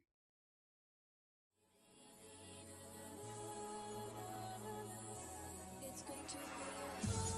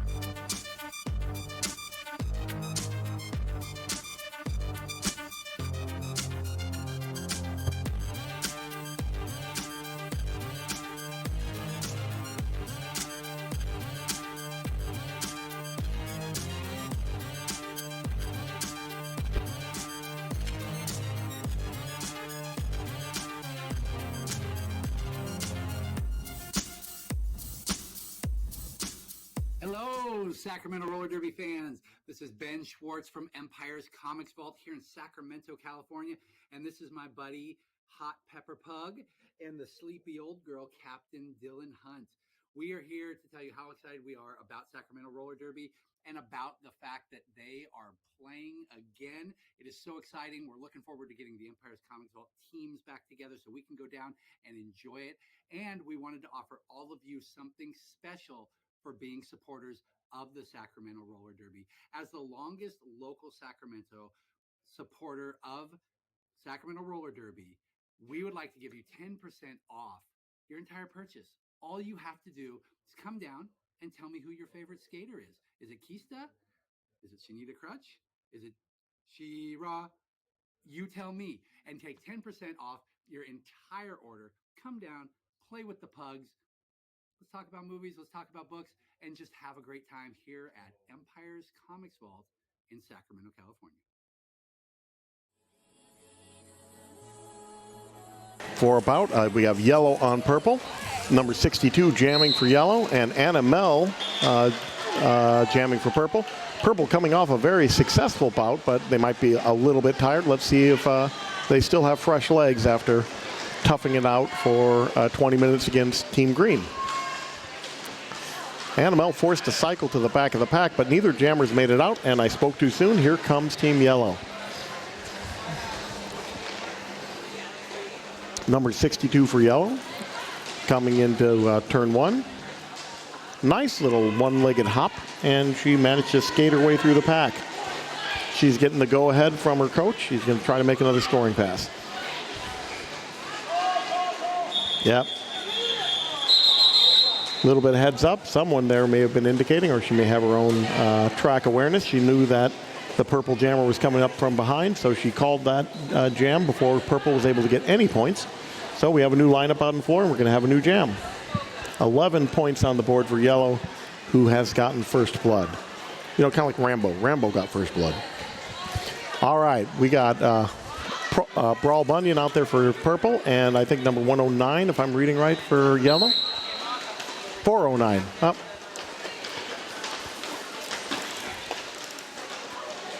And all right, both teams doing a good job with their blocking, just not letting those jammers through. Oh, Brawl Bunyan was almost all the way through.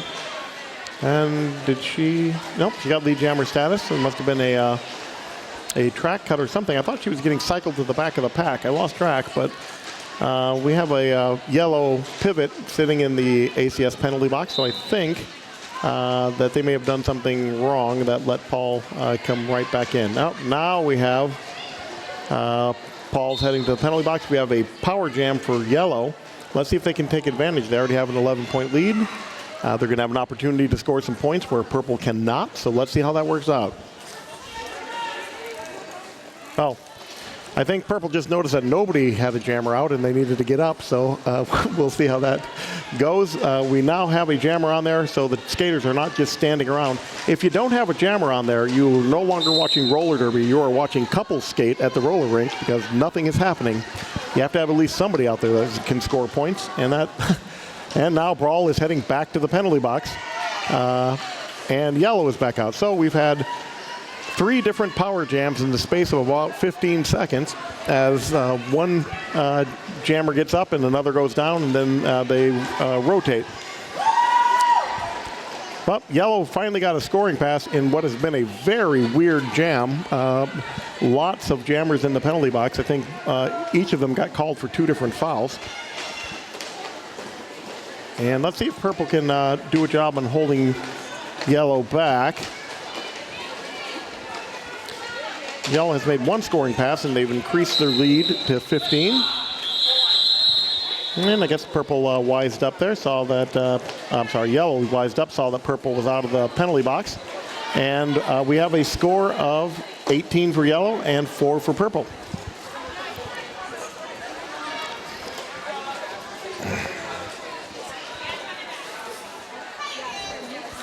Okay, is it, I think purple might be starting out on the power jam. I thought the yellow jammer was out of the penalty box when we started, but I could have lost track. There was a lot of jammers in the penalty box last jam.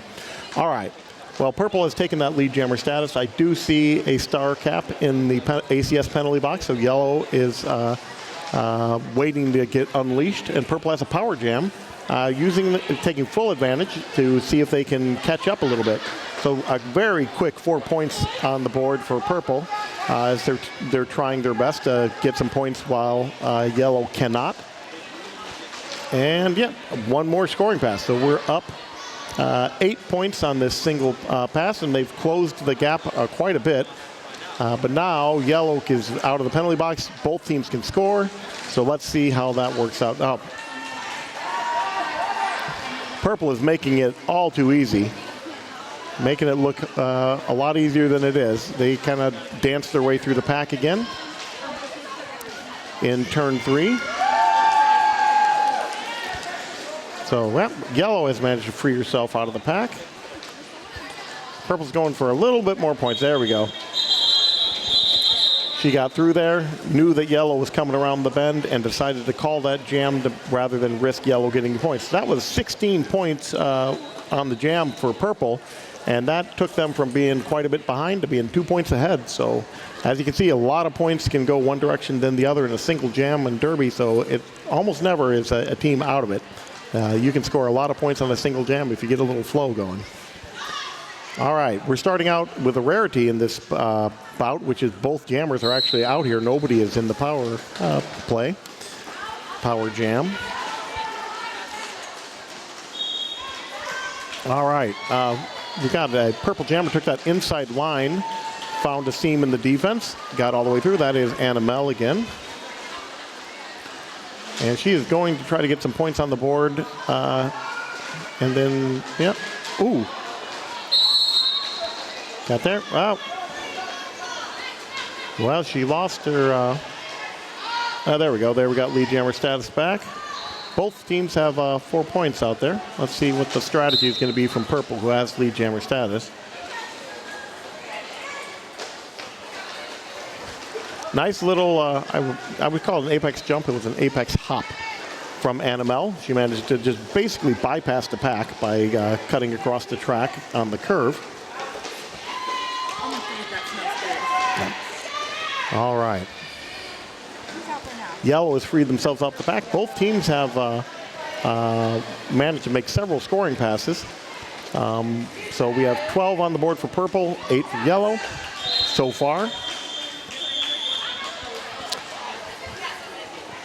Oh, we have everybody okay? Yeah. Just getting up a little slow. All right.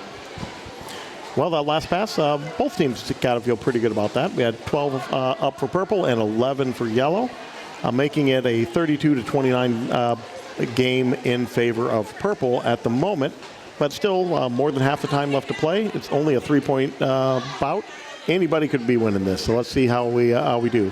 We have Brawl Bunyan up for purple and number 62 for yellow.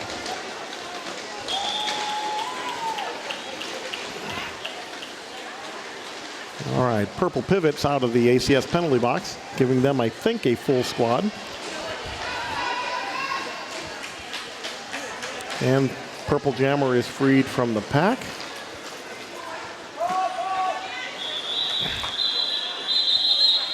Yellow jammer calls the bout, vigorously calls the jam. And they got 2 points, but I think they were more concerned. They didn't want to make sure that purple did not get any points. So now we have a 1 point bout as we line up here. We got number 28 jamming for purple and 409 for yellow. Purple lining up a little bit behind the pack, maybe trying to get a little bit of momentum going. It's always interesting to see. Some skaters like to, some jammers like to have a little bit of space to try to hit the pack at speed, and some like to be right up in there so they can fight their way through right at the beginning. We got purple with lead jammer status, coming back for her first scoring run. They had a nice outside lane, but yellow saw it. Great job by the yellow defense there. It looked like there was a two-person wide lane on the outside there for purple jammer to get through. But we had a yellow blocker do a nice hip check, knocked her out of bounds, and forced her to call off that jam. So good defense from the yellow blockers. Hats off to them there. All right. We have Annamelle back up, and I think it is number 182, maybe. They have numbers on the back of their shirt that I thought were representative of, like, you know, the Italian flag. I've looked at them. They're not. That's just me. I'm making stuff up.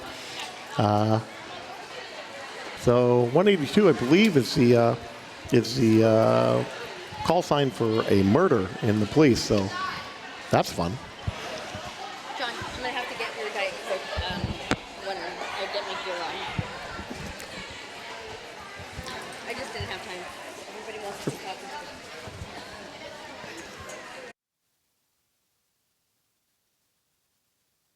I don't know if it's current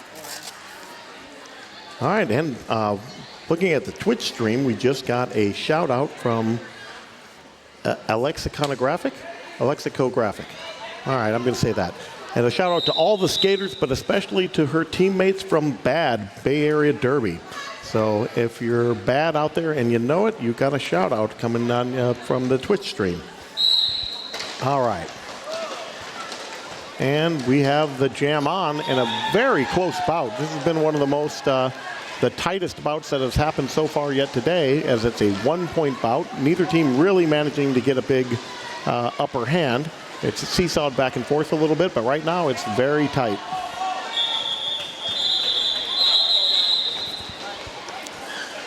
And looks like a couple points maybe for yellow, 3 points for yellow.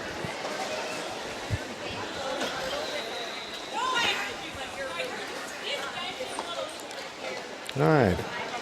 And Brawl Bunyan is back up, and number 62 for yellow. Brawl on the inside, 62 is lining up on the outside.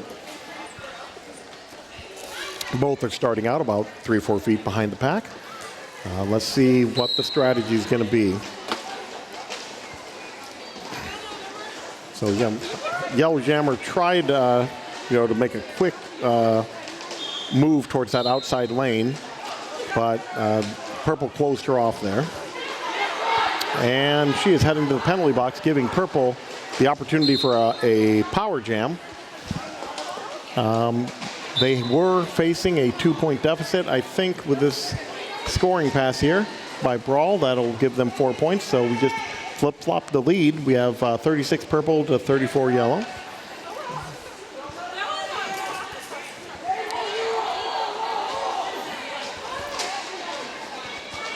Purple is going to try to extend that lead at a time when the yellow team does not have a way to put points on the board. Their jammer is sitting in the ACS penalty box.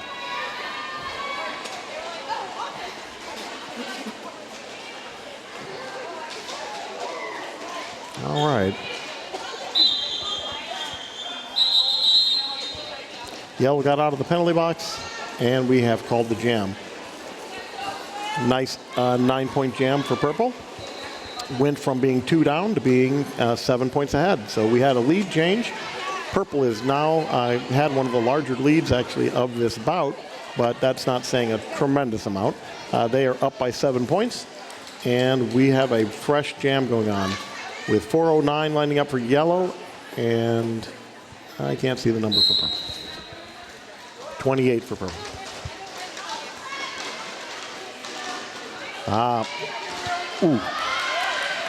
Well, number 409 there for the yellow. Thought she had a notion that she could get around on that outside lane, but the Purple blockers said, no, you're not going to get to do that. They knocked her out of bounds, and she had to cycle to the back. But now both skaters are freed out from the pack. Purple's coming around for their first scoring pass. Let's see if she manages to put some on the board. I'm not seeing a clear indicator of lead jammer status, so I'm not sure we have a lead jammer out there right now. Looking for, there it is. All right. So 4 points on the board for Purple, extending their lead to 11.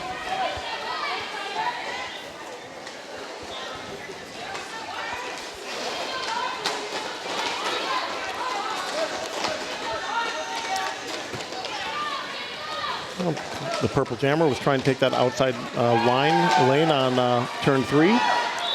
Didn't happen for him. I think we got a back block there on the yellow blocker.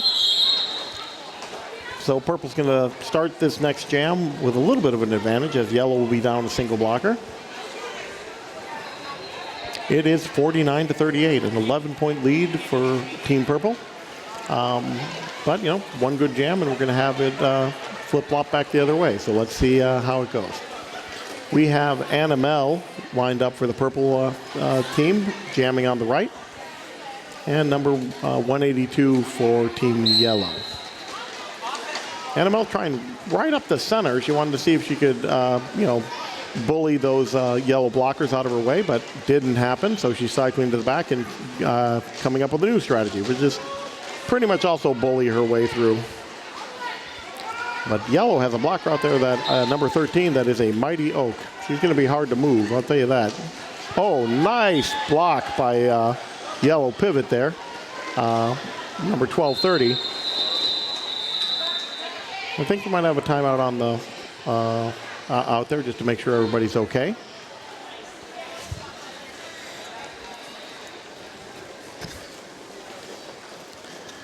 I'm hoping that all we have is maybe the wind knocked out.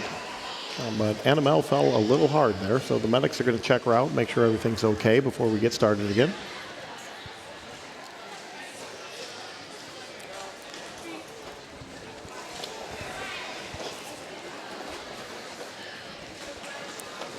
Well, she fell a little hard, but that was a nice clean block, by the way. That was a nice clean hit. So hopefully everybody's okay. But hats off to Sparky, who actually threw in a really good hip check to knock Annabelle out of bounds there. But all right, well, Annabelle's going to go back, sit down, and hopefully feel a little better. We got a new jammer out there. We got Brawl Bunyan out for the purple and 62 jamming again for yellow. Yellow's going to need to try to figure out something to get themselves back in there. The score seesawed back and forth a little bit, but now we've settled into where yellow has about a 10-point deficit to make up, and they just haven't been able to get over that hump. Every time they get a few points on the board, purple answers right back. So yellow needs a nice strong jam here to put themselves, back in this game.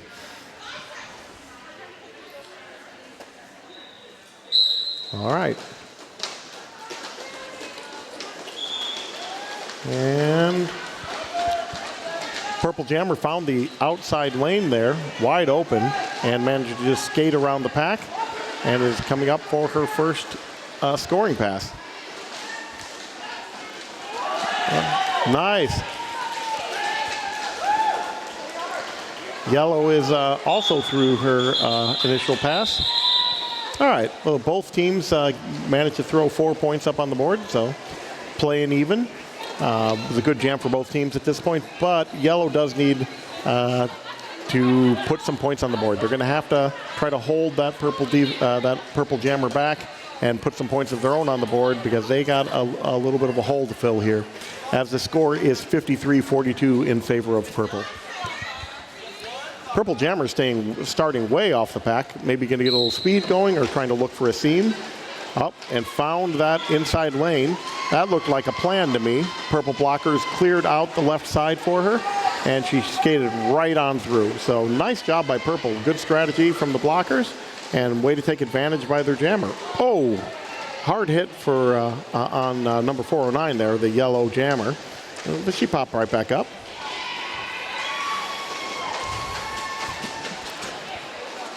All right, well, purple has lead jammer status again, has made one scoring pass and gotten 4 points on the board, widening their lead from 57, well, and now yellow evened it up again. But they have 57-46, still in favor of purple, and now another scoring pass, so we got 61-46. The purple team's getting through the pack so fast, their jammer is, that it's hard to keep up on what the score is. But we now have a score of 61-47 in favor of purple, a 14-point lead. But we have a minute and 33 left on the clock. Easily doable if we have a nice, good jam from yellow, and more importantly, if the yellow blockers are able to put a body on that purple jammer and stop them from scoring points at the same time. But we will see how it goes. We have number 28 jamming for purple, number 182 for yellow. Again, the purple jammer starting a nice, I'd say about 10 feet back, maybe 6 feet back from the pack. We'll see if this is a kind of a set play and where they're going to try to clear a lane for her, or if she's just going to try to read where the defense is setting up and adjust accordingly. All right. Both jammers crouched down, ready to try to take off.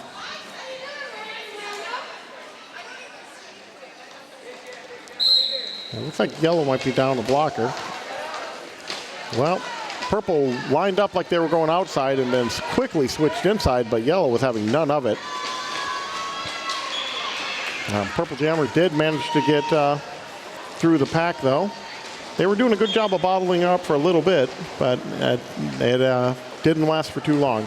So yellow might be in a little trouble here. I think they only have 2 blockers out there right now, and they've been having a hard time slowing down the purple jammers with 4 blockers. So hopefully they get some people out of that ACS penalty box soon. All right. Well, this is going to help. The purple jammer just ended up in the penalty box. We have a power jam for the yellow team. They need to take advantage of this. This is probably going to be the last jam of the game. So this is yellow's last opportunity. They got to take advantage and see if they can get some scoring passes in here and put themselves back into this thing. That's for your food. You can just go out there and say... We're rooting for the underdog. All right. almost all the way through the pack. Let's see if, nice. Purple's doing a good job of trying to force the yellow jammer out of bounds on the inside, but she held her own, spun out of the way.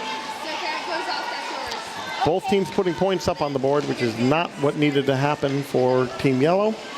So, all right. And I think we're going to end this with a yellow power jam. But only 15 seconds left in the jam, so it's going to be a little tough for them to get fully back into it.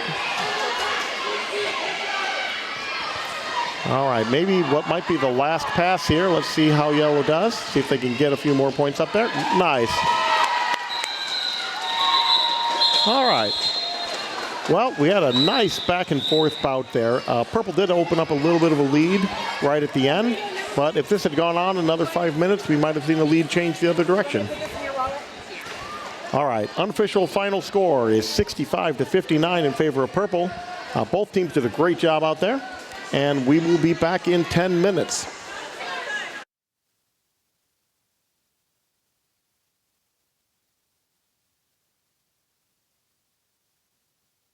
I forgot my. Is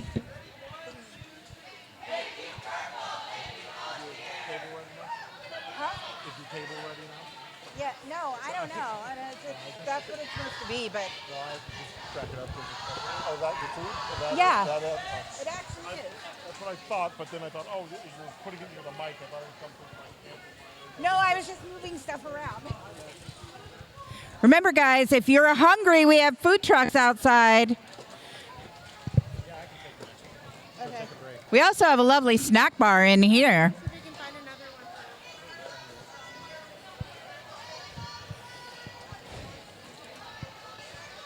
Team Purple, you are being called to the wall for a photo.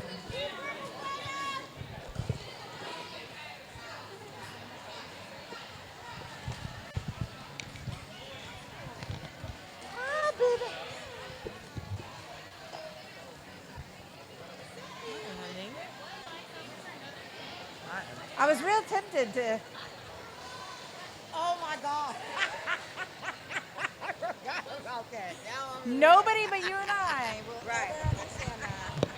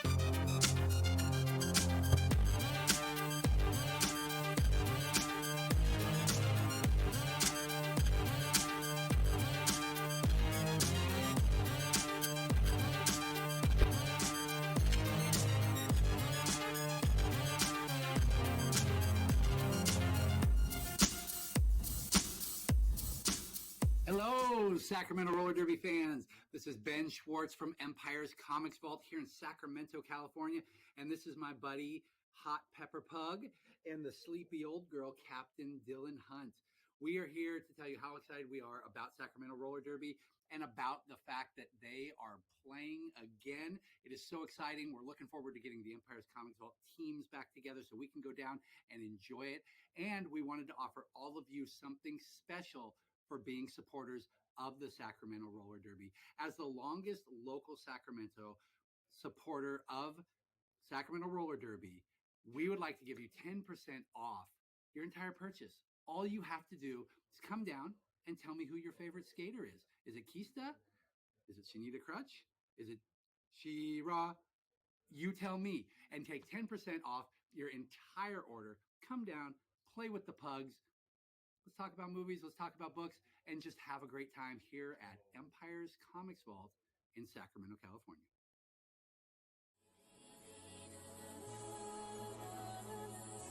It's going to be a highlight tonight.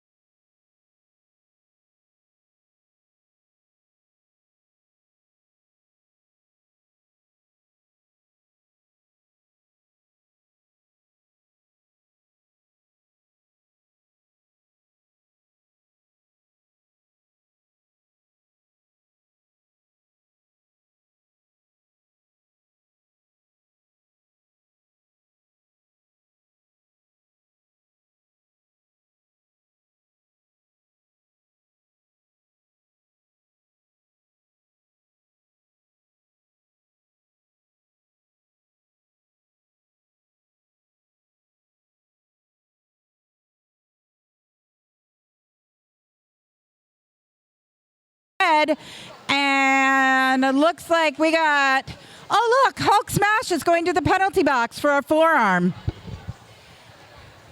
I promised Hulk that I would call her out on all of her penalties today. I don't know if I'm actually capable of that.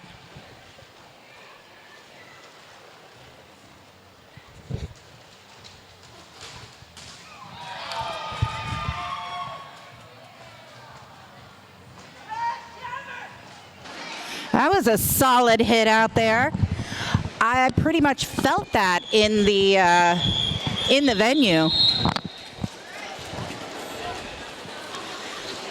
Can you guys hear me out there?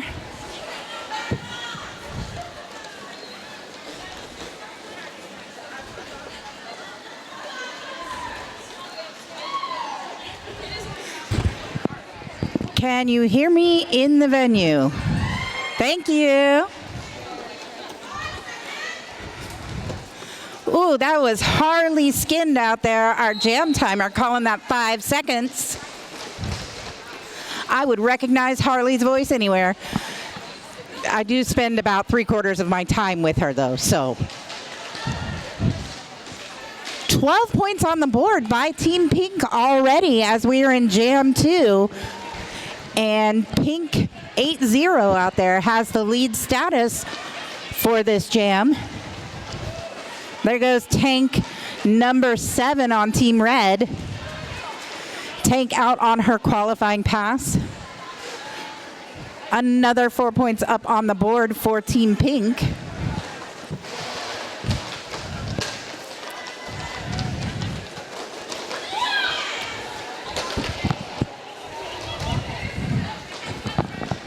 Sorry, I am fighting with my microphone, so you may hear some Darth Vader breathing for a moment.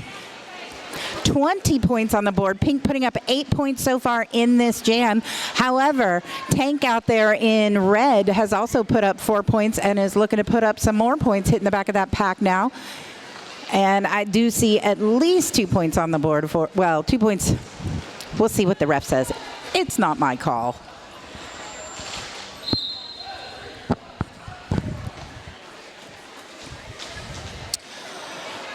Oh, number 626 out there taking a last-minute swipe at number 80 on Pink. Looks like Freckles on Team Red is going to sit down in that ACS penalty box for a few seconds. Man, Pink's jammer just slides through that pack like there's not even any skaters there. That pack holding steady just before entering turn 4, waiting for those jammers to get back up there. Actually, is the red jammer in the penalty box? No, there was a star pass. That's what's throwing me off.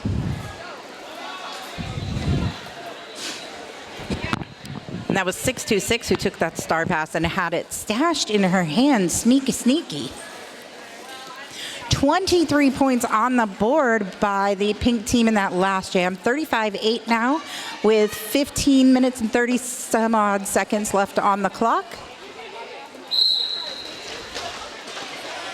And we've got Ivy creeping out there jamming for Team Red and number 19 jamming for Team Pink.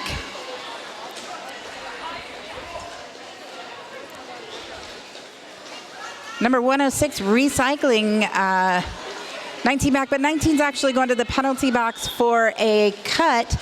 That gives Ivy Creepin a power jam for the red team. That's a great opportunity for them at this point. Ivy is in lead status, so not only will she be in a power jam, but she's got control of this jam.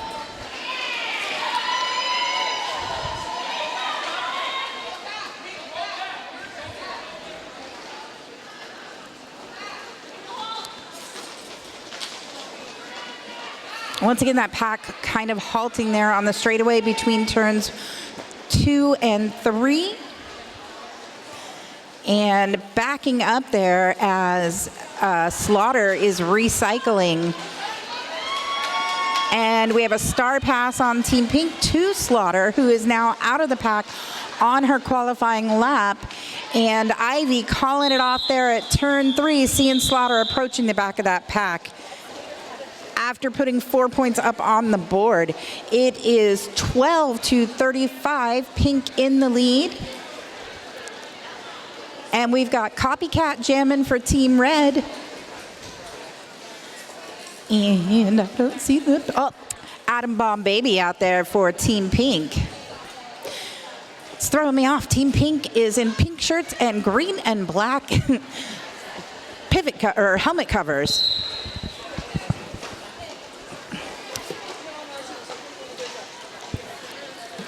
Copycat up at the front of that pack only has a couple of pink blockers to get past.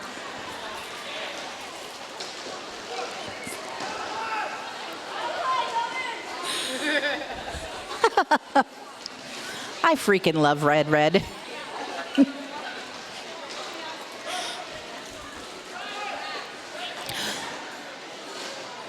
Ida Beach setting up to stop Copycat there with her teammate 0-0. And doing a good job there, Pink holding on to the red jammer. However, Hulk Smash and I think that's Shorty Ray holding on to Atom Bomb Baby at the back of the pack there, forcing her to recycle all the way back to the pivot line, past the pivot line actually. Atom Bomb Baby going down to the inside, and Ida Beach and Red Pivot, I don't know who that is right now, headed to the penalty box. That's number 422, I believe.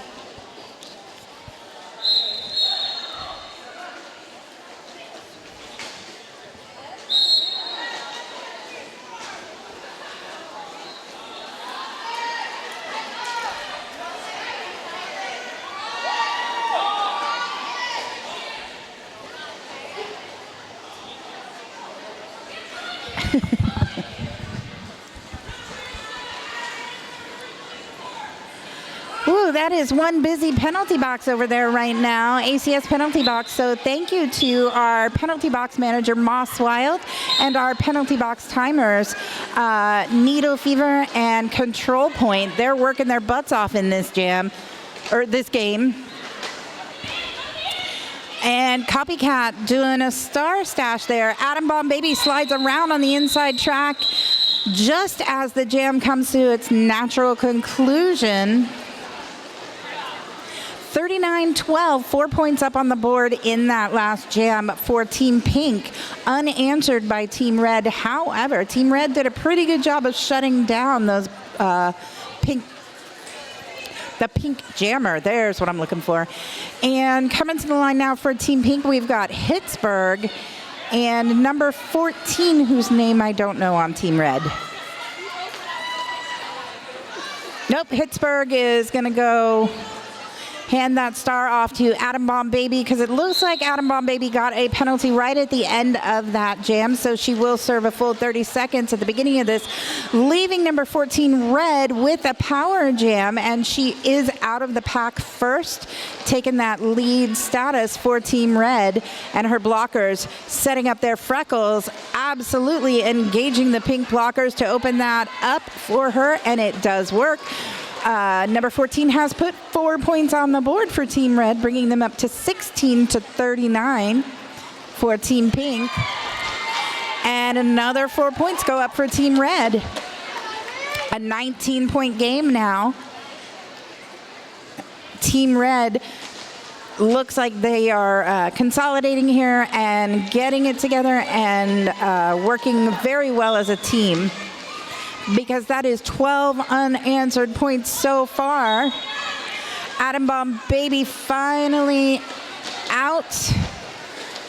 And it looks like Freckles and number 143 over there sitting down in the penalty box with, I know there was at least a forearm called. So Team Red will start this jam. After putting 16 points on the board in that last jam, they will start this next jam a little blocker light, as we only have 2 red blockers out there. We have 4813, I believe, and I can't see the number on the other blocker that's out there. But I know that's Allison out there.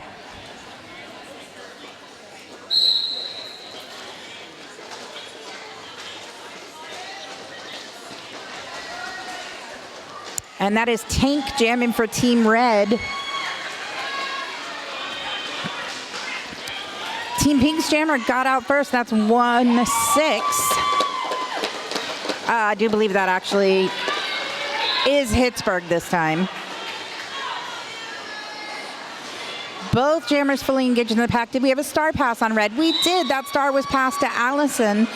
And Tank, good timing too, because Tank just got a penalty and went to that ACS penalty box. So it does not, since there was that star pass, it doesn't work against Red. Allison out of the pack now. 4 points on the board. Pink still holding on to that lead. Pittsburgh still has that lead and has put 8 points up on the board. Allison putting up 8 points now as well. 36-47. It is an 11-point game now. And Freckles goes back to the ACS penalty box after being called for destruction of pack by Bacon. The question. 11 points on the board for Team Red, 12 points on the board for Team Pink in that last jam. 51-39, 12-point game.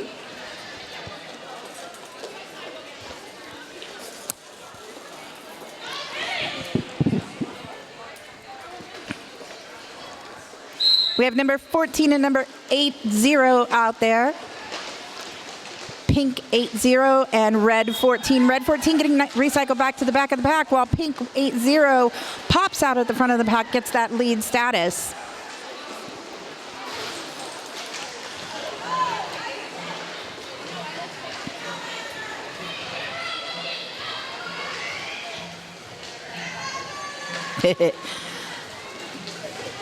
And 4 more points on the board for Team Pink.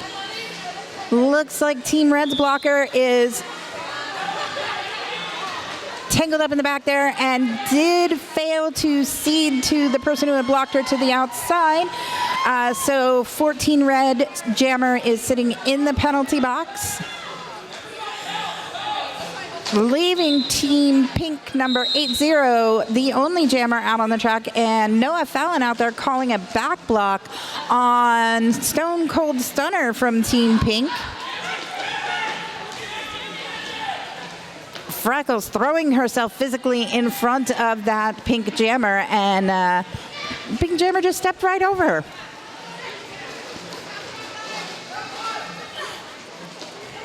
(63-39) as Pink has put up 12 unanswered points so far in this jam. And Pink gets knocked to the outside. Unfortunately, that blocker went right out with her so that she could come right back in without having to go behind her.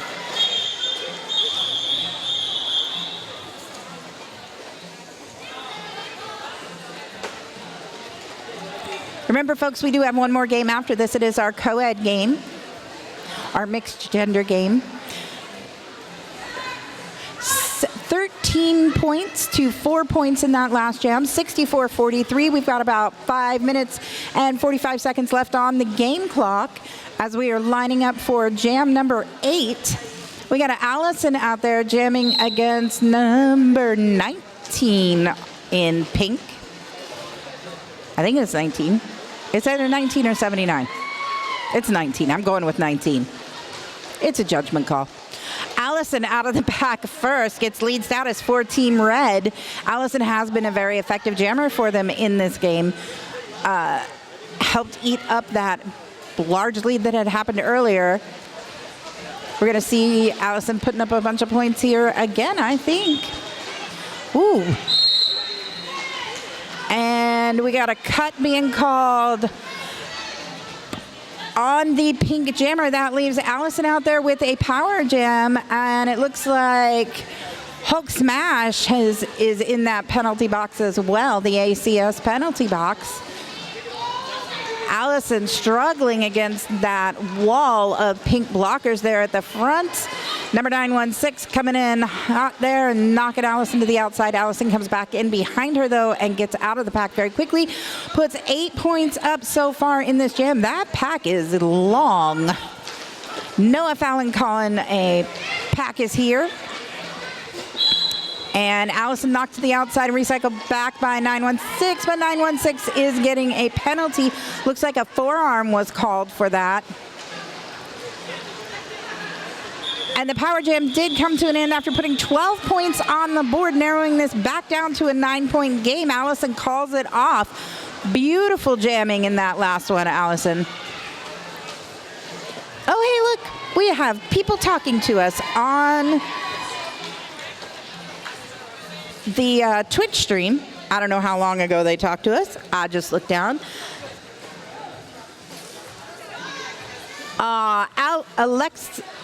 Alexa Graphic, shout out to all the skaters, but especially to my league mates from BAD. Thank you so much. I don't know when that came in. All right, Pink has lead status. That's Atom Bomb Baby with the lead status out there, jamming against Tank for Team Red. Atom Bomb Baby hits the back of that pack, goes down and calls it off. 0 points for Red, and I don't see any going up for Pink either in that last jam. Still a 9-point game with 3 minutes left on the clock. Absolutely anybody's game at this point.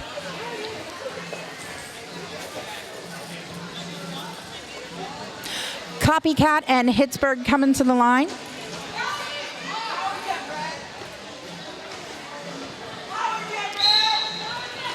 Oh, Hittsburg's going to go sit down in the penalty box. Or somebody from Team Pink is sitting in that penalty box.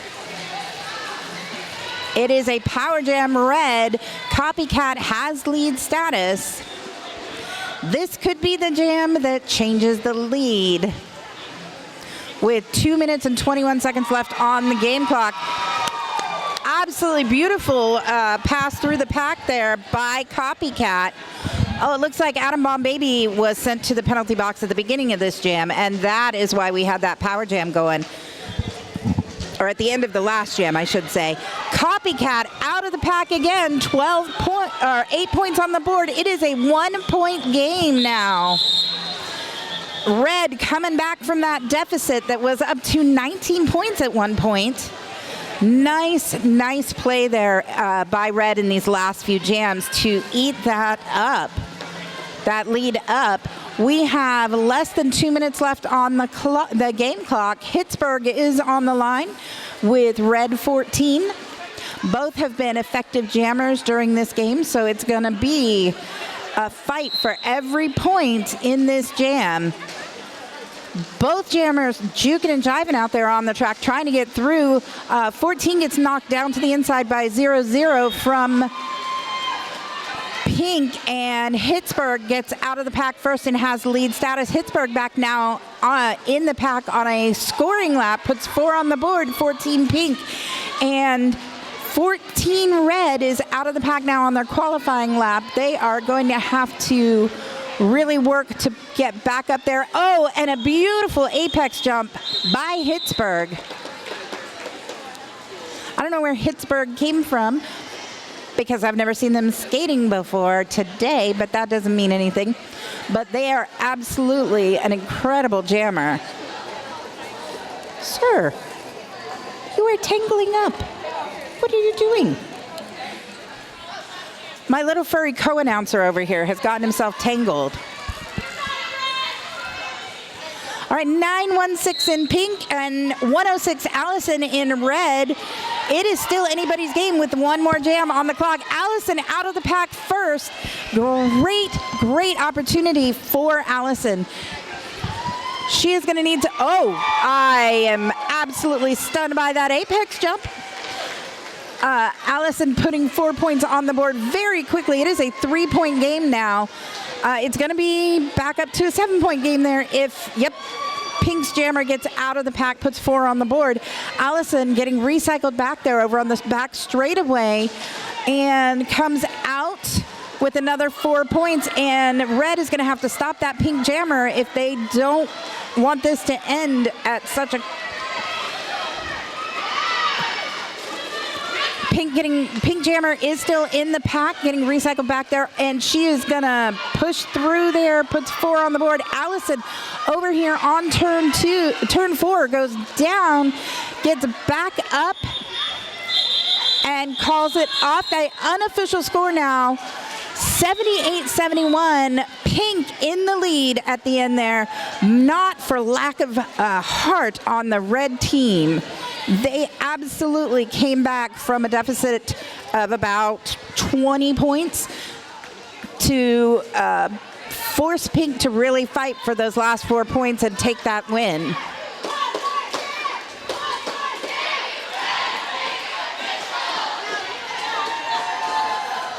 And we have one more game today, folks. We're going to get Santa versus Krampus in the mixed gender game, the open gender game.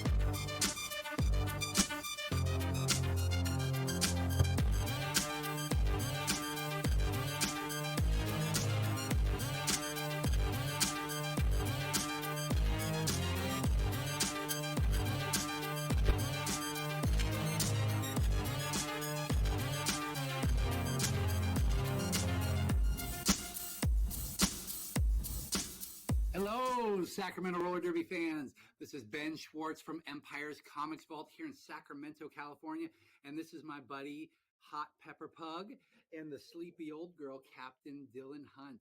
We are here to tell you how excited we are about Sacramento Roller Derby and about the fact that they are playing again. It is so exciting. We're looking forward to getting the Empire's Comics Vault teams back together so we can go down and enjoy it. And we wanted to offer all of you something special for being supporters of the Sacramento Roller Derby. As the longest local Sacramento supporter of Sacramento Roller Derby, we would like to give you 10% off your entire purchase. All you have to do is come down and tell me who your favorite skater is. Is it Kista? Is it Shanita Crutch? Is it She-Ra? You tell me, and take 10% off your entire order. Come down, play with the pugs. Let's talk about movies, let's talk about books, and just have a great time here at Empire's Comics Vault in Sacramento, California.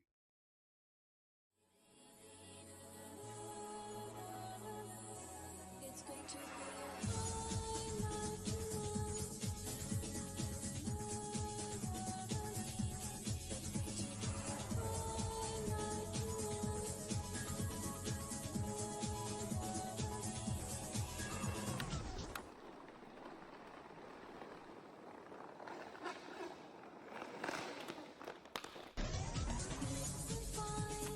Find it,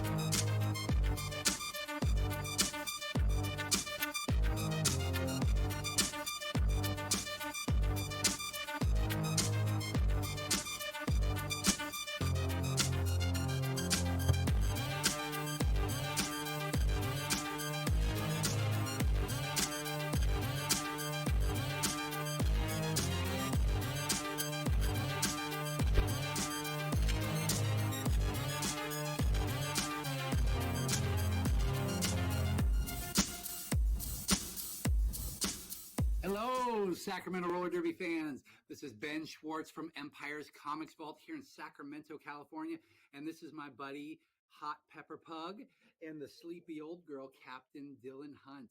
We are here to tell you how excited we are about Sacramento Roller Derby and about the fact that they are playing again. It is so exciting. We're looking forward to getting the Empire's Comics Vault teams back together so we can go down and enjoy it. And we wanted to offer all of you something special for being supporters of the Sacramento Roller Derby. As the longest local Sacramento supporter of Sacramento Roller Derby, we would like to give you 10% off your entire purchase. All you have to do is come down and tell me who your favorite skater is. Is it Kista? Is it Shanita Crutch? Is it She-Ra? You tell me, and take 10% off your entire order. Come down, play with the pugs. Let's talk about movies, let's talk about books, and just have a great time here at Empire's Comics Vault in Sacramento, California.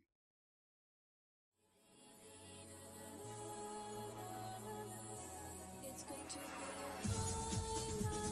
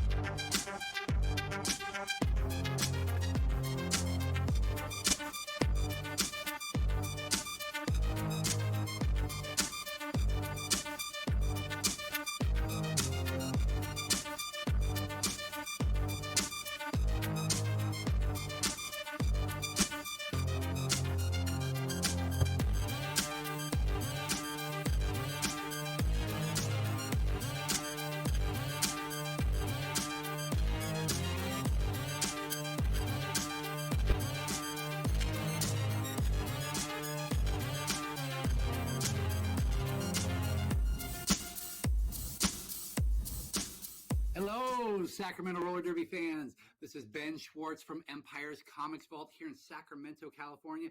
And this is my buddy, Hot Pepper Pug, and the sleepy old girl, Captain Dylan Hunt. We are here to tell you how excited we are about Sacramento Roller Derby and about the fact that they are playing again. It is so exciting. We're looking forward to getting the Empire's Comics Vault teams back together so we can go down and enjoy it. And we wanted to offer all of you something special for being supporters of the Sacramento Roller Derby. As the longest local Sacramento supporter of Sacramento Roller Derby, we would like to give you 10% off your entire purchase. All you have to do is come down and tell me who your favorite skater is. Is it Kista? Is it Shanita Crutch? Is it She-Ra? You tell me, and take 10% off your entire order. Come down, play with the pugs. let's talk about movies, let's talk about books, and just have a great time here at Empire's Comics Vault in Sacramento, California.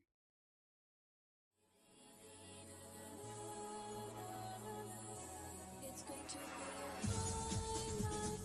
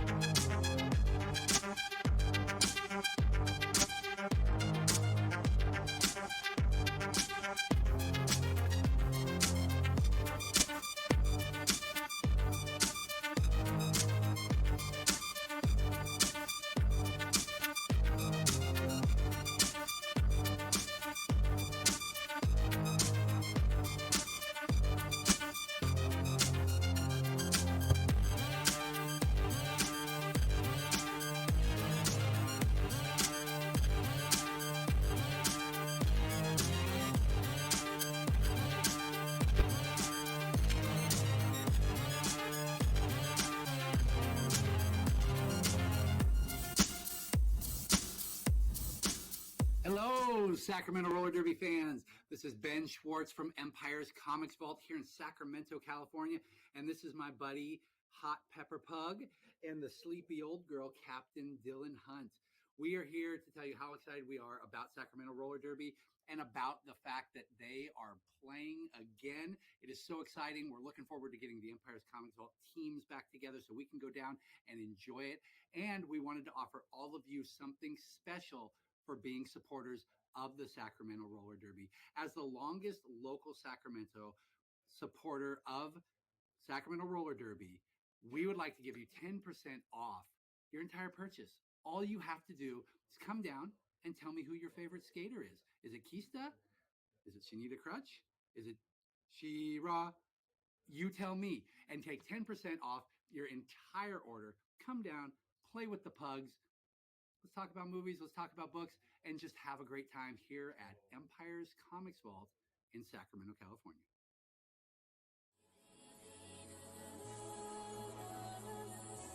It's going to be a highlight tonight.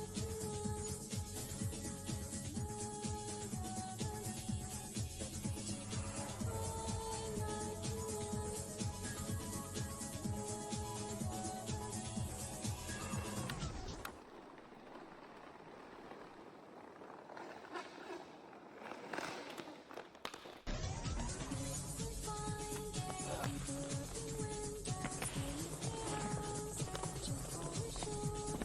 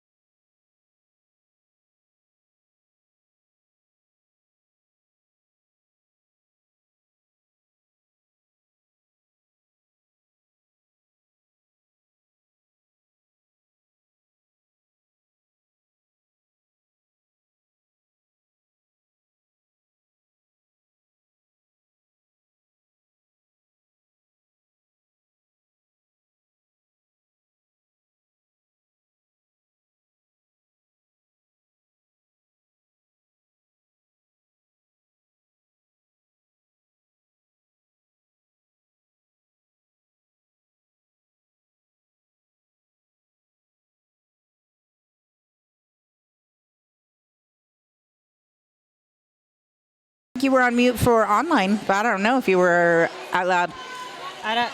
Whatever it was a great conversation. If you only heard one side, my side was also good. Yes, absolutely. Crutch was so much wittier than I.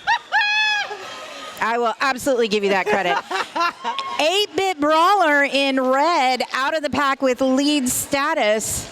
It looks like we still have the Krampus blocker in the penalty box. It doesn't work.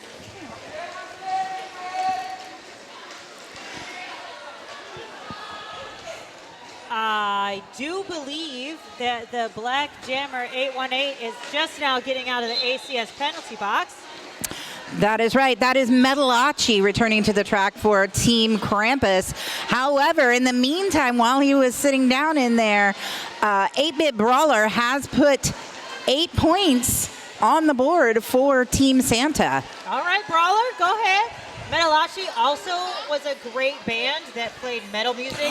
Freaking love Metalachi. Right? I hope that they're either a fan or like just really metal. I don't know Metalachi, but I hope they're metal as an individual. I don't know that I would call him metal as an individual. Oh, okay.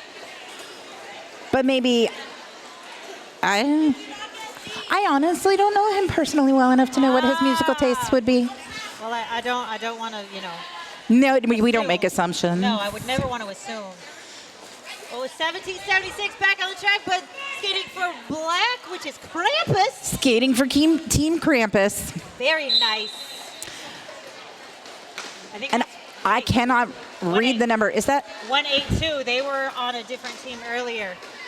Well, this is the mixed gender team, so there are just people who skated wherever they felt like earlier. Well, not wherever they felt like, wherever they were assigned. Yes, it is assigned teams for the short 20-minute games. Oh, this is a full 30-minute game, is it? It is. This one is going to be a full-length game. Yes, we are going to be here for a while. Oh my God! I I didn't realize this. I have multiple chairs actually. I even brought my own throne that I travel with. Woo! Watch out.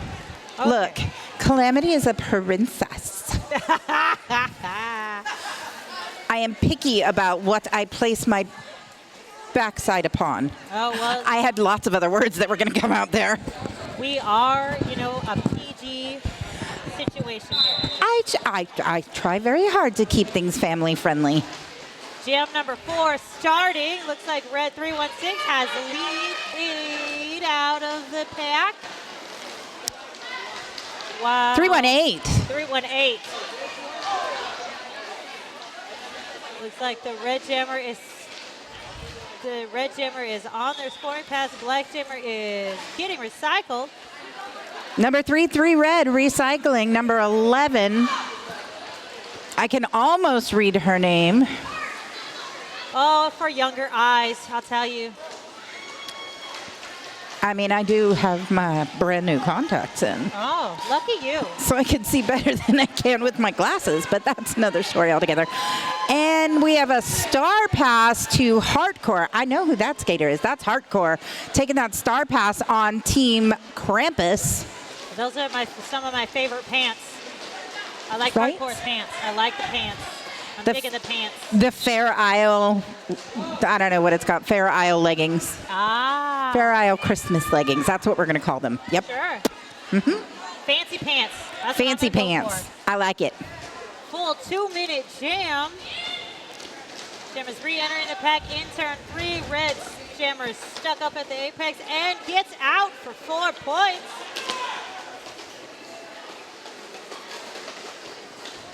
Fancy Pants Black Jammer also gets out. Fantastic. Absolutely incredible jam in there from both teams.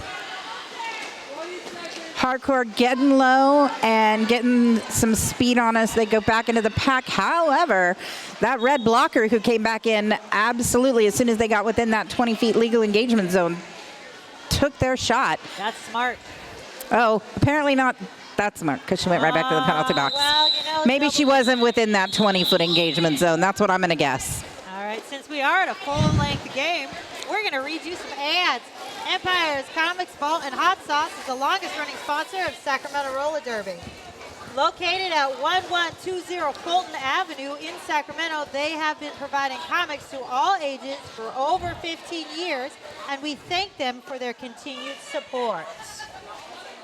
We also want to thank our medics who are out here today. I believe I'm looking at, oh, I don't have my Baymax and Chris. Yes. I don't have my glasses on, my reading glasses on, so I can't, the small print. Can you read with your brand new contacts? No, they're for distance. Ooh. That was CBD trying to do his signature apex jump. Was knocked out Yep. and recycled by Team Santa. Oh, that's that skater's name. Goliath, number 51. Oh, against Stoner. This is going to be some good jammer matching right here. Now, is Goliath from Sacramento as well? So, yes, Goliath was from Sacramento, and then because of life, had to move to the Bay Area, and now I do believe is a Bay Area skater. I understand that there is a way you're supposed to say Bay Area, and you'll get a call and response. Something about Bay Area!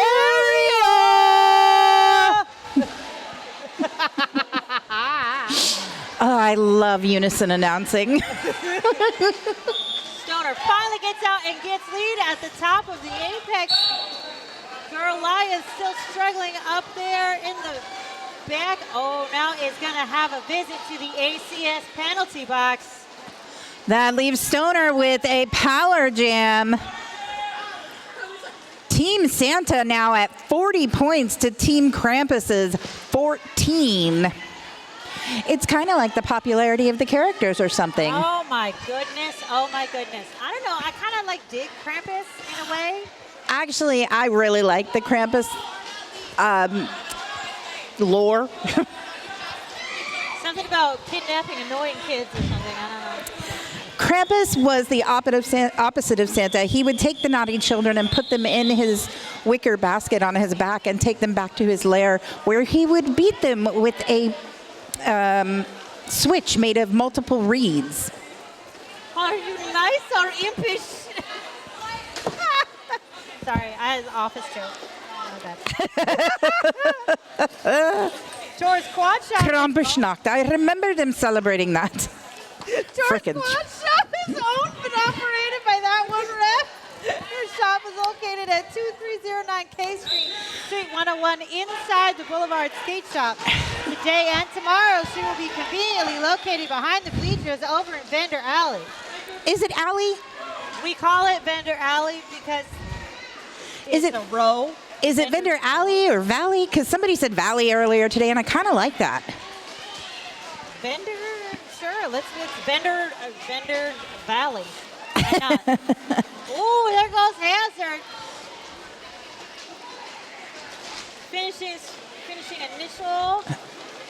Hazard just had to check what color shirt they were to see which blockers they needed to avoid. Did you catch that? Hey, man, you know, it happens to the best of us. Every scrimmage I come out like, I'm wearing a white shirt today. I have a white shirt on. The white jammer is my buddy. Nothing worse than blocking your own jammer, I promise you. Oh, absolutely. There goes Hazard for another 4 points. Taking that score for Team Santa to 59. And those Team Santa blockers are doing a great job of holding on to that Team Krampus jammer.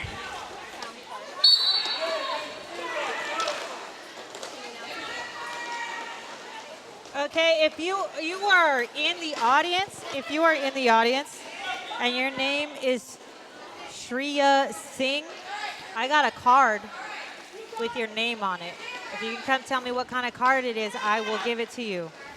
Last name Singh, first name S-H-R-E-Y-A.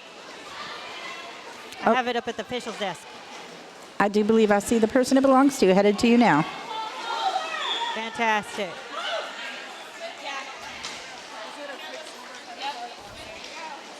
The card has been returned, ladies and gentlemen. All right, 59-18 as we head into the next jam. Hazard was returning to the track from a penalty, so good news for Team Santa as we go into the next jam. There will not be a power start for Team Krampus. Santa has jammer number 3 against Krampus's jammer 333. That is 333 is Atom Bomb Baby. That is a great name. I love this name. Atom Bomb comes to us from Carson City Victory Rollers. Ah. And today is skating against her spouse in this, who is 8-Bit Brawler from Team Santa. Okay, so do they have a bet on the game? Is somebody going to win something if one of them wins and the other one loses? No, I don't know if they do. If they don't, I would be shocked. You should. If you're going to skate against your spouse, you should really put some higher stakes on the game, honestly. Like chores or foot rubs or something. Oh, I'm down for a good foot rub. Penalty box empties, and it has 2 red blockers and 1 black blocker. So both packs look to be full force again. Atom Bomb Baby has lead status for Team Krampus. Oh, and it's going to be a power jam for Atom Bomb Baby. Oh, man, put them points on the board. This is where your offense really has to help you out. And unfortunately can't call it because they have a penalty. Yep, and Atom Bomb Baby taking their time getting to the penalty box. Giving the blockers a well-deserved rest out there. Oh, yeah. Waiting for a jammer to enter the track. Here comes Santa's number 3. Trying to take advantage of that good Santa offense and gets out. Beautifully done. Would that be Comet? When you sing the song, the Rudolph the Red-Nosed Reindeer. You know Dasher and Dancer and... New unofficial name for the jammer is Comet because it is the 3rd reindeer in the song. I think. I want to agree with you. The jam gets called off, and I do want to shout out to Santa, Team Santa's official Pain in Class, making their, I do believe, officiating debut out here today. Oh, out here in the black shorts with the white stripes? Yep. The Red Jammer official, Pain in Class. Pain in Class. Pain in Class, yes. Is it Pain in Class or Pain in the Class? No, Pain in Your Class, actually. Pain in Your Class. Brand new name, Pain in Your Class. I love that. Their skater name is Pain Dulce. Oh, okay. And we asked them earlier. It's like, what's your official's name? Well, we settled on Pain in Your Class. I love that. We do have a team timeout being called by Team Krampus. They're going to take a couple seconds here, regroup, kind of catch their breath, and decide what they're going to do next. I would like to tell you that over in Vendor Valley, you'll find Rude Chicks. That was a hard one, right? Coffee and campfires, and some sweet treats available from Neverland Creations. How often do you get to have a beer, catch up on holiday shopping, and watch some incredible roller derby at the same time? Not very often. You can have it all here at the Bear House. Come on down. If you're out here today, come tomorrow. We're here all day tomorrow, too. That's right. Look, this is my last derby event my last skating derby event of the year, so I'm gonna be here the whole time. Oh, you got to get all that derby in before Christmas comes.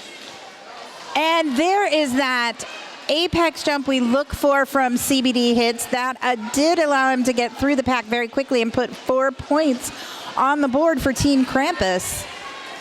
We have a star pass on Team Santa to 8-Bit Brawler. Ooh.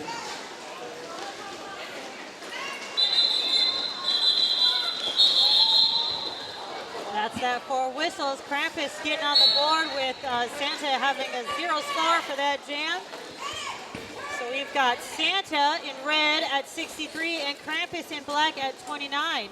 This is one of those things where you've got a long time to catch up on that score, so you really gotta have good strategy going through the next half. Man, there was just a mess there at the end of that jam. Everybody, skaters stopped and skaters didn't stop, so there was impact made there. You know, that's what the crowd loves. The crowd loves the impact. I would rather not see the impact to someone's face. No. Unfortunately, that is what I saw there. Oh, that's unfortunate. Nobody wants that. Nobody wants to get hit in the face. Nope. It's actually illegal. Oh, this is cute. So, see CBD hits out there, number 12 in black. Sure. In the green leggings up there on the red team, that is Bad Mama Gemma. That's actually CBD's mom. Oh, they get to play roller derby with their mom? Absolutely. That's crazy. Like against your mom? Against his mom. Oh, I wonder if they have a bet on the game. You know, I don't think they do. I was talking to CBD earlier, and he didn't mention it. And he's pretty sassy with me, so I think he'd tell me. And 4 points on the board by CBD in this jam, bringing Krampus up to 33. 37, because he just slid through that pack like they weren't even there. Did you see that? Oh, yeah. Yeah, the Krampus blockers are doing a great job at establishing pack and keeping one with them so that they always have pack in the back. Oh, Allie's done with a big hit up at the front of the pack, recycling all the way back. Beautifully done.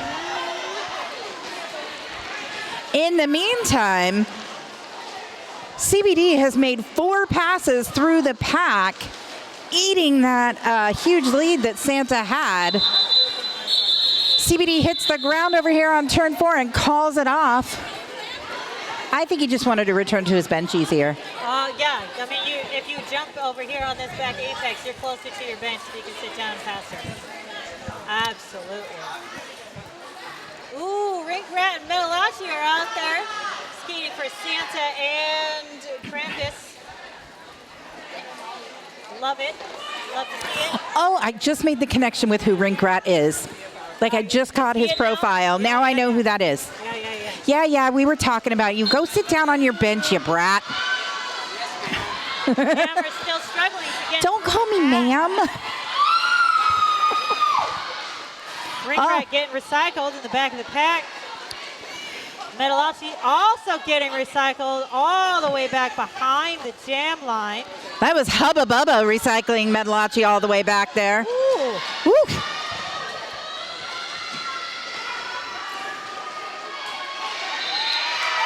Metalachi comes out with lead after a real hard fought run through that pack on the initial pass.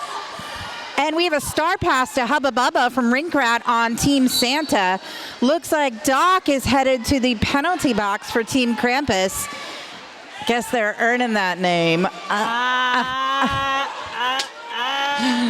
Sorry. No, Metalachi goes to the ACS penalty box, meaning that we have a full 2-minute jam. And Hubba Bubba through the pack now on a second scoring pass. So that Hubba Bubba is going to take advantage of that. You really should at this point. You really should try to eat away at that lead as much as you can because they cannot score. As long as you can play those passes clean.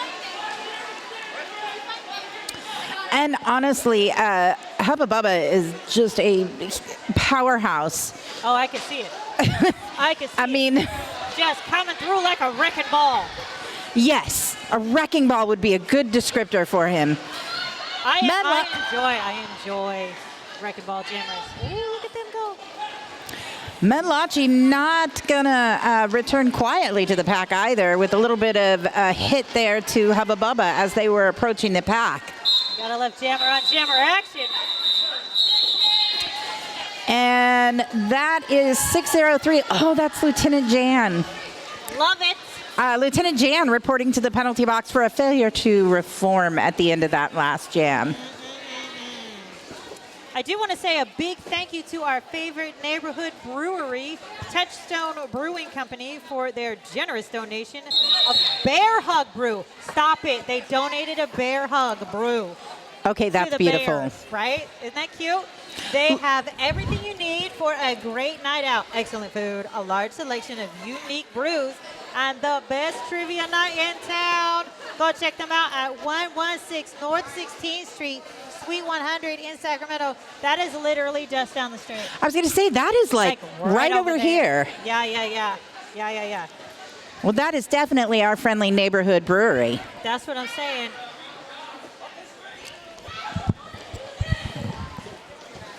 What are we doing? I want to say it's an official review.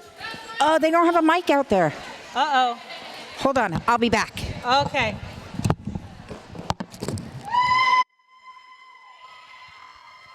Allison out here trying to. Can you hear me? Yes. Allison out there trying to get the wave to happen. Gotta love it out here.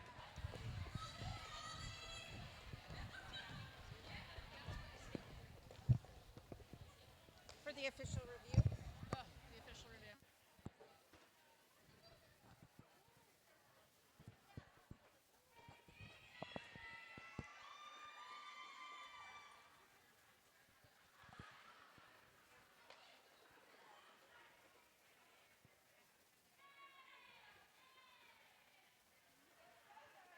I want to know what the name is of this zebra that's sitting in the middle of the track here. Somebody needs to tell me what the name of the zebra is. I want to say it's Clyde or Claude. Does anyone know the name of the zebra?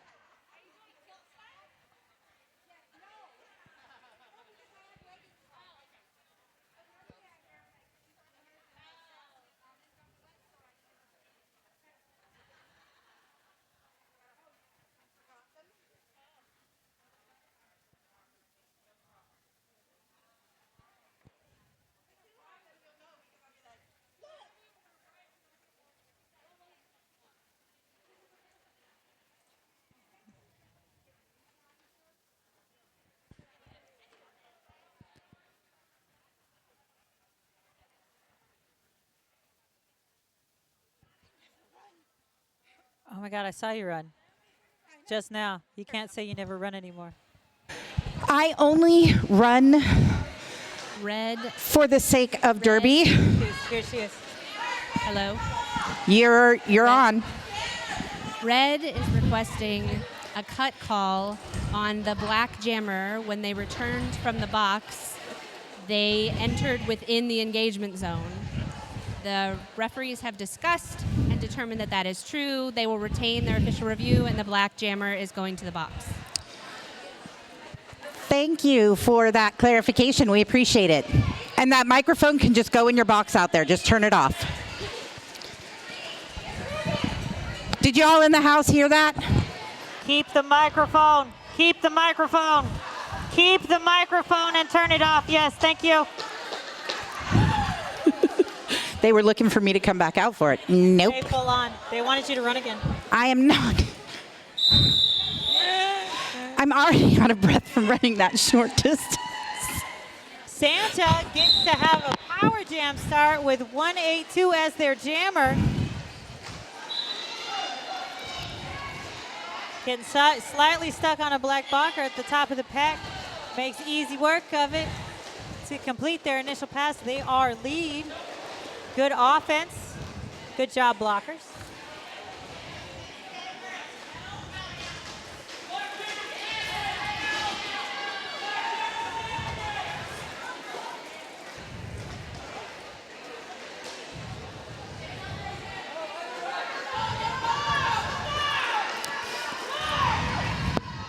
Metalachi returns to the track. Medlachi Returns. That's the name of his new album. I love this. You should return. I enjoyed them so much.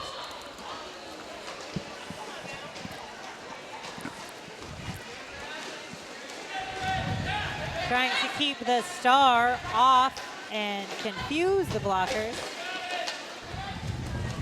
because it only happens. The star only needs to make an official, like an initial pass. Doesn't matter if it's on the hit or not because nobody's making points anyway. Nope. Meanwhile, Santa's Jammer gets recycled back into turn 3. Dang, the Krampus Jammer got recycled all the way back into turn 4 by Myth America. Looks like there has been a star pass. There has been a star pass. Yes, number 203 now has that star for Krampus. Working with faulty equipment out there. It's not the pivot's fault, I promise you. No. That is just, I want to say that pivot cover is 24 years old. Wow.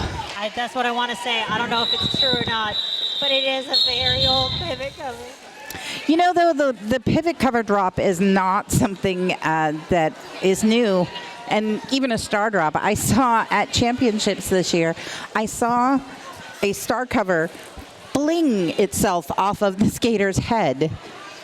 That's an opposite problem. That's too strong of an elastic, I think. Well, the visor helmets and the hockey helmets are very popular now, and the covers weren't designed to fit over those, so a lot of times they're a little too small for those helmets. Oh, yeah. CBD hits back out there jamming for Team Krampus, and who's that for Team?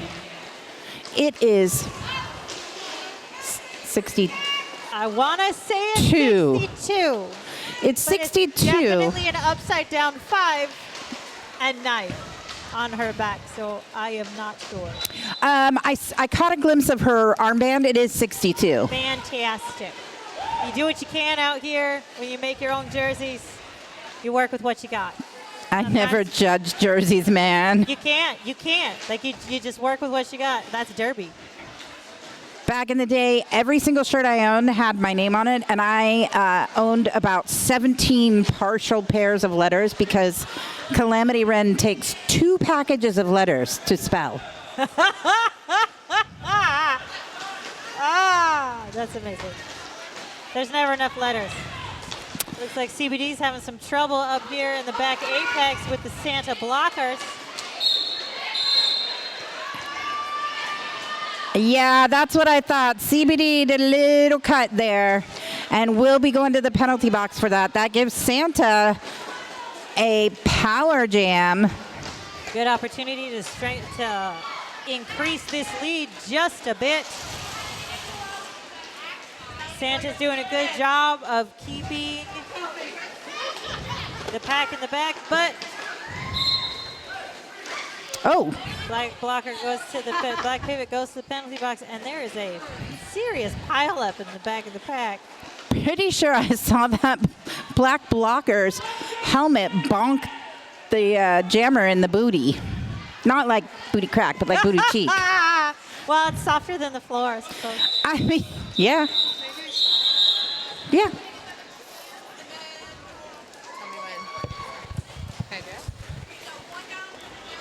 Shout out to the cutest gnome in the building, Love Myth. Oh, I know who that is. I know who the gnome is. I have been enjoying that gnome all day. I want to get a picture of the elf and the gnome together. Didn't the elf leave? I'm the elf. Oh, you're the elf. Oh, the ears. There we go. Now I get it. No, I said that because Ziggy was also an elf. Ziggy was also an elf. I got a picture with Ziggy somewhere. There you go. Oh, Hazard has lead as the Santa Jammer. Krampus Jammer having some trouble up in turn 2.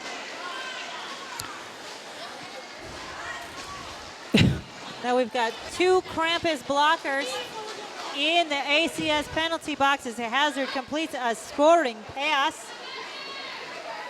Star comes off of the Krampus Jammer in hopes to confuse the blockers. We'll see how that goes. Oh.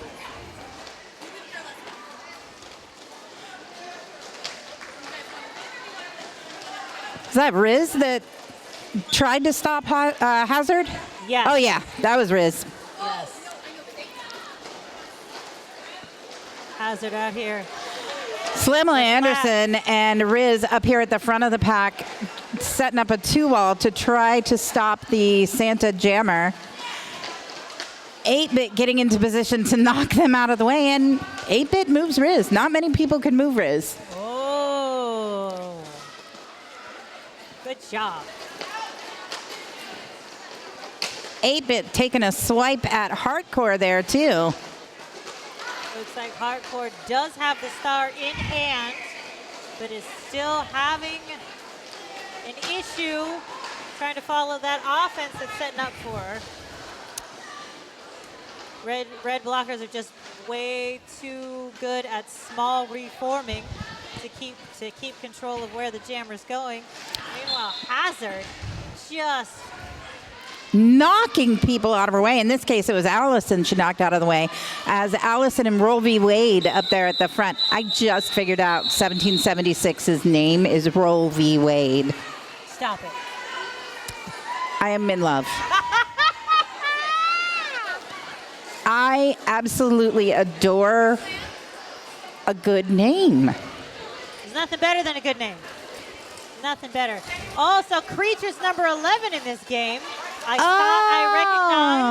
recognize the style and body shape of number 11. That is Creature against Santa's number 3, who we have unofficially named Comet. Comet. There we go. Because that's who we think the third reindeer in the song is. We're probably wrong. Hey, you know, I am open to being corrected if I am wrong. Oh, it is wrong. It's, Dasher and Dancer and It's Prancer. Prancer and Vixen, Comet and Cupid and Donner and Blitzen. Okay. So she's Prancer, not Comet. Prancer. It's a better name for a jam. It is. Prancer. It is. Yeah. But we have a star pass to Hubba Bubba. Whoa, laying a Krampus blocker out. That was at Riz the that went pivot down. line. Creature calls it out, giving Santa 134 and Krampus 61 at the end of Jam 15. Riz exchanging a high five out there with Hubba Bubba for taking her out. That was a beautiful hit. There's nothing better than to, get taken out by one of your buddies. You're like, yeah, no, that was a clean That was hit. fun. That was cool. That was really, really cool. Yeah. Having never actually made it into a scrimmage even, I can't speak to that, but I do know what it's like to get hip checked by my junior all the time. My junior graduated out of juniors, actually left juniors over 10 years ago, and we still play off skates roller derby every time we go somewhere shopping together. Nice. Gotta love it. Even my husband has gotten in on the game, but he doesn't know the rules and he cheats. Cheater, pumpkin eater. Santa's Jammer number 318 on another scoring pass.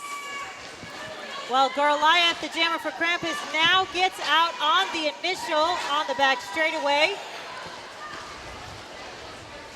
Both jammers coming up for a scoring pass here. Excellent offense from the Santa blockers as Krampus jammer Goliath runs into nothing but a wall of red. Those red blockers doing a great job of resetting and scrambling up to the front very quickly, holding on to Goliath for about half a lap. It's spectacular. We call that a waterfall, I think, where you just, oh yeah, gets past you waterfall. and then you come back up, and you come back up, and you come back up. It's like you're falling on the jammer. Yep. Excellent work. 14-4 jam. We are now officially at halftime, everyone.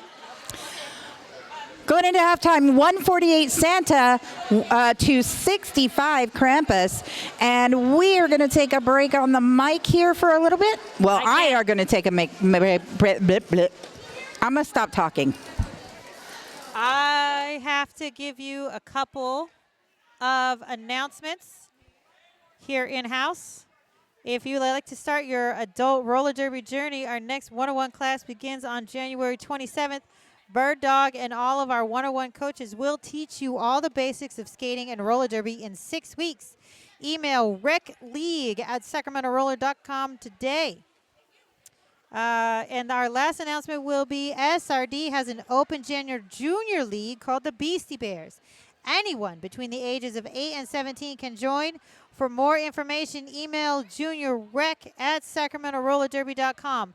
I am now officially done, and everyone should enjoy their halftime.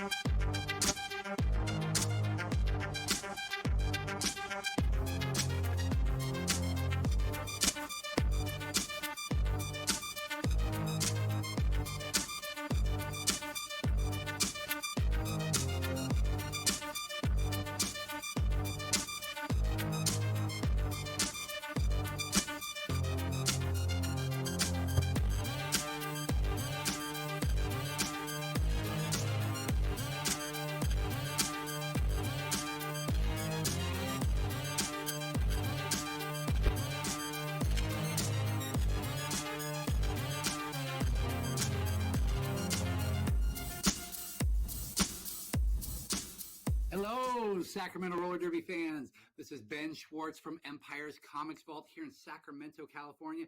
And this is my buddy, Hot Pepper Pug, and the sleepy old girl, Captain Dylan Hunt. We are here to tell you how excited we are about Sacramento Roller Derby and about the fact that they are playing again. It is so exciting. We're looking forward to getting the Empire's Comics Vault teams back together so we can go down and enjoy it. And we wanted to offer all of you something special for being supporters of the Sacramento Roller Derby. As the longest local Sacramento supporter of Sacramento Roller Derby, we would like to give you 10% off your entire purchase. All you have to do is come down and tell me who your favorite skater is. Is it Kista? Is it Shanita Crutch? Is it She-Ra? You tell me, and take 10% off your entire order. Come down, play with the pugs. Let's talk about movies, let's talk about books, and just have a great time here at Empire's Comics Vault in Sacramento, California.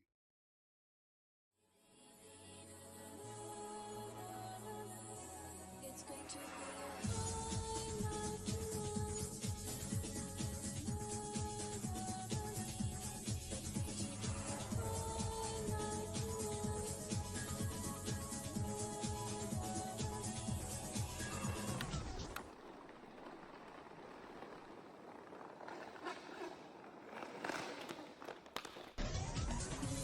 Fine day, put open windows, clean the house, just for sure.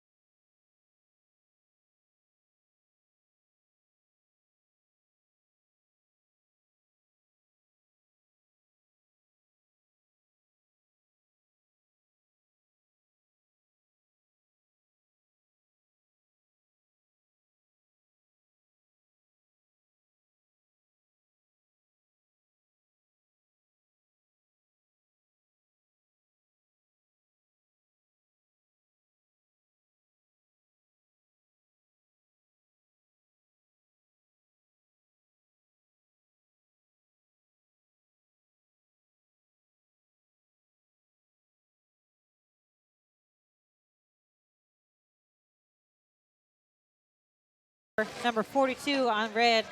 That is Ginger Ninja. Ginger Ninja. Ginger Ninja. Ginger Ninja has her very own fan club out here. Oh, what That a is- little bow! That is Ginger's spouse throwing you out, ref from Motherload. And that is the progeny of those two. Her name is Juniper. And Juniper's going to be raised calling me Auntie Calamity. Oh, very good with the feet, Juniper is. Oh, Very yes. nice. She is very kicky. She will be ready to skate in no time at all. All right, it looks like Rink Rat. My headset is not fitting me suddenly. Your Okay. other ears are in the way. I know, they get in the way a lot. Look, when you're born with big ears, what are you going to do? What are you going to do? Rink Rat skating against CBD. Looks like Rink Rat comes out with lead jam. CBD getting knocked around by the Santa blockers. Whoa, Stoner almost stopped CBD there. Super close. Was in the way. Oh, yep. CBD goes to the penalty box for a cut. Krampus number 203 recycling Rink back to the back of the pack. Running into Pista, but making a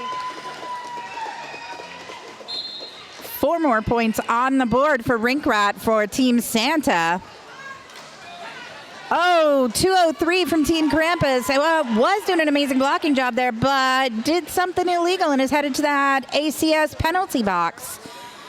Rink Rat putting another 4 points on the board for Team Santa during that power jam. A total of 8 points on the board so far in this jam for Team Santa.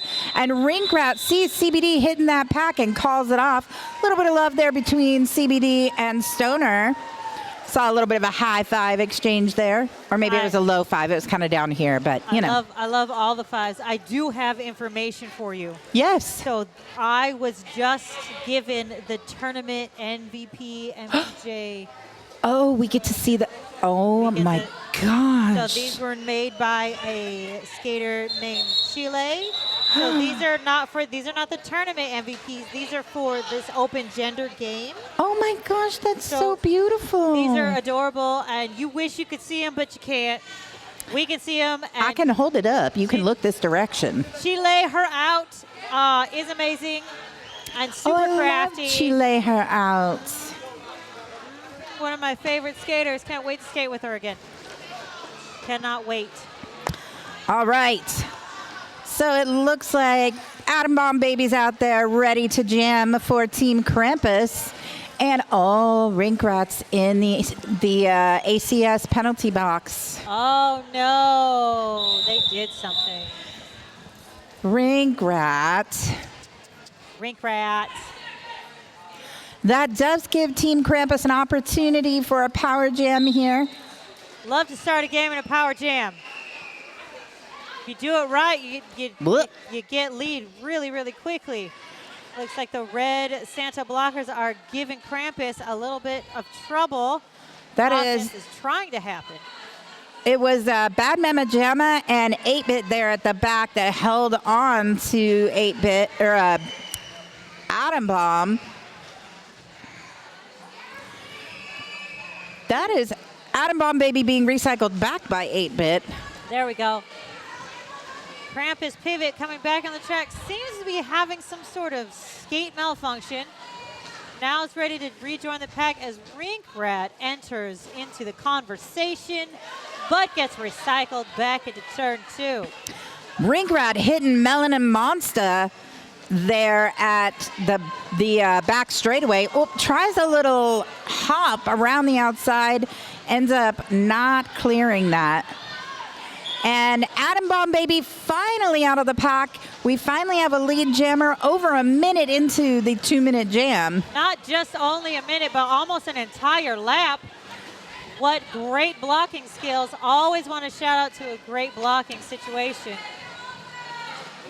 Monster giving an assist there to A-Bomb. A-Bomb slides into the inside of the track, though, and has to recycle back. And Rink Rat getting a cut and headed back to that ACS penalty box for the second time in this 2-minute jam. A-Bomb still has the lead status, and hitting Myth America and Bad Mama Jamma calls it off from the ground. I think I would have the same reaction trying to hit Miss America and Bad Mama Jamma. I think I would also be done. Yeah, I wouldn't want to hit or be hit by either of them. Yeah. Bad Mama Jamma is small but mighty. Oh, those are the best kind of blockers. I love playing with them. Not against them. No, with them. I want them on my team. Yeah. Absolutely. Goliath out there in this power start as Rink Rat starts the second jam in a row in that ACS penalty box. Well, you can do what you can do out here. Let's see if this offense works for Goliath as they approach the first apex. Trying to find those holes, keeps finding red shirts. Oh, it's a terrible situation. I want to make a joke about red shirts in Star Trek, but I just can't figure it out right now. Yeah. Wow. What a barrel roll. It's actually pretty impressive. That was impressive. I don't see that very often. And wow, look at this pack spreading out and recycling. And oh. Rink Rat goes back to the penalty box. Well, it's bound to happen. Like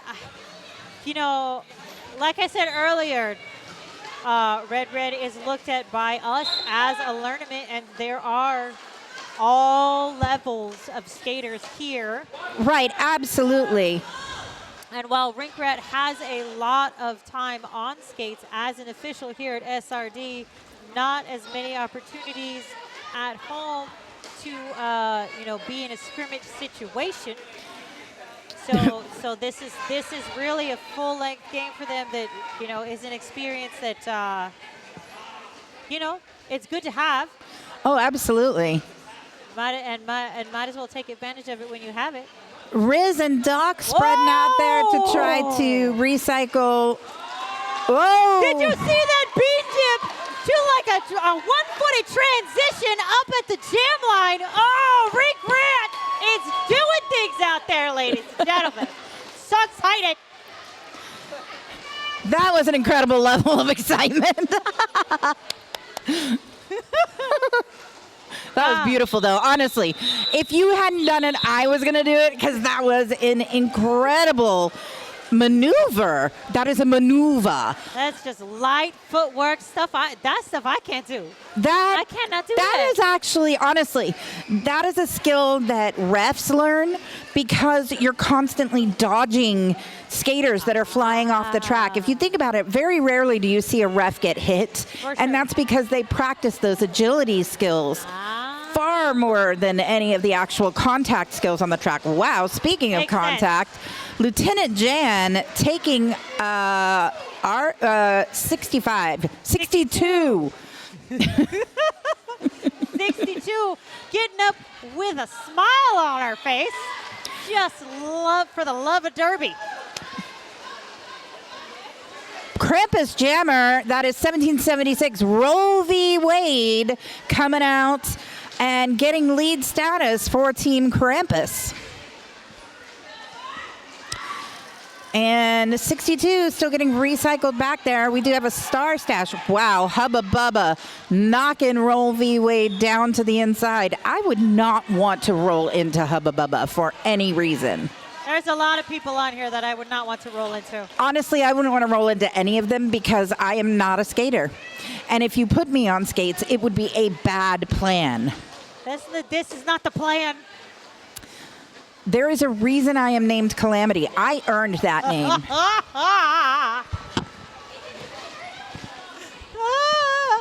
So we've got, looks like 62 for Santa. Still has star in hand and at the very back of a very long pack. And Bubba getting a little too far outside of the engagement zone, has to let Roll v. Wade go. And I don't know whether to call them Roll or Wade or V. That is too many decisions. You have to do the whole thing, I think. That's just what I've been doing. Yeah. Oh, we do have a star pass on Team Santa. I believe that is skater number 916 took the star. However, they immediately committed a penalty and are headed to that ACS penalty box. So it is a power jam for Team Krampus. They have already put 12 unanswered points up on the board in this jam. Hubba Bubba coming back with a vengeance. He was going after that jammer. He was going to get it, too. Oh, absolutely. It was a good choice for the jam to end. I want to tell you all that Urban Flex and Flow is a fitness, yoga, and wellness studio committed to community connection and accessibility. Their studio can be found at 6442 Fair Oaks Boulevard in Carmichael. You know, a lot of SRD skaters and officials, they go over there and get trained by, her name is Bean. Oh, I know who Bean is. You know Bean? I do. Bean is the best, right? I don't think I've actually met Bean, but I've seen Bean. Yeah. Bean trains up a lot of our skaters, and they are strong, let me tell you. Hardcore and a power start out there for Team Krampus. Taking advantage of that, has gotten through the pack. I don't think she got lead status, though, because I don't see that reflected on the board. Could have been a no pass, no point situation. Yeah, no pass, no penalty. However, 916 from Team Santa. I was going to say Team Pink because that's who 916 has skated for all day. Team Santa still not lead, so it will be a full 2-minute jam, I guess. Yeah. It looks like that no lead has been assigned, so we are just going to keep going for another 50-something seconds here. Both jammers have put up it looks like Hardcore did manage to put up another 4, so 8 points on the board for Team Krampus, 8 points now on the board for Team Santa as well. Somehow to me this seems like a fast pack. Seems like they are going really fast around here. Oh yeah, the pack is definitely moving quicker. It's not the kind of derby I'm used to. Low and slow is like how I like to play. Low and slow. Playing fast derby is not fun. Not for me, because I'm not fast enough. Oh, Krampus trying to get a whip off the back of Kista. Can't quite make it. Gets hit out and recycled by... Now I can't remember her name. 182. Blink, yes, because Blink 182 because it's a band, right? Like, okay. I'll remember it now.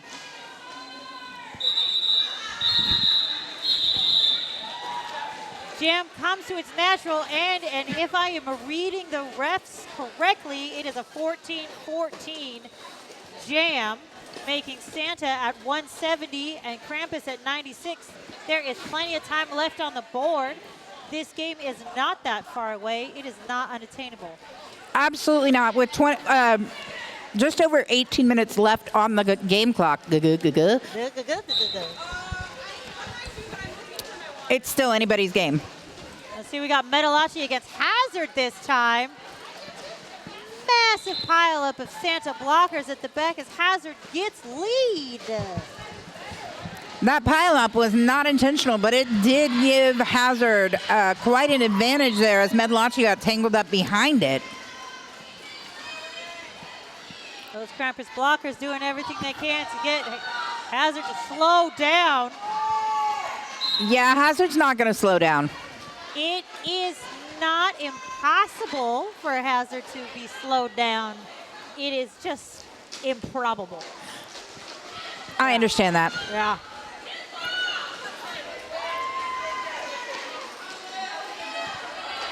Santa blockers making it real tough for Metalachi to get out of that pack. 8-bit Brawler just staying on top of Metalachi there. Whoop. Oh, man. 8-bit Brawler almost went down on his face. You know, the last time I saw 8-bit Brawler skate, he did land on his face right at the end of the bout game. Oh, that must have hurt. Oh, man. I've never seen anybody actually smack their nose on the track before. Like, on the track. Oh, man. That's rough. Well, this track this track sometimes fights against you too. So we can put it on the track. That what that trip up was. Absolutely, we'll put it on the track. Always put it on the track. It's either the track's fault or the skate's fault. Never your fault. Looks like Medalachi is headed to that ACS penalty box, but he's not going to be alone because 8-Bit is going to join him. Well, you know, it's a party in the box. The box, ACS penalty box party. Party box, like a Taco Bell? Yeah. Taco Bell party It's box? like a party box. That's what I meant. That's why I'm laughing. Mo Chiropractic is on a mission to provide top quality chiropractic care at a fee that makes getting out of pain and maximizing your health affordable and accessible. Dr. Lowe is our league's exclusive chiropractor, and his office can be found at 5301 Madison Avenue in Sacramento. So I think I see some real strategy set up by Team Krampus here. It is a power start for Team Santa, and that is the animal out there in the star for Team Santa. But what I've just noticed is that CBD has taken the pivot cover for Team Krampus. So when Mel and Medalachi trade places, I'm betting we're going to see a star pass. I can't guarantee it, I but feel like Calamity's looking into the future. Look at that, it comes true. You're a witch. Well, yes, I am, but thank you. Whoa, going all the way back on their shoulders. And it looks like our medics are going to address the situation while the skaters all return to their bench to see what needs to happen here. I guess that means that you and I will probably be on screen at some point. Rather than All right, I'll sit up better and make sure that I'm not, slumped and. I gotta move my hair. Right? Yeah. Okay. Well, we're only going to be on camera if our producer over here decides we need to be on camera. Oh, look. It's because we requested it. That's what happened. It's because we started talking about it, and then he said, if that's what you want, I'll give it to you. This is our producer. This is Mr. Lolly, and he has been here with me all day today. I am so grateful for all the hard work he's doing on the online stuff, because I'll be honest, I couldn't do it. I can't split my attention like that. I couldn't do it. There's no way I could do it. I am glad that he is here. Me too. Aw, thank you. Yeah. So, here we are out here. I still want to know what the name of the zebra is in the middle. The zebra's pet zebra? Yeah, the actual. Right, the pet, zebra. the zebra's pet. Zebra. It's their mascot. It's their mascot. It has been. Good job, Gary? Allie. Jerry the zebra. Jerry the zebra. Thank you, Doomsdave, for the information. See, ask and you shall receive as an announcer. All the time. I want to see Jerry. Gary?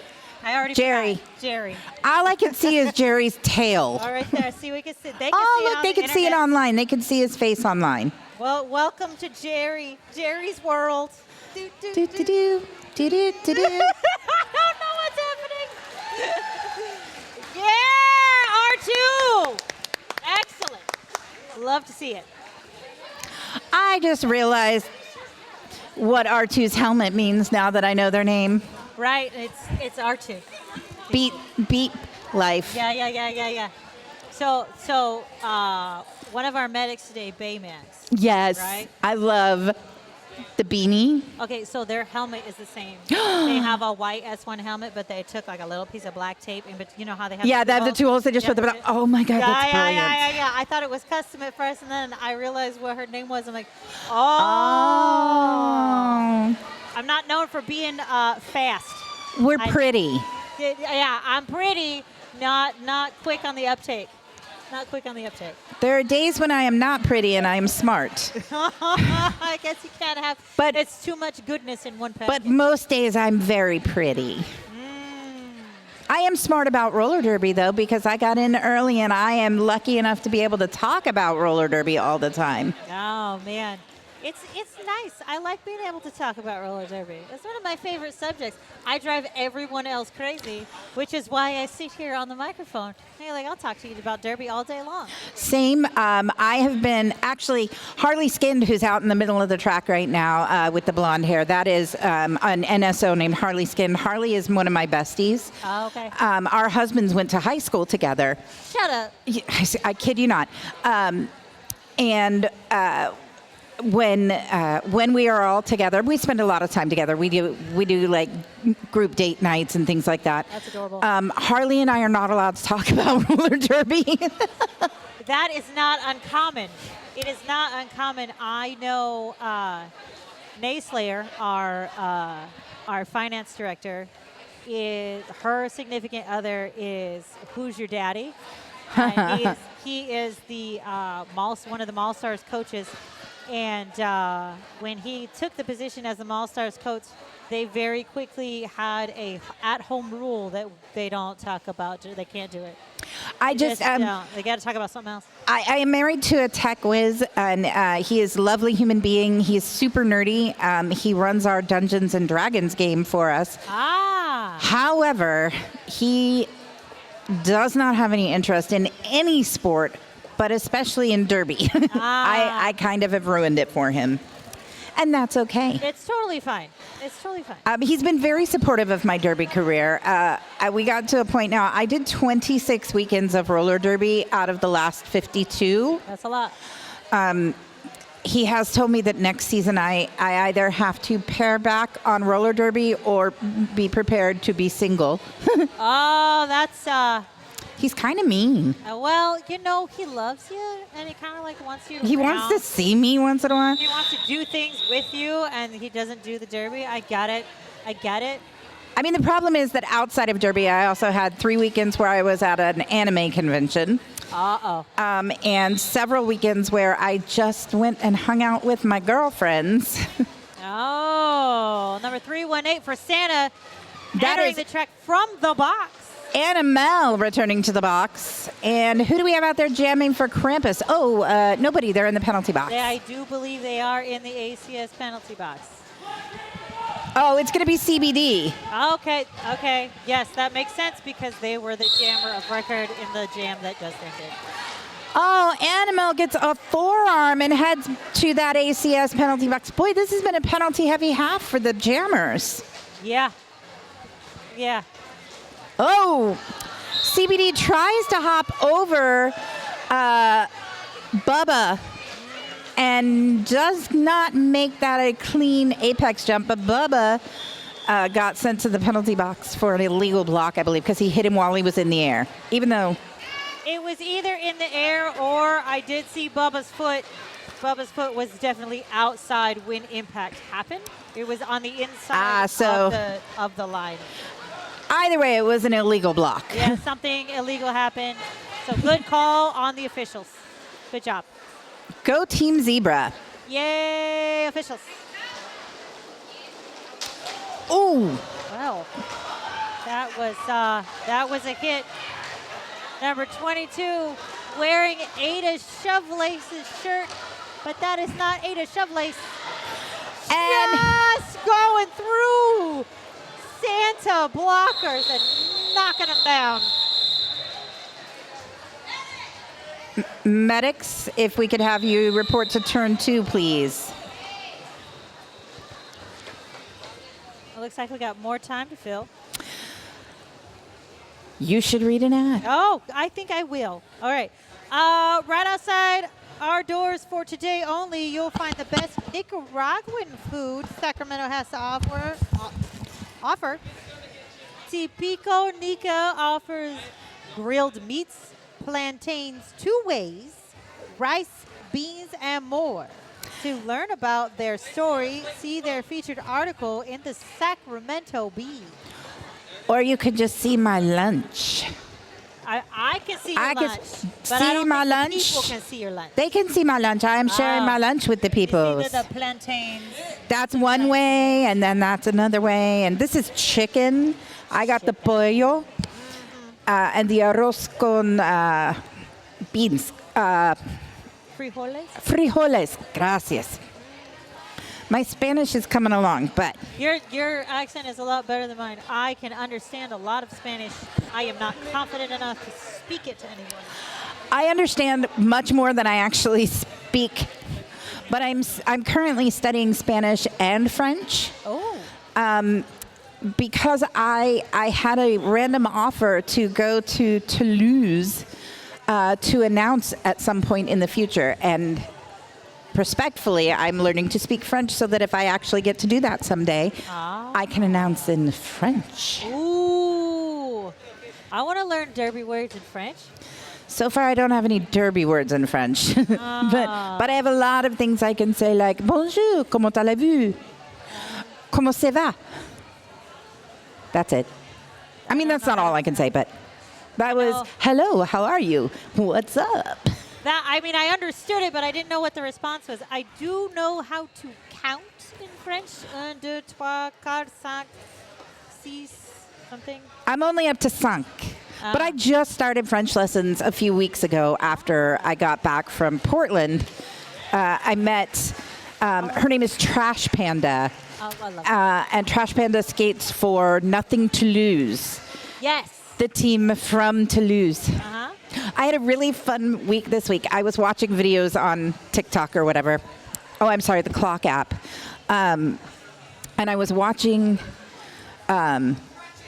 Victoria Roller Derby's videos they were posting. And they posted a couple from championships. And my favorite part was that I was in the background. I love it. Love it when I'm in the background of things. You're like, look, I was there. There was a very judgmental picture of me going around. I was watching Victoria, and I believe it was Denver skate, and I was very concerned about Denver because they were struggling. Yeah. And there's a picture, I have my hand on my face like this, and I'm staring at the track, but it looks like I'm giving the person next to me, who just happens to be Monsta, who's out on Team Krampus. Oh, yeah, that's right, because you guys were in the audience. I saw you. Yeah. That was a picture that somebody captured. I'm like, no, I'm not giving Monsta side-eye. Monsta is my sister. We traveled all the way up there together. It was amazing. Yeah. But it looks like I'm giving her a dirty look. And somebody sent her a picture and was like, why is this white girl next to you being so judgmental? And I was like, no, it's not. They know each other, I promise. Yeah. I was like, no, I know her. Yeah, she's my friend. We were watching champs, and we would be like, oh, look, there's Calamity and Monsta. I see them.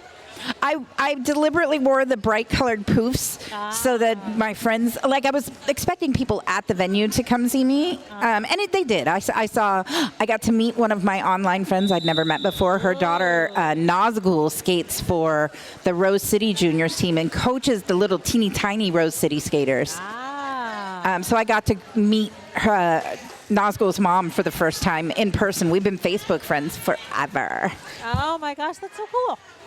We are getting back to Derby here. Look at that score with 13 minutes-ish left on the clock. It's 185-116. Krampus really coming back in this second half. Yeah, I mean, that's, it's bound to happen. If you have a second half team and the opposing jammer keeps going to the box, you have a lot of opportunities to close that gap. And that is Atom Bomb Baby jamming for Team Krampus, getting recycled all the way back here by skater number 1230. Skater number 1230 all day today has been skating and has absolutely mastered that recycle. Oh, I hear you're a fan. You a fan? I don't even know who they are, but yeah. Awesome. I've enjoyed watching them recycle the skaters back and just really hold on to the jammers. Definitely a very hard to accomplish skill. Oh yeah, and then just work in the back of the pack with Rink Rat here. And we do have a star pass on Team Krampus. However, Rink Rat sees Hardcore coming and calls it off. Well, I call that a win. The 3-0 jam is a win for Rink Rat. Absolutely. That if stats were a thing, that would be good stats for Rink Rat in the positive. I mean, yeah. Yeah. Stats are a thing. Well, no, I mean like they're a thing, but like this is not like a right game, right? Right. Yeah. Ooh, Goliath. And 62. Yes, that's what we decided. See, those black and white armbands are easier to read than that upside down backwards 5. I have a learning disability called dyscalculia. Oh. I read numbers like that anyway. Yeah, that's how they're supposed to look, right? Yeah. She's making on her second scoring pass now, while Goliath is still trying to work around those Team Santa blockers.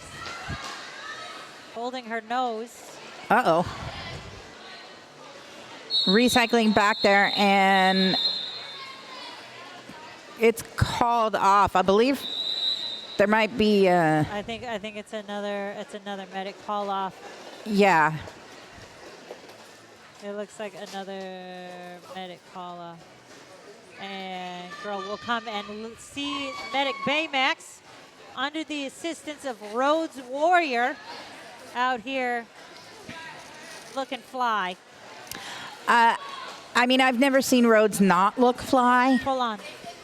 Full on. Every time I see her, like. She is absolutely stunning inside and out. I agree. Lovely human being. 100%.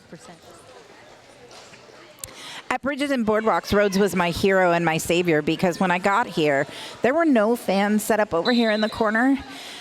And 2 minutes into the thing, I was just a ball of sweat, just sitting here talking. Yeah, it gets real hot and real cold in here. We couldn't. Phase 1 did not have climate control in the budget. Hopefully someday in the future, but this year was not that year. Blink out there in a power jam for Team Santa as once again CBD is visiting that ACS penalty box. CBD, do not make the ACS penalty box your home. You can only visit it like 6 times, and then you can visit it no longer. Then you get promoted to a Spectator. fan. You're promoted to a spectator. Team Santa Jammer just making short work of the score pass that they are on. CBD coming back into that pack, not the box. Not the box, no. We are out of the box and in the pack. CBD out of the pack on his qualifying lap. He did get a penalty before completing that now. So Blink is going to call that off as soon as CBD gets through the pack. Yeah. Great footwork and agility by Allison there. It's another skill that I hope to learn soon, but the way that she can cut and move around things is pretty spectacular. Absolutely. Allison is one of those, I call them squirrely skaters. Oh, yeah, 100%. Yeah. They're very sort of when they jam, they are a very dancing jammer. I have to always remind myself, I'm not going to dance with you. I got to wait till you make a commitment before I block. And we have an official timeout being called right as that jam was about to start. No, we have timeout red? Timeout black. The black flashy light. Oh, see, I was looking at the jam timer over here. Scoreboard says it's black. Scoreboard does say it's black. I'm going to go with that. Yeah. Also joining us Saturday only, Fat Jerry's Phillies. Normally, you'd have to drive all the way to North Highlands to get one of their delicious sandwiches, but today, you only have to go into the street. We don't technically have a parking lot. I don't know if you heard me earlier. We don't have a parking lot. Yeah, I did hear that. Not a parking lot. It is a city street. But yeah, they're out there slinging Phillies. Philly cheesesteaks. Oh, darn it, I did it again. You dropped your fuzzball. It went into the bag. No, it's right here. Oh, it's under me. Yep. Well, I can't see under me. Thanks. Yeah. I spent all of Bridges and Boardwalks putting this stupid thing back on because I cannot, for the life of me, keep it on my face. Hazard taking advantage of a power start, getting lead, beginning her first scoring pass here as offense from Santa tries to get her back through the apex so she can get those 4 points and try and close this gap between, or widen this gap between Santa and Krampus. CBD was in the penalty box again. And here they come back onto the track. I wonder how many penalties CBD has. That would be interesting information to know.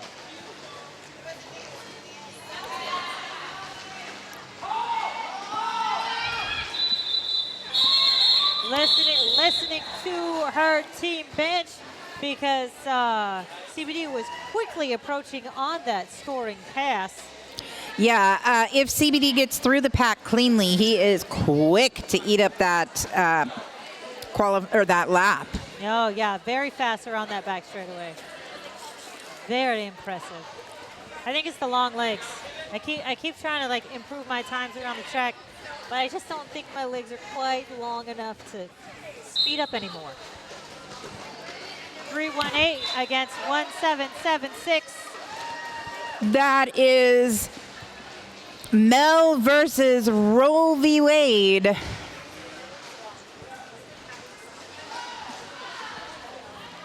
Mel quickly getting that lead status, but getting recycled back there. It looks like we had a little bit of a tangle in the pack there. Everybody getting tangled up on Riz where she went down. Looks like Riz is checking to make sure she's not having a skate issue there for a second. Mel back through that pack, puts another 4 points up on the board for 8 so far in this 2-minute period. Roll having just one heck of a time trying to get around Myth America. Well, Myth has been doing Derby for almost as long as I have, if not longer, and absolutely an incredible skater. Oh, yeah. I ran into her at halftime, and I was like, I met you and just treated you like a normal person, but you're really kind of cool. Like, I got Did you have a fangirl moment? I did. Like, I do stuff like that all the time because I don't recognize anyone's faces outside of a helmet.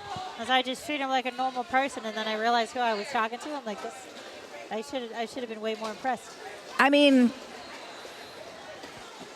she's a normal person too. No, I know.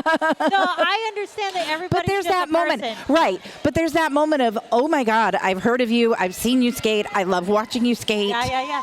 Oh. Yeah. Oh, Rink Rat and Metalachi out there for Santa and Krampus, respectively. 16 points in that last jam for Team Santa. Metalachi looking to get some more points up there. Metalachi, he fell on the track rather than go off the track, so he did get out cleanly and got lead status. Metalachi taking that lead. I think this is the second time in this game. Didn't he get it? No. This is the first time I've seen him get lead. Breaking apart those jammers up at the top apex while Rinkrat is having just nothing but black shirts in his way. Metalachi putting 4 points on the board for Team Krampus. And a star pass. That star pass goes to 12:30. Oh, that's Booger. Booger. Pretty sure that's Booger. I want to say it's Booger. I'm gonna go with Booger until someone corrects me. It might not be Booger. Wait, no, I don't think that's... No, that might not be Booger. Metalachi calling it from the ground. All right, skaters, I need you guys to skate carefully. I don't want anybody else getting hurt. We have had enough injuries this game. At least 3 jams called for injury. Not Booger, but Fart. Really? We have Booger and Fart on the same team? It's, what are you going to do? Huh? Fart. I mean, I'm not gonna, but that was a poorly timed. Never mind. Blink and Hardcore out there. Blink.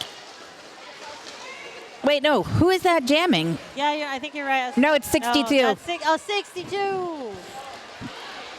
62 has lead. Re-entering the pack. That has sped up beyond beyond comfortable limits. For everybody out there. Yeah. Nearly avoiding disaster with running into that black bench. On the Yeah, outside. that was a narrow, like they were close. They were close. Yeah. That pack was losing control as they headed into turn 3. Oh yeah.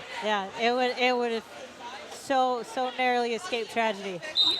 Look at Hazard hopping around the back of the pack Hazard there. CBD getting into it, little jammer on jammer action. Hazard does not says, care. you can hit me, but I'm still getting out first. Hazard doesn't care, calls it off to keep it a 0-0 score, maintain that nearly 100-point lead. Very nearly. Yeah. I'm not going to try to do the math on that. I think that math's too much for me.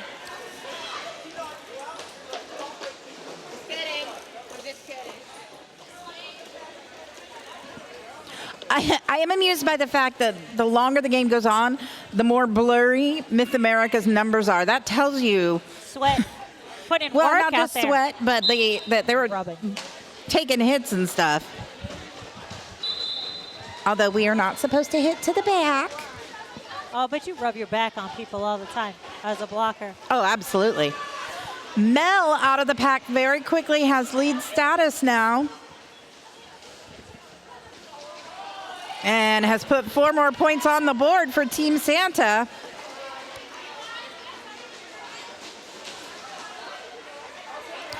I believe it's 122 points. There we go. That makes sense. Looks like we have a star pass on Team Krampus to number 0. That is Brawl Bunyan. Brawl Bunyan, not Bunyan. Paul Bunyan? Yeah. Brawl Bunyan. Something brawling. Is it brawling? Brawl, yeah, it's Brawl. Brawl. All right, let's just go with Brawl. We're just called, yeah.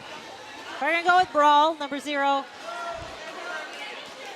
That jam ends with 6 points for Santa Cruz. Not Santa Cruz. That's Santa. Santa.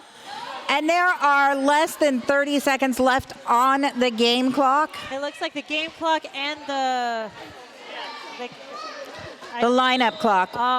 Lineup. We got one more jam. One more jam. And it looks like we're going to start with the same jammers, or end with the same jammers we started with, Metalachi and Rinkrat.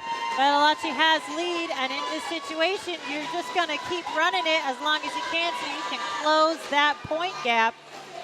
Hopefully, you can skate it cleanly and not go to the box and make it a full 2-minute jam if you can. CBD and the skater wearing Shoveless's jersey, recycling Rinkrat quite far back, and nice little pass there to 8-bit. Not a pass I would have completed, honestly. I would have wanted my pivot to be somewhere where I wasn't, instead of being in the back of the pack, but it looks like it was successful anyway. Yep. Pivot gets out. Metalachi is caught behind Stoner. And that brings this full-length game to a conclusion.